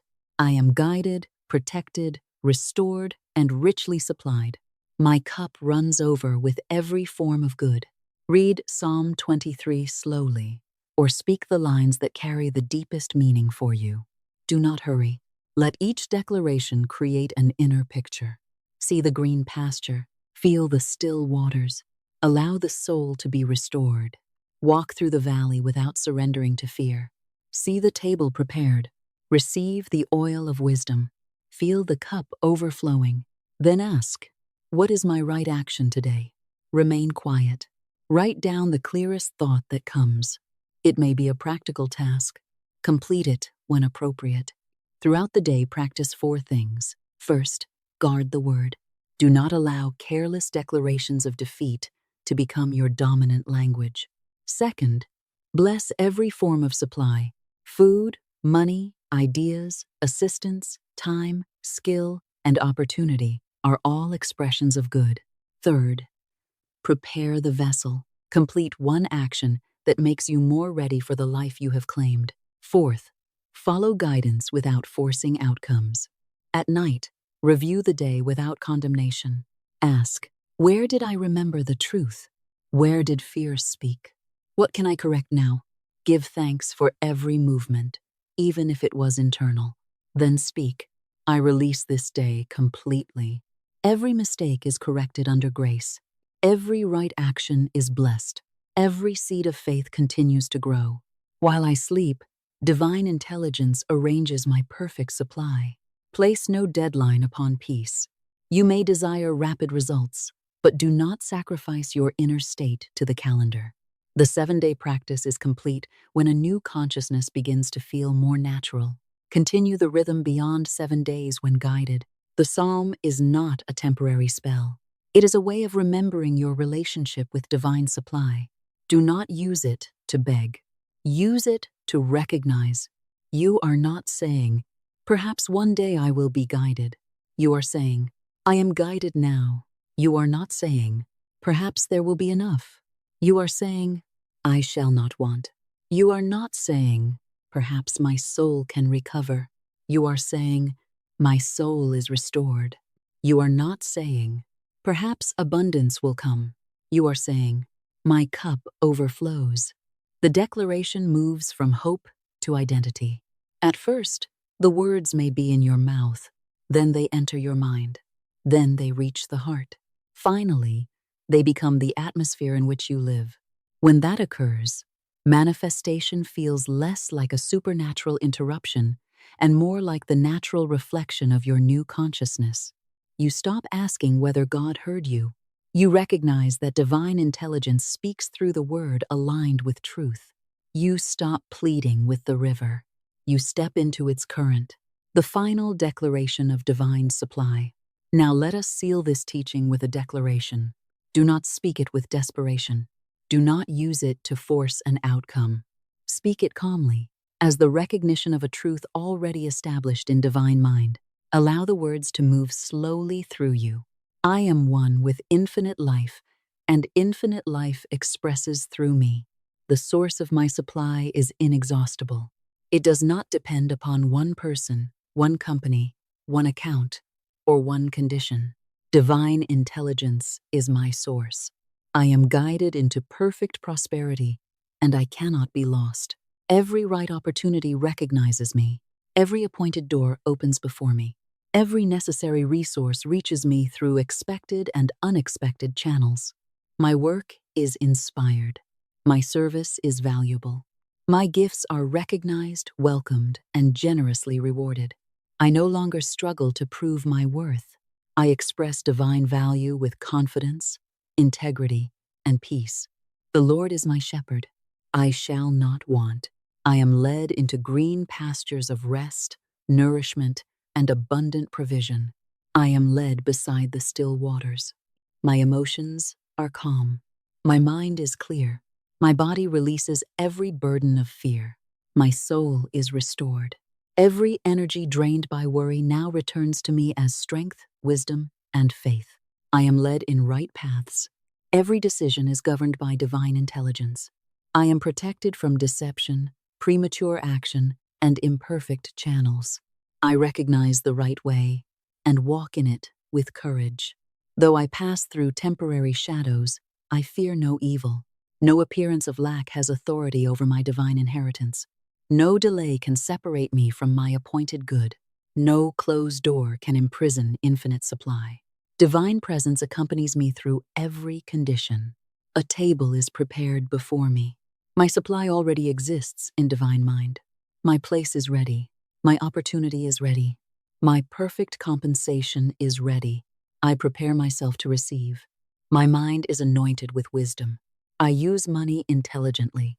I manage opportunities faithfully. I know when to act, when to wait, when to give, and when to release. My cup runs over. I have more than enough peace, more than enough wisdom, more than enough ideas, more than enough love, more than enough strength, more than enough opportunity, more than enough financial supply for every divine purpose. Goodness and mercy follow me. I do not chase my good. I align with it. I recognize it. I welcome it. I receive it. Every word I speak is filled with faith and peace. I cancel every former declaration of poverty, failure, rejection, and limitation. Those words no longer govern my consciousness. The old record is finished. A new pattern is established. I am richly supplied. I am divinely guided. I am prepared for greater good. I am a wise steward. I am an open channel. Money flows to me easily, honestly, consistently, and abundantly under grace and in perfect ways. It comes through valuable service, inspired ideas, right relationships, fair exchange, and unexpected divine channels. Every rightful obligation is fulfilled. Every debt is placed under divine order. Every financial confusion is replaced by clarity. Every condition of limitation is dissolved through wisdom, faith, preparation, and right action. I bless the money in my possession. I bless the money moving toward me. I bless every payment I make. I bless every person who pays me. I bless every person I pay. Every exchange prospers all concerned. I give joyfully under divine guidance. I receive gratefully under grace. I do not hoard from fear. I do not spend from emotional confusion. I circulate good with wisdom. I forgive and release the past. I release every person, condition, and memory that has blocked my peace. I give all injustice to divine justice. I keep the wisdom and release the pain. My heart is free. My channel is clear. My energy returns to me. I am no longer driven by fear. I am led by divine intelligence. I do not force. I do not beg. I do not manipulate. I prepare, listen, act, release, and receive. Divine timing is perfect. What is truly mine cannot miss me. What is not mine passes without harm. What appears to be loss is transformed into greater good. What appears to be delay is used for preparation and protection. Everything works together under divine order. While I sleep, infinite intelligence handles every detail beyond my control. The right people are guided. The right conversations occur. The right ideas arise. The right resources are released. The right doors open. Obstacles are removed in ways I do not need to understand. I rest in perfect faith. It is done. It is established. It is fulfilled under grace. And so it is. Sleep in the arms of infinite supply. Now allow the words to become quiet. You have spoken enough. Faith does not continue talking because it fears silence. Faith speaks clearly and then rests. Let your breathing slow. Draw in a gentle breath. Release it without effort. With every exhalation, surrender one burden. Release the need to know how. Release the need to know when. Release the need to control the person, the channel, or the outcome. You have placed the matter in divine order. There is nothing more to solve tonight. The conscious mind has performed its part. It has chosen the word. It has directed attention toward faith. Now, allow the deeper mind to receive. Your body is safe in this moment. Your shoulders can soften. Your jaw can relax. The muscles around your eyes can become still. The bed beneath you is supporting your weight. You do not have to hold yourself up. In the same way, you do not have to hold the entire universe together. Infinite intelligence does not require your sleepless supervision. The stars move without your concern. The earth turns without your effort. The heart beats without your command. Life knows how to continue. Divine supply knows how to reach you. Say softly within, I am safe. I am supported. I am guided. I am infinitely supplied. Let each sentence become slower. I am safe. Nothing from the past can enter this sacred hour unless I invite it. I release every unfinished conversation. I release every financial calculation. I release every image of failure. I release every prediction of disaster. The night is no longer a workshop of worry. It is a sanctuary of faith. I am supported. Visible channels may change, but the source remains. People may come and go, but divine intelligence remains. Conditions may rise and fall, but spiritual law remains. I rest upon an unchanging foundation. I am guided. The next step will be shown at the proper time. I do not need tomorrow's instruction tonight. When morning comes, wisdom will meet me there. The way will be made clear before me. I am infinitely supplied. Supply is not struggling to find me. The divine source knows my location. It knows my needs. It knows my gifts. It knows the people I can serve. It knows the channels through which value can return. I do not have to chase what divine order can bring. Feel peace spreading through the chest. Feel it move through the arms. Let the hands open. You do not need to clutch. Open hands can receive. Let peace move through the stomach. Every knot of fear begins to loosen. Let peace move through the legs and feet. You are not running tonight. You are resting. Imagine green pastures beneath a quiet sky. Nothing is demanding anything from you. There is enough space, enough air, enough time. Beside you are still waters. The surface is calm. It reflects the light without distortion. Your mind becomes like that water. Thoughts may pass, but they do not disturb the depth. If worry appears, do not fight it. Bless it and let it move on. Return to the shepherd's word. I shall not want. If an image of a bill appears, say, infinite supply provides the perfect solution. If an image of rejection appears, say, my appointed door recognizes me. If a memory of failure appears, say, the past is complete. Divine order now opens a new way. Then rest again. There is a table prepared. You do not need to see every item upon it. You only need to know that supply exists. There is wisdom for each decision.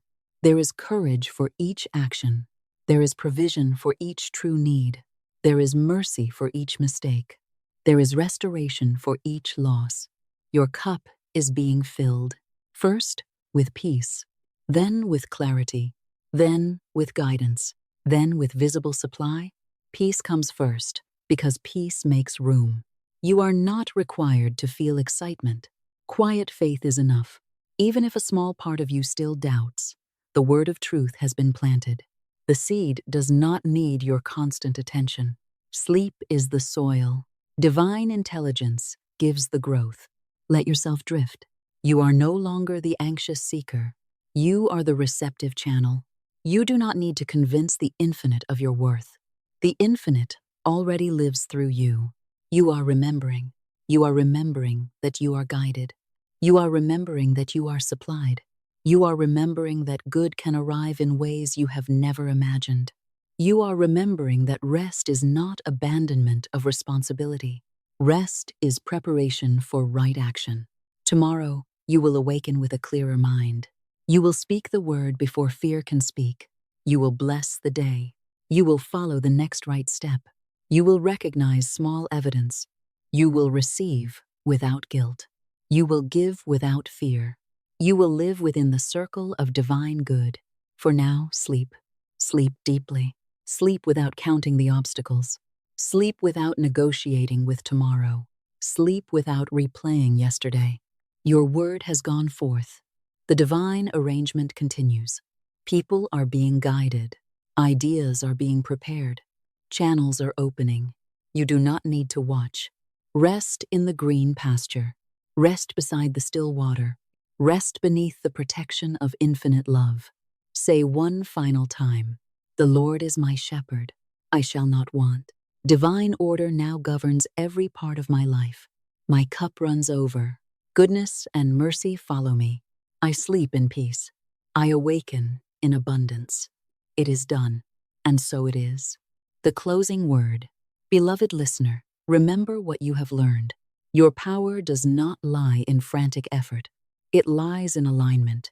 Your prosperity does not begin in the bank account. It begins in consciousness. Your word is not a description of what fear sees. It is the seed of what faith is willing to receive. Speak carefully. Prepare wisely. Act when guided. Release what you cannot control. Receive with gratitude. Keep the source greater than every channel. When a door closes, bless it. When a door opens, enter with dignity. When a test appears, stand in the higher truth. When a blessing arrives, steward it well. When fear returns, remember the shepherd. When the mind predicts lack, declare, I shall not want. When the road becomes uncertain, declare, I am guided. When the soul becomes tired, declare, I am restored. When opposition appears, remember, my table is prepared. When wisdom is needed, declare, my mind is anointed. When good begins to flow, declare, my cup runs over. And when you look ahead into the unknown, say, goodness and mercy follow me all the days of my life. Do not wait for perfect circumstances before choosing faith. Faith is what transforms circumstances. Do not wait for abundance before practicing gratitude. Gratitude prepares consciousness to recognize abundance. Do not wait for the opportunity before preparing. Preparation calls your faith into visible action. Do not wait until fear disappears before speaking the word. Speak until the word becomes stronger than fear. Tonight, as you enter sleep, let your final declaration be, I speak the word of faith, and divine order now opens my way. Write this declaration in the comments as your covenant of remembrance. I speak the word of faith, and divine order now opens my way. Let it be more than a sentence. Let it be the new direction of your consciousness. You are guided. You are prepared. You are receptive. You are richly supplied. The way is clear. The law is working. Your good is moving into visible expression now. It is established under grace. It is fulfilled in divine order. And so it is. Heaven is not silent. Many people believe they have prayed without receiving an answer. They ask for guidance, then wait for a loud voice, a dramatic vision, or an unmistakable event. When nothing extraordinary occurs, they conclude that God is silent, that infinite intelligence has ignored them, or that they have been left alone to solve everything through human effort. But heaven is never silent. Divine guidance is continually reaching toward you.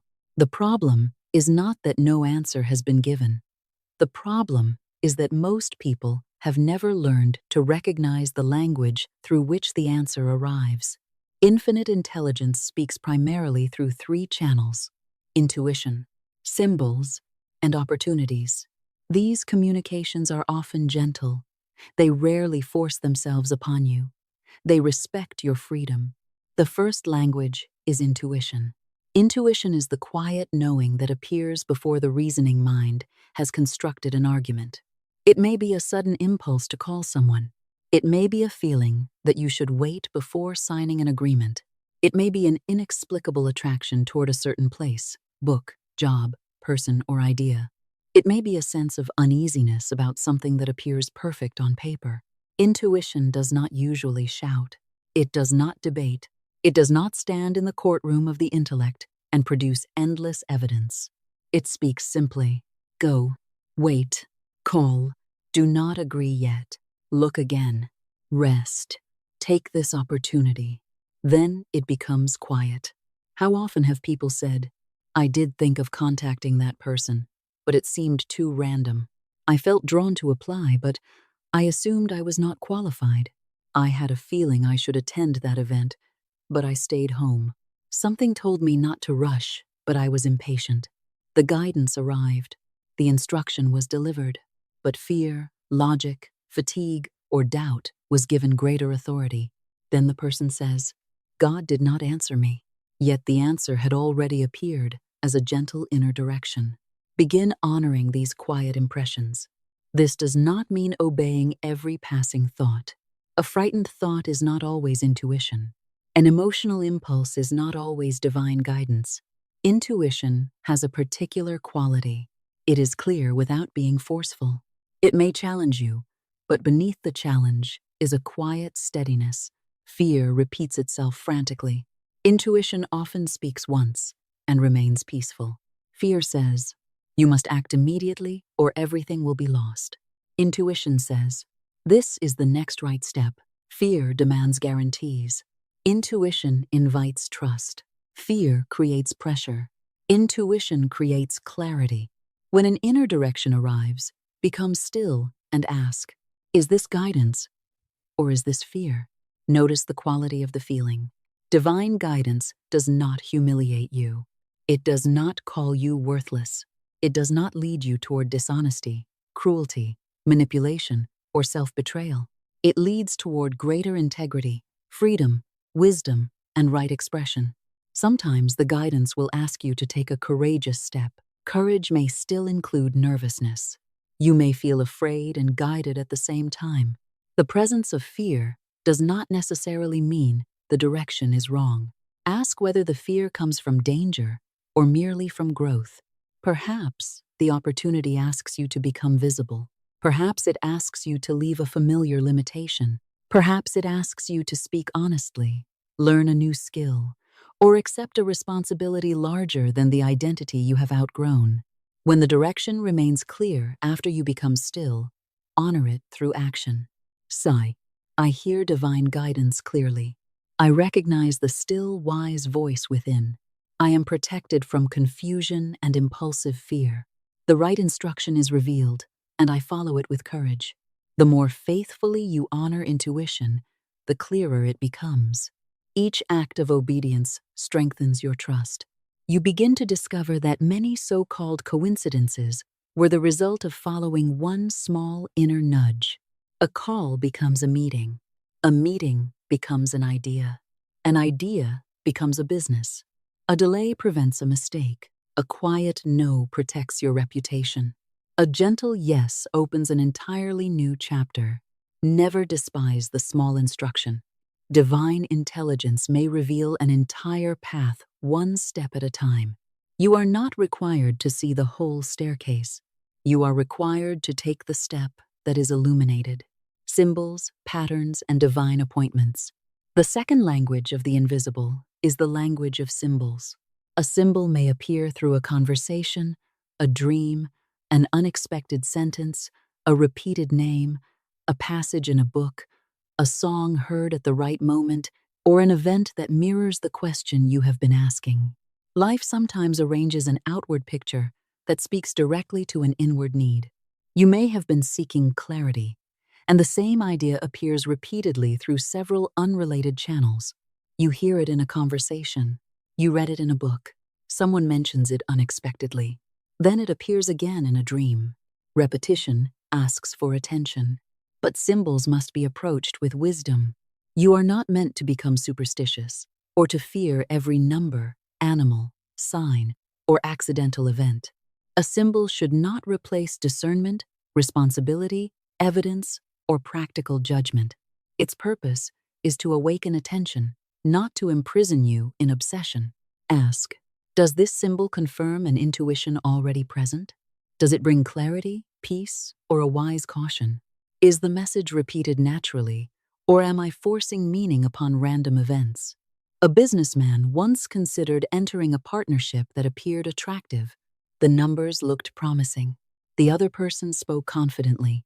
Yet something within the businessman remained uneasy. He asked for clear guidance. While traveling to meet the prospective partner, construction forced him onto an unfamiliar route. Along that road, he passed 3 businesses displaying closed signs. The repetition caught his attention. The image of closure reflected the warning he had already felt inwardly. He did not react from panic. He investigated more carefully and ultimately declined the partnership. Months later, he learned that the potential partner had become involved in serious illegal activity. Had he entered the agreement, his business and reputation might have been endangered. The signs did not replace his judgment. They awakened it. The symbol confirmed the intuition, and the intuition led to responsible investigation. This is the healthy relationship between spiritual guidance and practical wisdom. A symbol may say, look more closely. It should not say, abandon all reason. A dream may reveal an emotional truth. A repeated phrase may call your attention to an opportunity. A chance meeting may answer a question, but you must still use discernment. Sigh. Divine intelligence communicates with me in ways I can recognize. I am attentive without becoming fearful. I receive confirmation with wisdom. Every true sign leads me toward clarity, integrity, and peace. Keep a journal of meaningful patterns. Write down the question you were asking. Record the intuitive feeling. Record the symbol or repeated event. Then observe what followed. Over time, you will learn your own language of guidance. Perhaps guidance often reaches you through dreams. Perhaps a particular physical feeling accompanies a true yes. Perhaps a sense of heaviness warns you to pause. Perhaps your clearest ideas arrive while walking, praying, bathing, writing, or sitting in silence. Become a student of the way divine intelligence speaks through your consciousness. But never chase signs anxiously. When you spend the day demanding confirmation, you move from faith into control. Speak your word. Ask for clarity, then return to life. The sign that is truly necessary will not require frantic searching. It will appear naturally and carry enough meaning to awaken recognition. Do not make every delay a punishment. Do not make every inconvenience a warning. Sometimes a missed train is simply a missed train. Sometimes a closed shop is simply closed. Discernment prevents spiritual imagination from becoming confusion. The reliable test is harmony. True guidance agrees with wisdom, integrity, and the deeper direction of your life. It does not ask you to violate another person's freedom. It does not justify reckless behavior. It does not make you superior to others. It makes you more attentive, responsible, peaceful, and loving. Heaven is not silent, but its language is often quiet enough that only a peaceful mind can hear it. The opportunity may arrive in unfamiliar clothing. The third language of divine guidance is opportunity. This language is often missed because the answer does not resemble the picture the person expected. They ask for more money, but expect to remain in the same position, the same routine, the same city, and the same identity. They ask for expansion but resist every form of change. They ask for a new life while protecting every structure of the old one. Then an opportunity arrives requiring courage, learning, movement, or temporary discomfort, and they say, "This cannot be the answer." But the appointed door is not always the door you have been watching. A woman desired a financial breakthrough. She prayed, affirmed, and pictured greater abundance. Then she was offered a job in another state. The position required her to move, develop new skills, rebuild her social life, and enter a role she had never performed before. Her first reaction was fear. She said, "This is not what I requested. I wanted more money where I already am." But she had asked for the result, not the channel. Infinite intelligence had opened a pathway toward that result. The path required growth. She accepted the position. The move was uncomfortable at first. She had to learn. She had to adjust. She had to release the familiar. But within a year, her income had multiplied. Within the following years, she advanced professionally, developed stability, and purchased a home. The answer had arrived. It simply arrived dressed as change. Do not assume that discomfort automatically means a door is wrong. Some discomfort is the feeling of expansion. A seed must break its shell before it becomes a plant. A person moving into a larger identity may feel uncertain because the former identity no longer contains them. Ask, does this opportunity carry a sense of alignment beneath the fear? Does it require healthy growth? Does it allow me to use or develop my gifts? Does it agree with integrity? Does it bring greater life, even though it asks me to leave my comfort zone? You do not need to feel completely ready. Readiness often develops after the first step, but neither should you use spiritual language to ignore practical concerns. Investigate the opportunity. Understand the conditions. Ask questions. Seek advice when necessary. Calculate responsibly. Guidance and preparation belong together. Faith does not mean signing every agreement that excites you. Faith means refusing to let fear reject what wisdom has confirmed. The opportunity may also appear small. You may be expecting a great contract while overlooking a modest project that introduces you to the right person. You may be waiting for a dramatic promotion while ignoring the skill that would qualify you for it. You may ask for customers while refusing to speak publicly about your work. The door may begin as a conversation. The bridge may begin as a small assignment. Honor beginnings. Sigh. I recognize my appointed opportunities. I do not reject them because they arrive differently from my expectations. I examine them with wisdom. I enter the right doors with courage. Every opportunity belonging to me unfolds under grace in perfect ways. Do not dictate every detail of your answer. Declare the essence. Ask for right work, right compensation, right relationships, right location, right timing, and right action. Then allow infinite intelligence to design the route. Your limited mind knows what you have experienced. Divine intelligence knows possibilities you have never encountered. Release the package.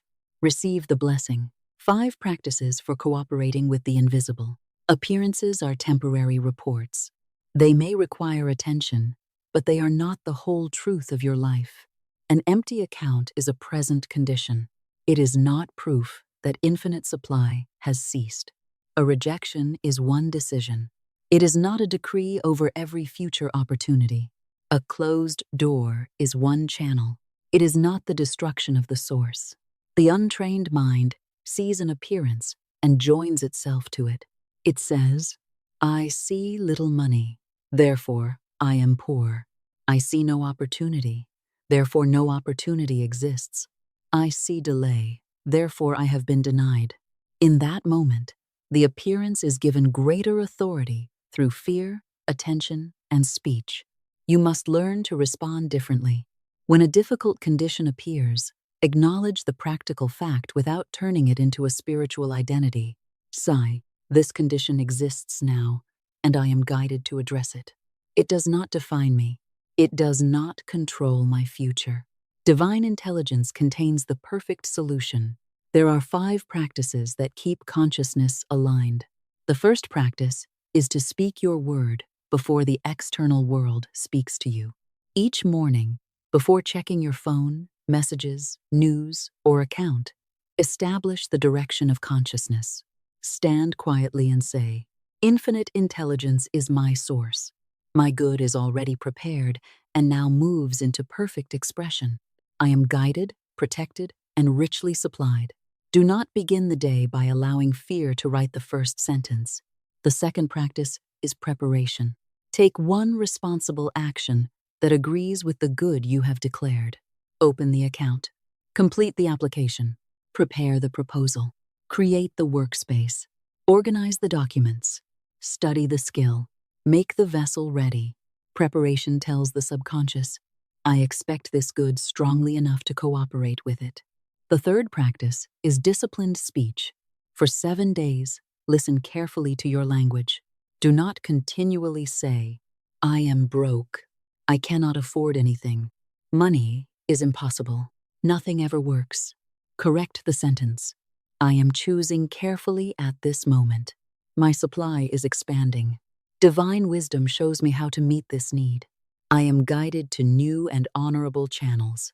This is not an invitation to lie to creditors, ignore obligations, or deny practical facts.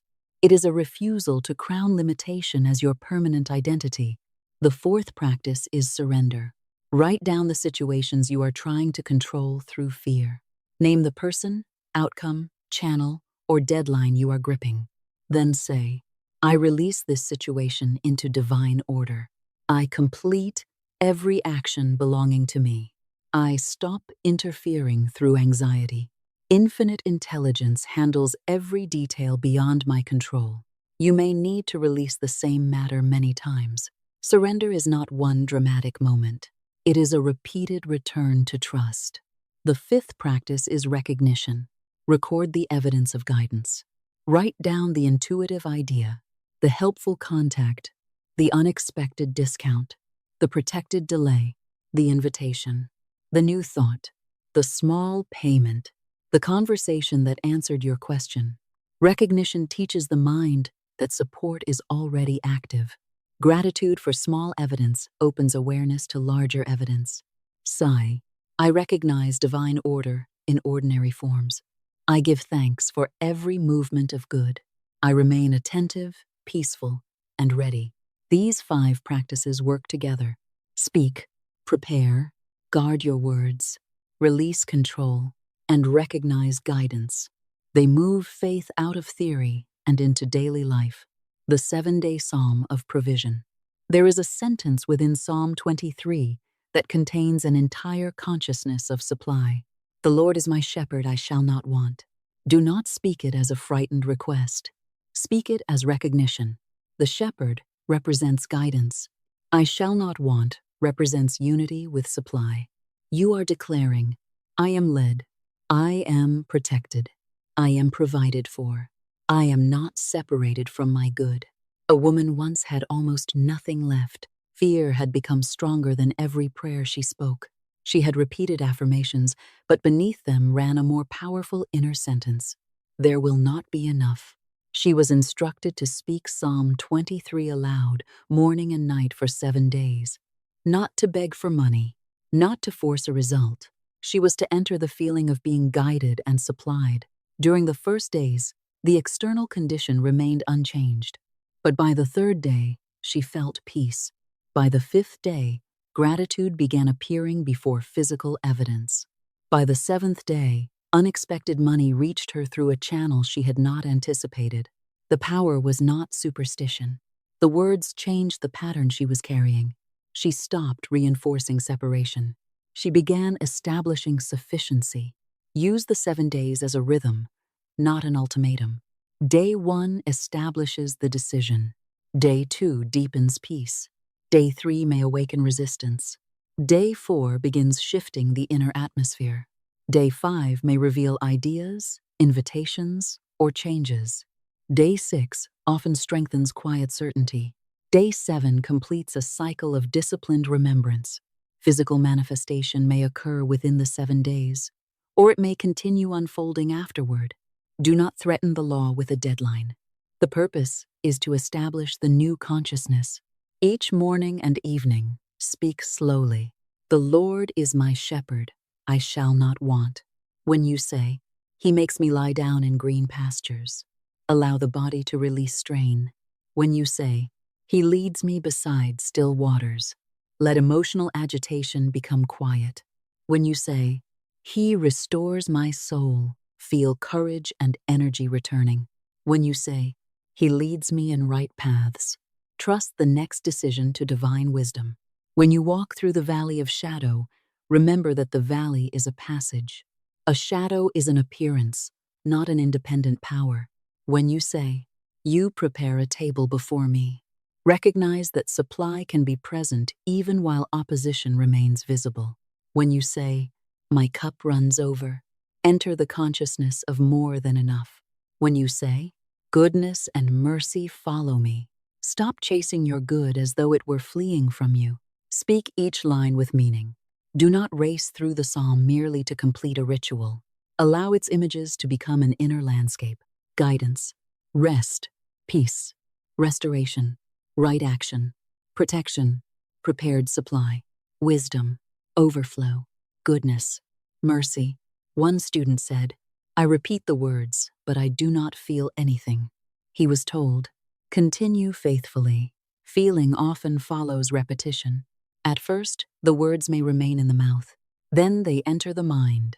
Then the heart begins to agree. Eventually, the declaration becomes the atmosphere in which you live. Sigh. I do not speak this psalm to persuade a distant God. I speak it to remember my unity with divine supply. Money must circulate. Money is not merely an object to possess. It is a means through which value circulates. It moves in exchange for food, shelter, service, knowledge, labor, creativity, time, and care. Like breath, circulation requires both receiving and releasing.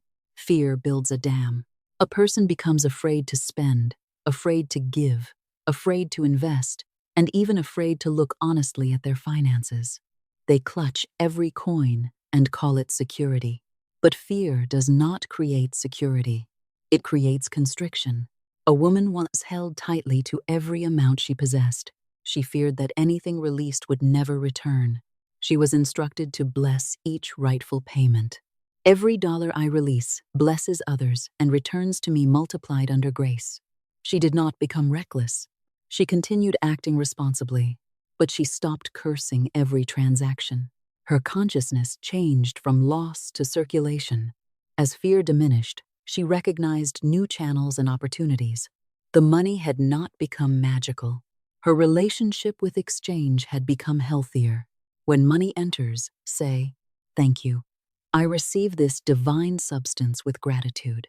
When paying a rightful obligation, say, "I bless this exchange." Value circulates and supply continues. When giving, say, "I release this good freely under divine guidance." When saving, say, "I establish wise and peaceful stability." Giving does not require financial recklessness. The law does not ask you to abandon essential needs or obligations. Give according to guidance and capacity. A dollar given with joy may express more faith than a large amount given with resentment. A kind word, useful information, a recommendation, a meal, a prayer, or sincere attention can also participate in circulation. A musician had experienced months without work. He feared every bill and saw each small coin as evidence of failure. He began speaking Psalm 23 each morning and blessing even the little money in his possession. Within days, he was invited to perform at a concert he had not expected. The payment resolved pressing obligations and left enough to circulate further. He said it felt as though the universe had remembered him. But the deeper truth was that he had remembered his connection with the source. Gratitude is central to circulation. Gratitude acknowledges that good exists. It does not mean pretending to enjoy difficulty. It means recognizing the support already present and the possibility already forming. Bless every honest channel, but do not confuse it with the source. People bring money through transactions. They do not create infinite supply. When one channel closes, another may open. Sigh. People are channels. Infinite intelligence is my source. I bless every channel and remain free from dependence upon any single one. Your cup can overflow only when it is open to receive and willing to circulate. The purification stage of faith. Sometimes the moment after a powerful declaration appears to bring contradiction.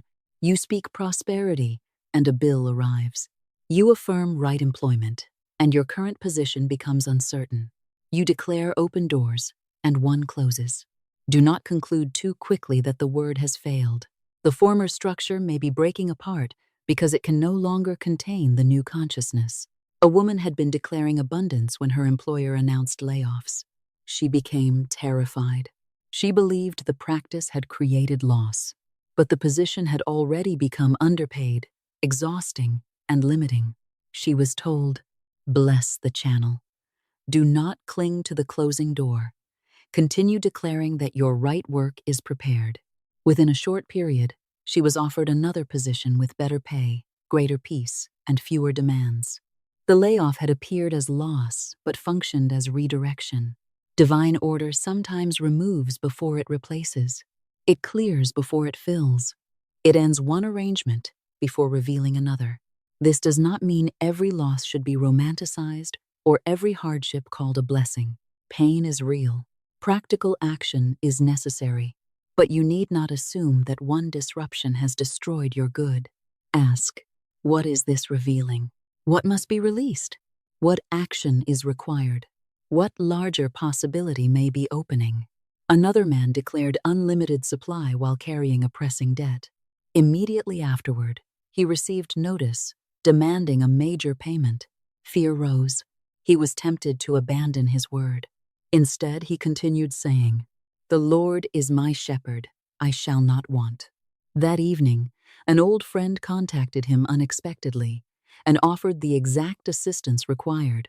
The pressure had revealed whether his word rested only upon his lips or had entered his consciousness.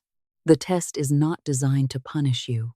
It shows where fear still holds authority. During the 7-day practice, resistance may rise around the middle of the cycle. Old thoughts become louder because they are being exposed. Do not wrestle endlessly with them. Return to the higher word.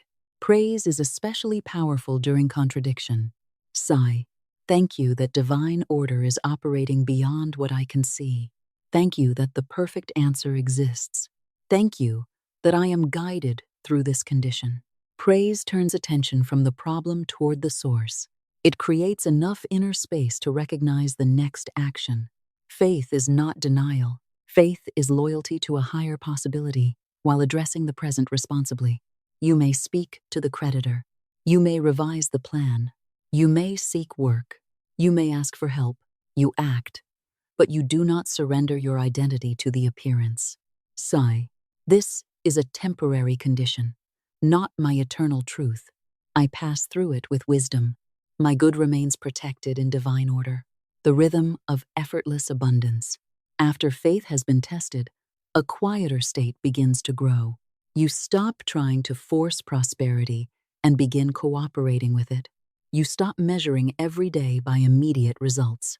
You notice the peace beneath the movement. This is divine rhythm. It is not inactivity. It is action without frantic resistance. Still water is not dead water. It moves without chaos.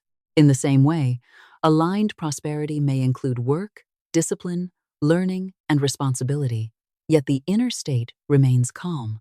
Hurry often contains a hidden declaration. There is not enough time. There will not be enough opportunity.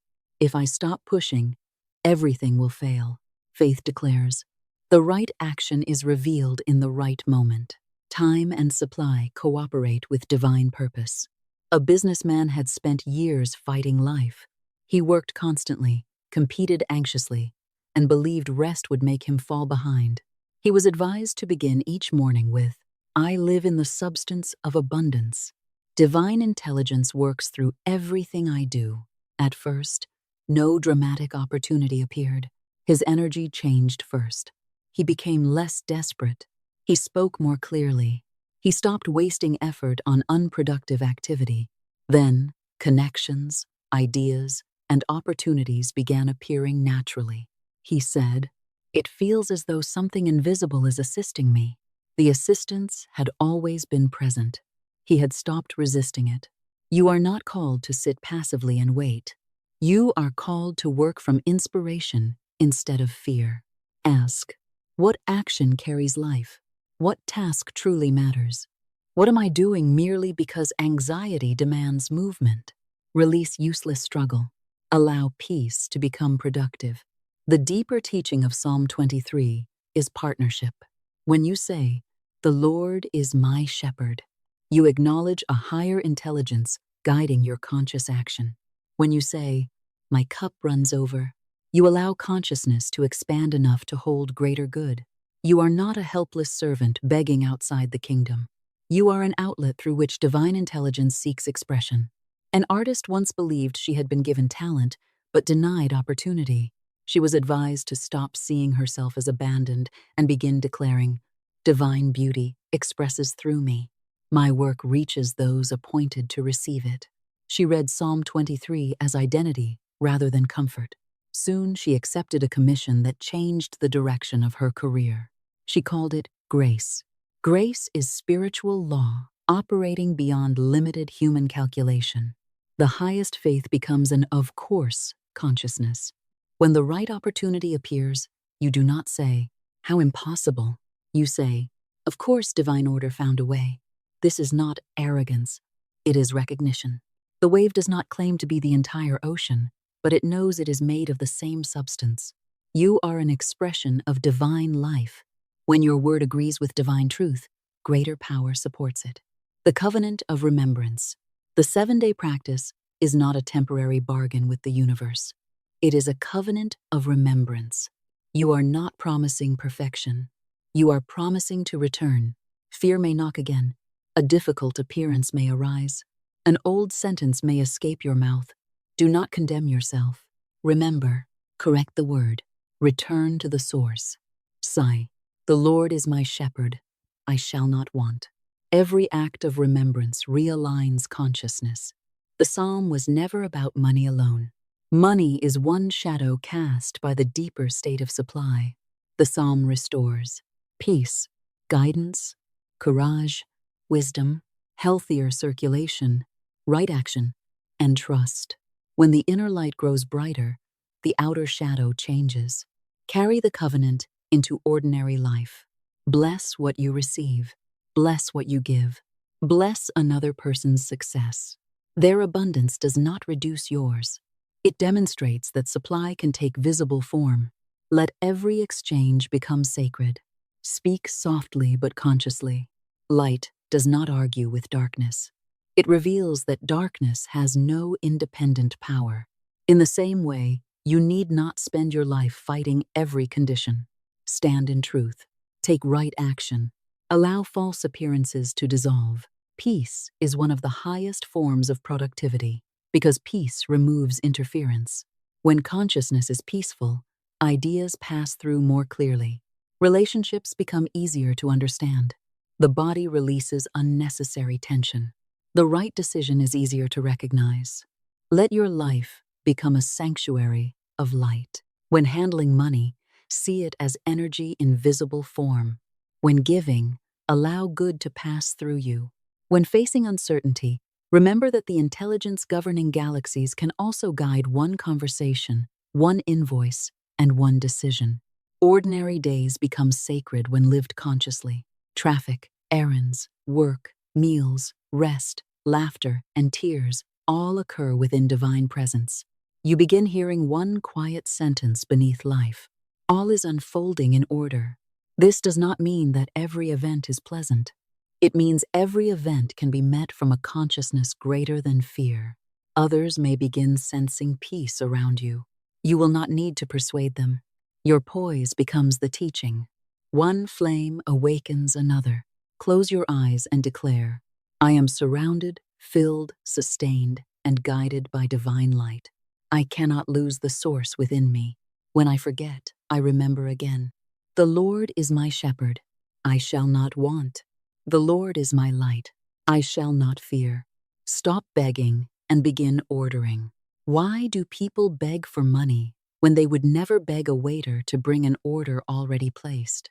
When you enter a restaurant, you choose the meal, communicate clearly, and trust the process. You do not follow the waiter into the kitchen, tugging at their sleeve and repeating, please remember me. Yet many people treat divine supply in exactly this way. They speak a prayer, then chase it with fear. They ask, then announce that nothing will happen. They declare abundance, then check every few minutes to see whether the universe has forgotten them. Begging is fear disguised as prayer. It says, I do not have. The source may refuse me. I am powerless unless I can persuade life. Ordering is different. Ordering says, my good exists. I speak clearly. I act upon guidance. I release the result with faith. This does not mean issuing arrogant commands to people or demanding that others satisfy your will. Spiritual ordering is directed toward consciousness and divine law. It does not violate freedom. It does not manipulate a specific person. It declares the right result under grace. A woman once faced a claim requiring $3,000. She could not see the channel. Fear gripped her. Instead of begging, she declared, there is supply for every rightful demand. The perfect amount reaches me at the perfect time under grace. She carried herself as someone whose answer had been placed in divine order. Within days, a relative she had not seen for a long time appeared and gave her the exact amount required. She did not force the relative. She did not dictate the channel. She ordered the essence of the good and allowed infinite intelligence to arrange the route. Your subconscious responds to authority. If you say, perhaps something might work, you impress uncertainty. If you say calmly, my perfect supply is released now under grace in perfect ways, you establish direction. Speak once with clarity. Repeat only to deepen consciousness, not because you fear the order was lost. After speaking, lay down the mental menu. Do not chase the kitchen. Sigh, my order has been received in divine mind. I remain attentive to guidance. I take every right action. I rest in faith. Begging sees God as a reluctant stranger. Ordering recognizes divine life as a loving source. Begging crawls before circumstances. Ordering stands with dignity. Begging creates emotional exhaustion. Ordering creates expectation. Ask yourself, have I truly ordered my good, or am I secretly begging? Do your words carry peace? Do your actions demonstrate trust? Can you release the channel? Can you stop checking? The difference between begging and ordering is not volume. It is consciousness. A calm sentence spoken in faith carries more authority than 1,000 desperate repetitions. Do not cancel your order with idle words. Many people speak the right declaration in the morning and cancel it before noon. They plant wheat and weeds in the same field. They say, "My supply is unlimited." Then joke, "I am always broke." They affirm, "Everything works for my good." Then complain, "Nothing ever works for me." The subconscious does not carefully distinguish serious declarations from habitual jokes. Repeated words create grooves. One woman continually joked that she was preparing for the poorhouse. At the time, she possessed comfort and money. She believed the sentence was harmless humor, but the language of loss became familiar. Her behavior and expectations gradually aligned with it, and in later years, she found herself living the condition she had repeatedly described. Another woman, tired of managing her household, constantly said she wished she could live out of a trunk. Years later, stripped of stability, she found herself doing exactly that. The lesson is not that one careless sentence magically creates disaster. The lesson is that repeated language reveals and reinforces an inner pattern. Your words influence attention, expectation, emotion, and action. They shape the subconscious record from which behavior proceeds. Listen to your casual speech. What do you repeat when tired? What do you say to make others laugh? What identity do you attach to "I am"? Do not become frightened of language. Fearful policing of every syllable would create another form of bondage. Become aware and correct gently. Sigh. That was the old record. I cancel that sentence. I now establish the word of supply. Non-resistance is essential. You do not need to fight the old statement with panic. Erase it through a higher declaration. Sigh. I smash and dissolve every false record of lack. It returns to nothingness because it has no foundation in divine truth. I establish only the records of health, wealth, love, wisdom, and perfect self-expression. Then replace the empty space. Nature tends to fill a vacuum. If you remove the old sentence but establish no new one, the familiar pattern may return. Speak. I record success. I record guidance. I record divine supply. I record peaceful and honorable prosperity. A man had struggled financially for years, despite repeating positive declarations. When asked about childhood language, he remembered his father saying constantly, "Our family is cursed with money. Whatever we gain, we lose." That sentence had become a deep, subconscious record. He began declaring daily, "I demolish the record of financial loss. I am united with the golden stream of divine supply. What enters my life is managed wisely, blessed, and multiplied." Over time, his decisions, confidence, and financial circumstances changed. The old tune had lost its power. Ask yourself, what record is still playing? People like me never succeed. I am always abandoned. Money creates trouble. I am too old. I am not talented. Bring the record into the light, then break it. Your past may explain the groove. It does not have to govern the future. Acting your faith and the law of substitution. A decree becomes stronger when action agrees with it. Scripture tells of people instructed to dig ditches in a dry valley before any rain appeared. There was no cloud, no visible reason. Yet they prepared a place for water. When the supply came, the ditches were ready to hold it. You must dig your own ditches. Prepare the document. Clear the room. Buy the necessary tool when guidance confirms. Set aside time. Complete the training. Make space for the appointed good. A student desperately needed an apartment in a difficult market. Rather than continually declaring impossibility, she bought blankets for the home she expected to receive. Friends mocked her, but the action was not reckless. It was a modest, guided preparation. Soon, an apartment became available through an unexpected channel, and the blankets were placed upon her new bed.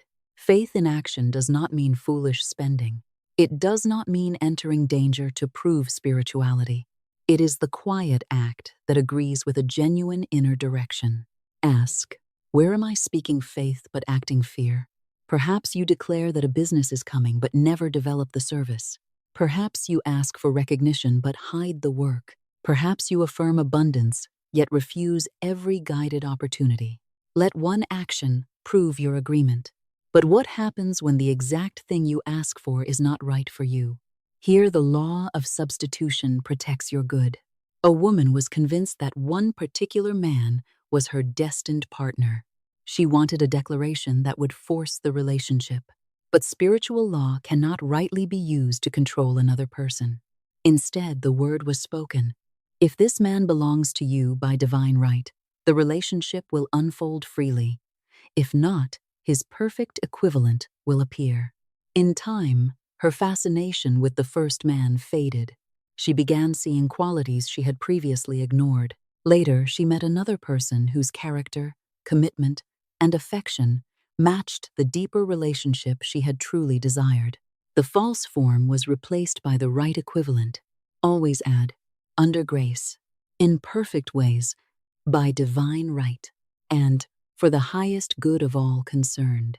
These phrases release the desire from personal force. Sigh, I call forth the work that is mine by divine right. I welcome the home appointed for me under grace. I am united with the right partner in the divine design. If the form you imagined is correct, it will remain. If not, infinite intelligence may substitute something better. You cannot lose your true good, and what is not truly yours cannot provide lasting peace merely because you forced it into your hands.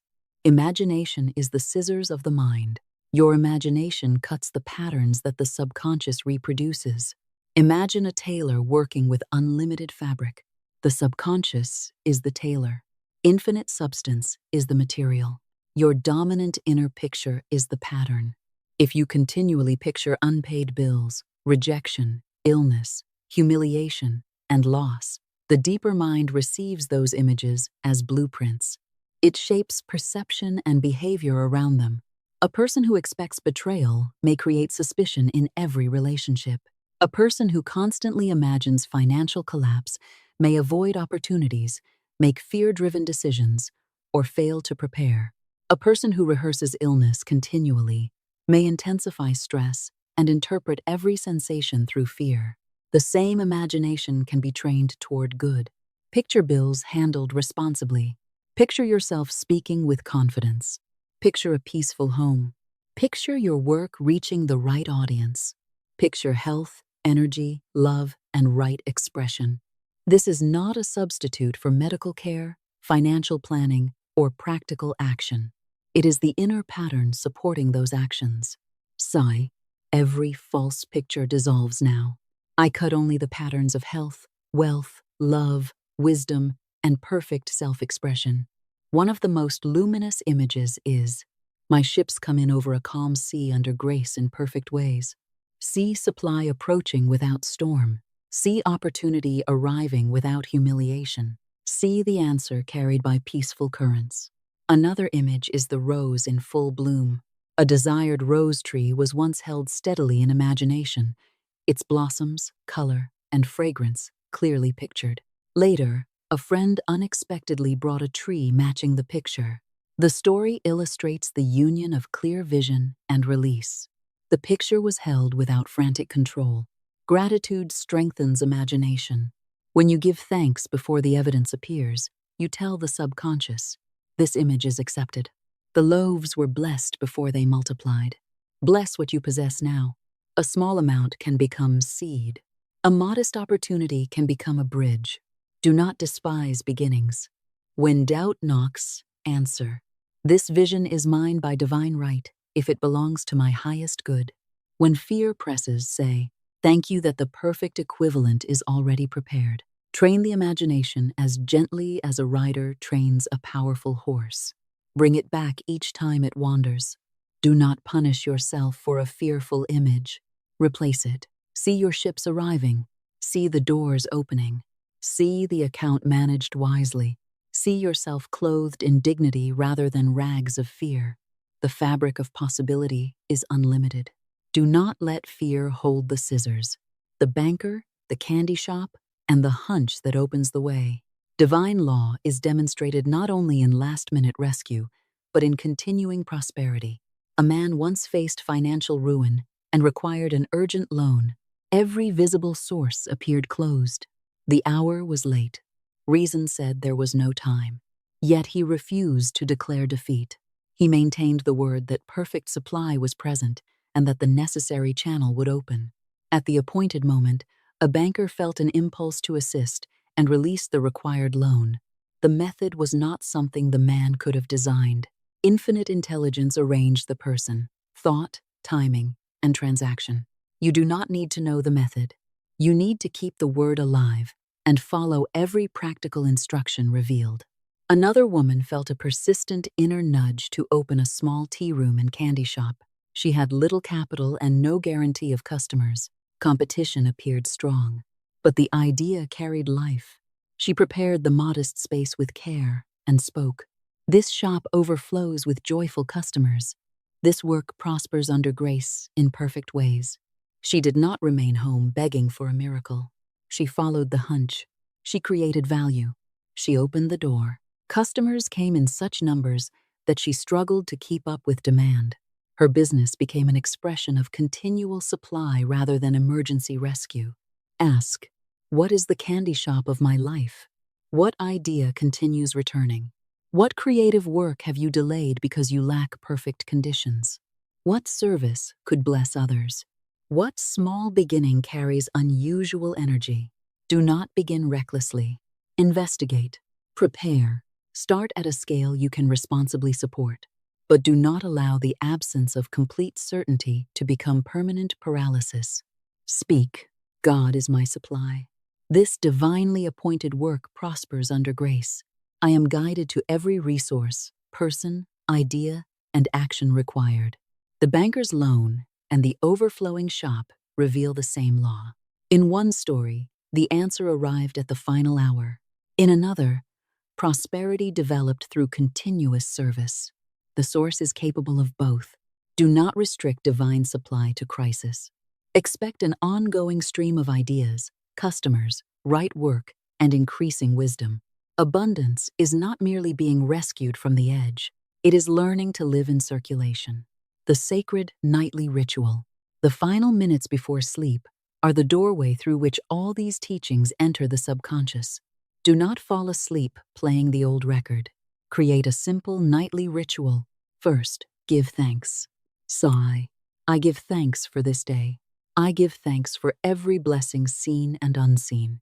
I give thanks that divine intelligence has used every event for my growth and good. Do not force gratitude. Begin with what you can bless sincerely. Second, clear the record. Sigh. I smash and dissolve every false impression created today. Every word of fear, resentment, limitation, and defeat returns to nothingness. It has no authority over my future. Third, establish the new melody. I record only health, wealth, love, wisdom, peace, and perfect self-expression. My subconscious now receives the pattern of divine order. Fourth, speak your command of supply. Infinite intelligence is my source. My perfect supply now reaches me through expected and unexpected channels.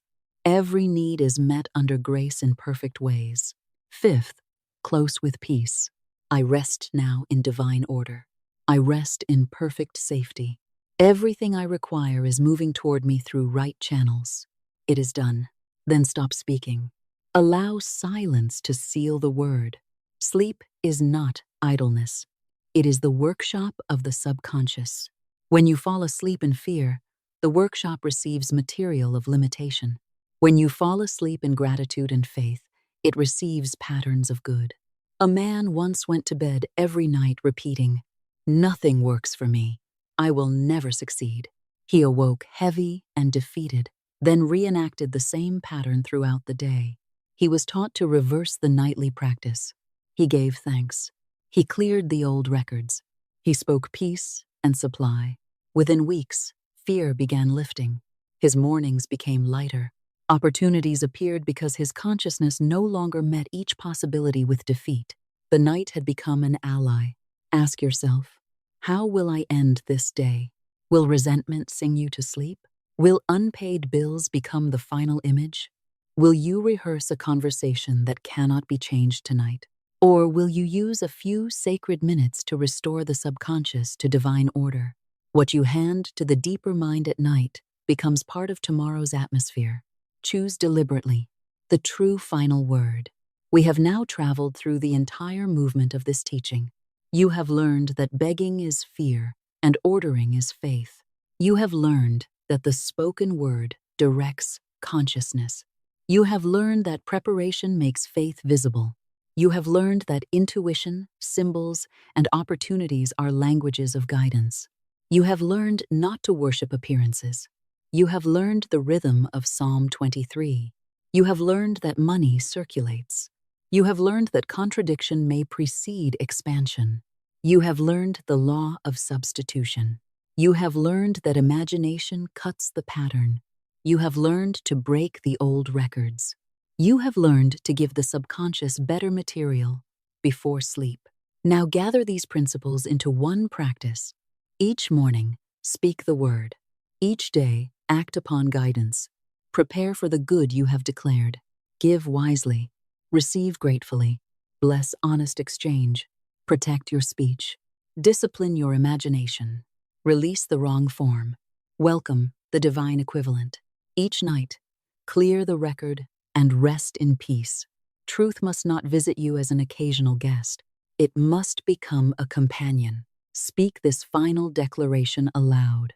I no longer beg. I call forth my perfect supply by divine right. I no longer surrender my authority to fear. I walk in faith. I no longer judge my future by temporary appearances. I recognize infinite intelligence as my source. My good reaches me swiftly, peacefully, and honestly, under grace in perfect ways. Large and appropriate sums of money flow to me through valuable service, inspired ideas, right relationships, wise action, and unexpected divine channels. My imagination cuts only patterns of plenty. I see my ships arriving over a calm sea. I see right doors opening. I see every rightful obligation fulfilled. I see myself serving with excellence and receiving generous compensation. Every false record of lack is smashed and dissolved. The inherited language of failure no longer speaks through me. I establish the records of wisdom, health, wealth, love, courage, and perfect self-expression. My word builds my world. My words are calm, clear, and filled with faith. My actions agree with my declarations. I prepare the vessel. I dig the ditches. I follow the hunch. I recognize the sign. I enter the appointed opportunity. I release every person, job, home, channel, and outcome that does not belong to me by divine right. The wrong form falls away without loss. The right equivalent takes its place. What is mine cannot miss me. What is not mine cannot permanently bind me. Infant intelligence sees the whole picture and brings me more than my limited mind could design. The Lord is my shepherd. I shall not want. I am led into green pastures of peace. I am guided beside still waters. My soul is restored. My path is made clear. I walk through temporary shadows without surrendering to fear. My table is prepared. My mind is anointed with wisdom. My cup runs over. Goodness and mercy accompany me in every season of my life. Money is a faithful servant of divine purpose. I bless it as it enters. I bless it as it leaves. I direct it wisely. I save peacefully. I give under guidance. I receive without guilt. Every honest exchange prospers all concerned. My work blesses others, and abundant compensation returns to me. I am not separated from the source. Divine life expresses through me. Divine beauty creates through me. Divine wisdom decides through me. Divine love circulates through me. Divine supply takes visible form through appointed channels. I rest now from forcing. I release the need to manage every unseen detail. I have spoken my word. I have taken the action belonging to me. Infinite intelligence now handles what only infinite intelligence can handle. The old records are gone. The false pictures are dissolved. My consciousness is renewed. My future is bright with the harvest of deliberate words. I am prosperous now. I am supplied now. I am guided now. I am free now. I walk in my promised land of wisdom, peace, service, gratitude, and abundant supply. It is established under grace. It unfolds in perfect ways. And so it is. Beloved listener, carry this truth with you. Your supply is not occasional. It is as steady as the divine source itself. Guard your tongue as a watchman guards a gate. Let no habitual sentence of poverty establish residence within you. When fear appears, replace it with faith.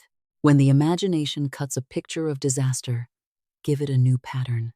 When an old record begins playing, stop the music and establish another melody. What once felt like struggle can become flow. What once felt like endless waiting can become peaceful preparation. What once appeared impossible can become a natural demonstration of right consciousness, wise action, and divine order. You are not alone in this work. Infinite intelligence is your partner. Divine love is your foundation. The spoken word is your instrument. Faith is the substance beneath your declaration. Therefore, walk forward. Speak only words that crown you. Speak words that bless your work. Speak words that honor your supply. Speak words that call forth health, love, wisdom, courage, and right expression. When you wake tomorrow, do not begin as a beggar. Begin as one who remembers. Sigh, I am prosperous now. I am supplied now. I am free now. I no longer beg. I speak my word with faith, and my good is fulfilled under grace in perfect ways. Then live according to that word. Let your speech be cleansed. Let your imagination be crowned. Let your preparation be visible. Let your prosperity flow without hindrance. The final word has been spoken. The true final line of the journey has been reached. Rest in peace. Walk in faith. Receive with gratitude. And let divine order complete what your word has begun.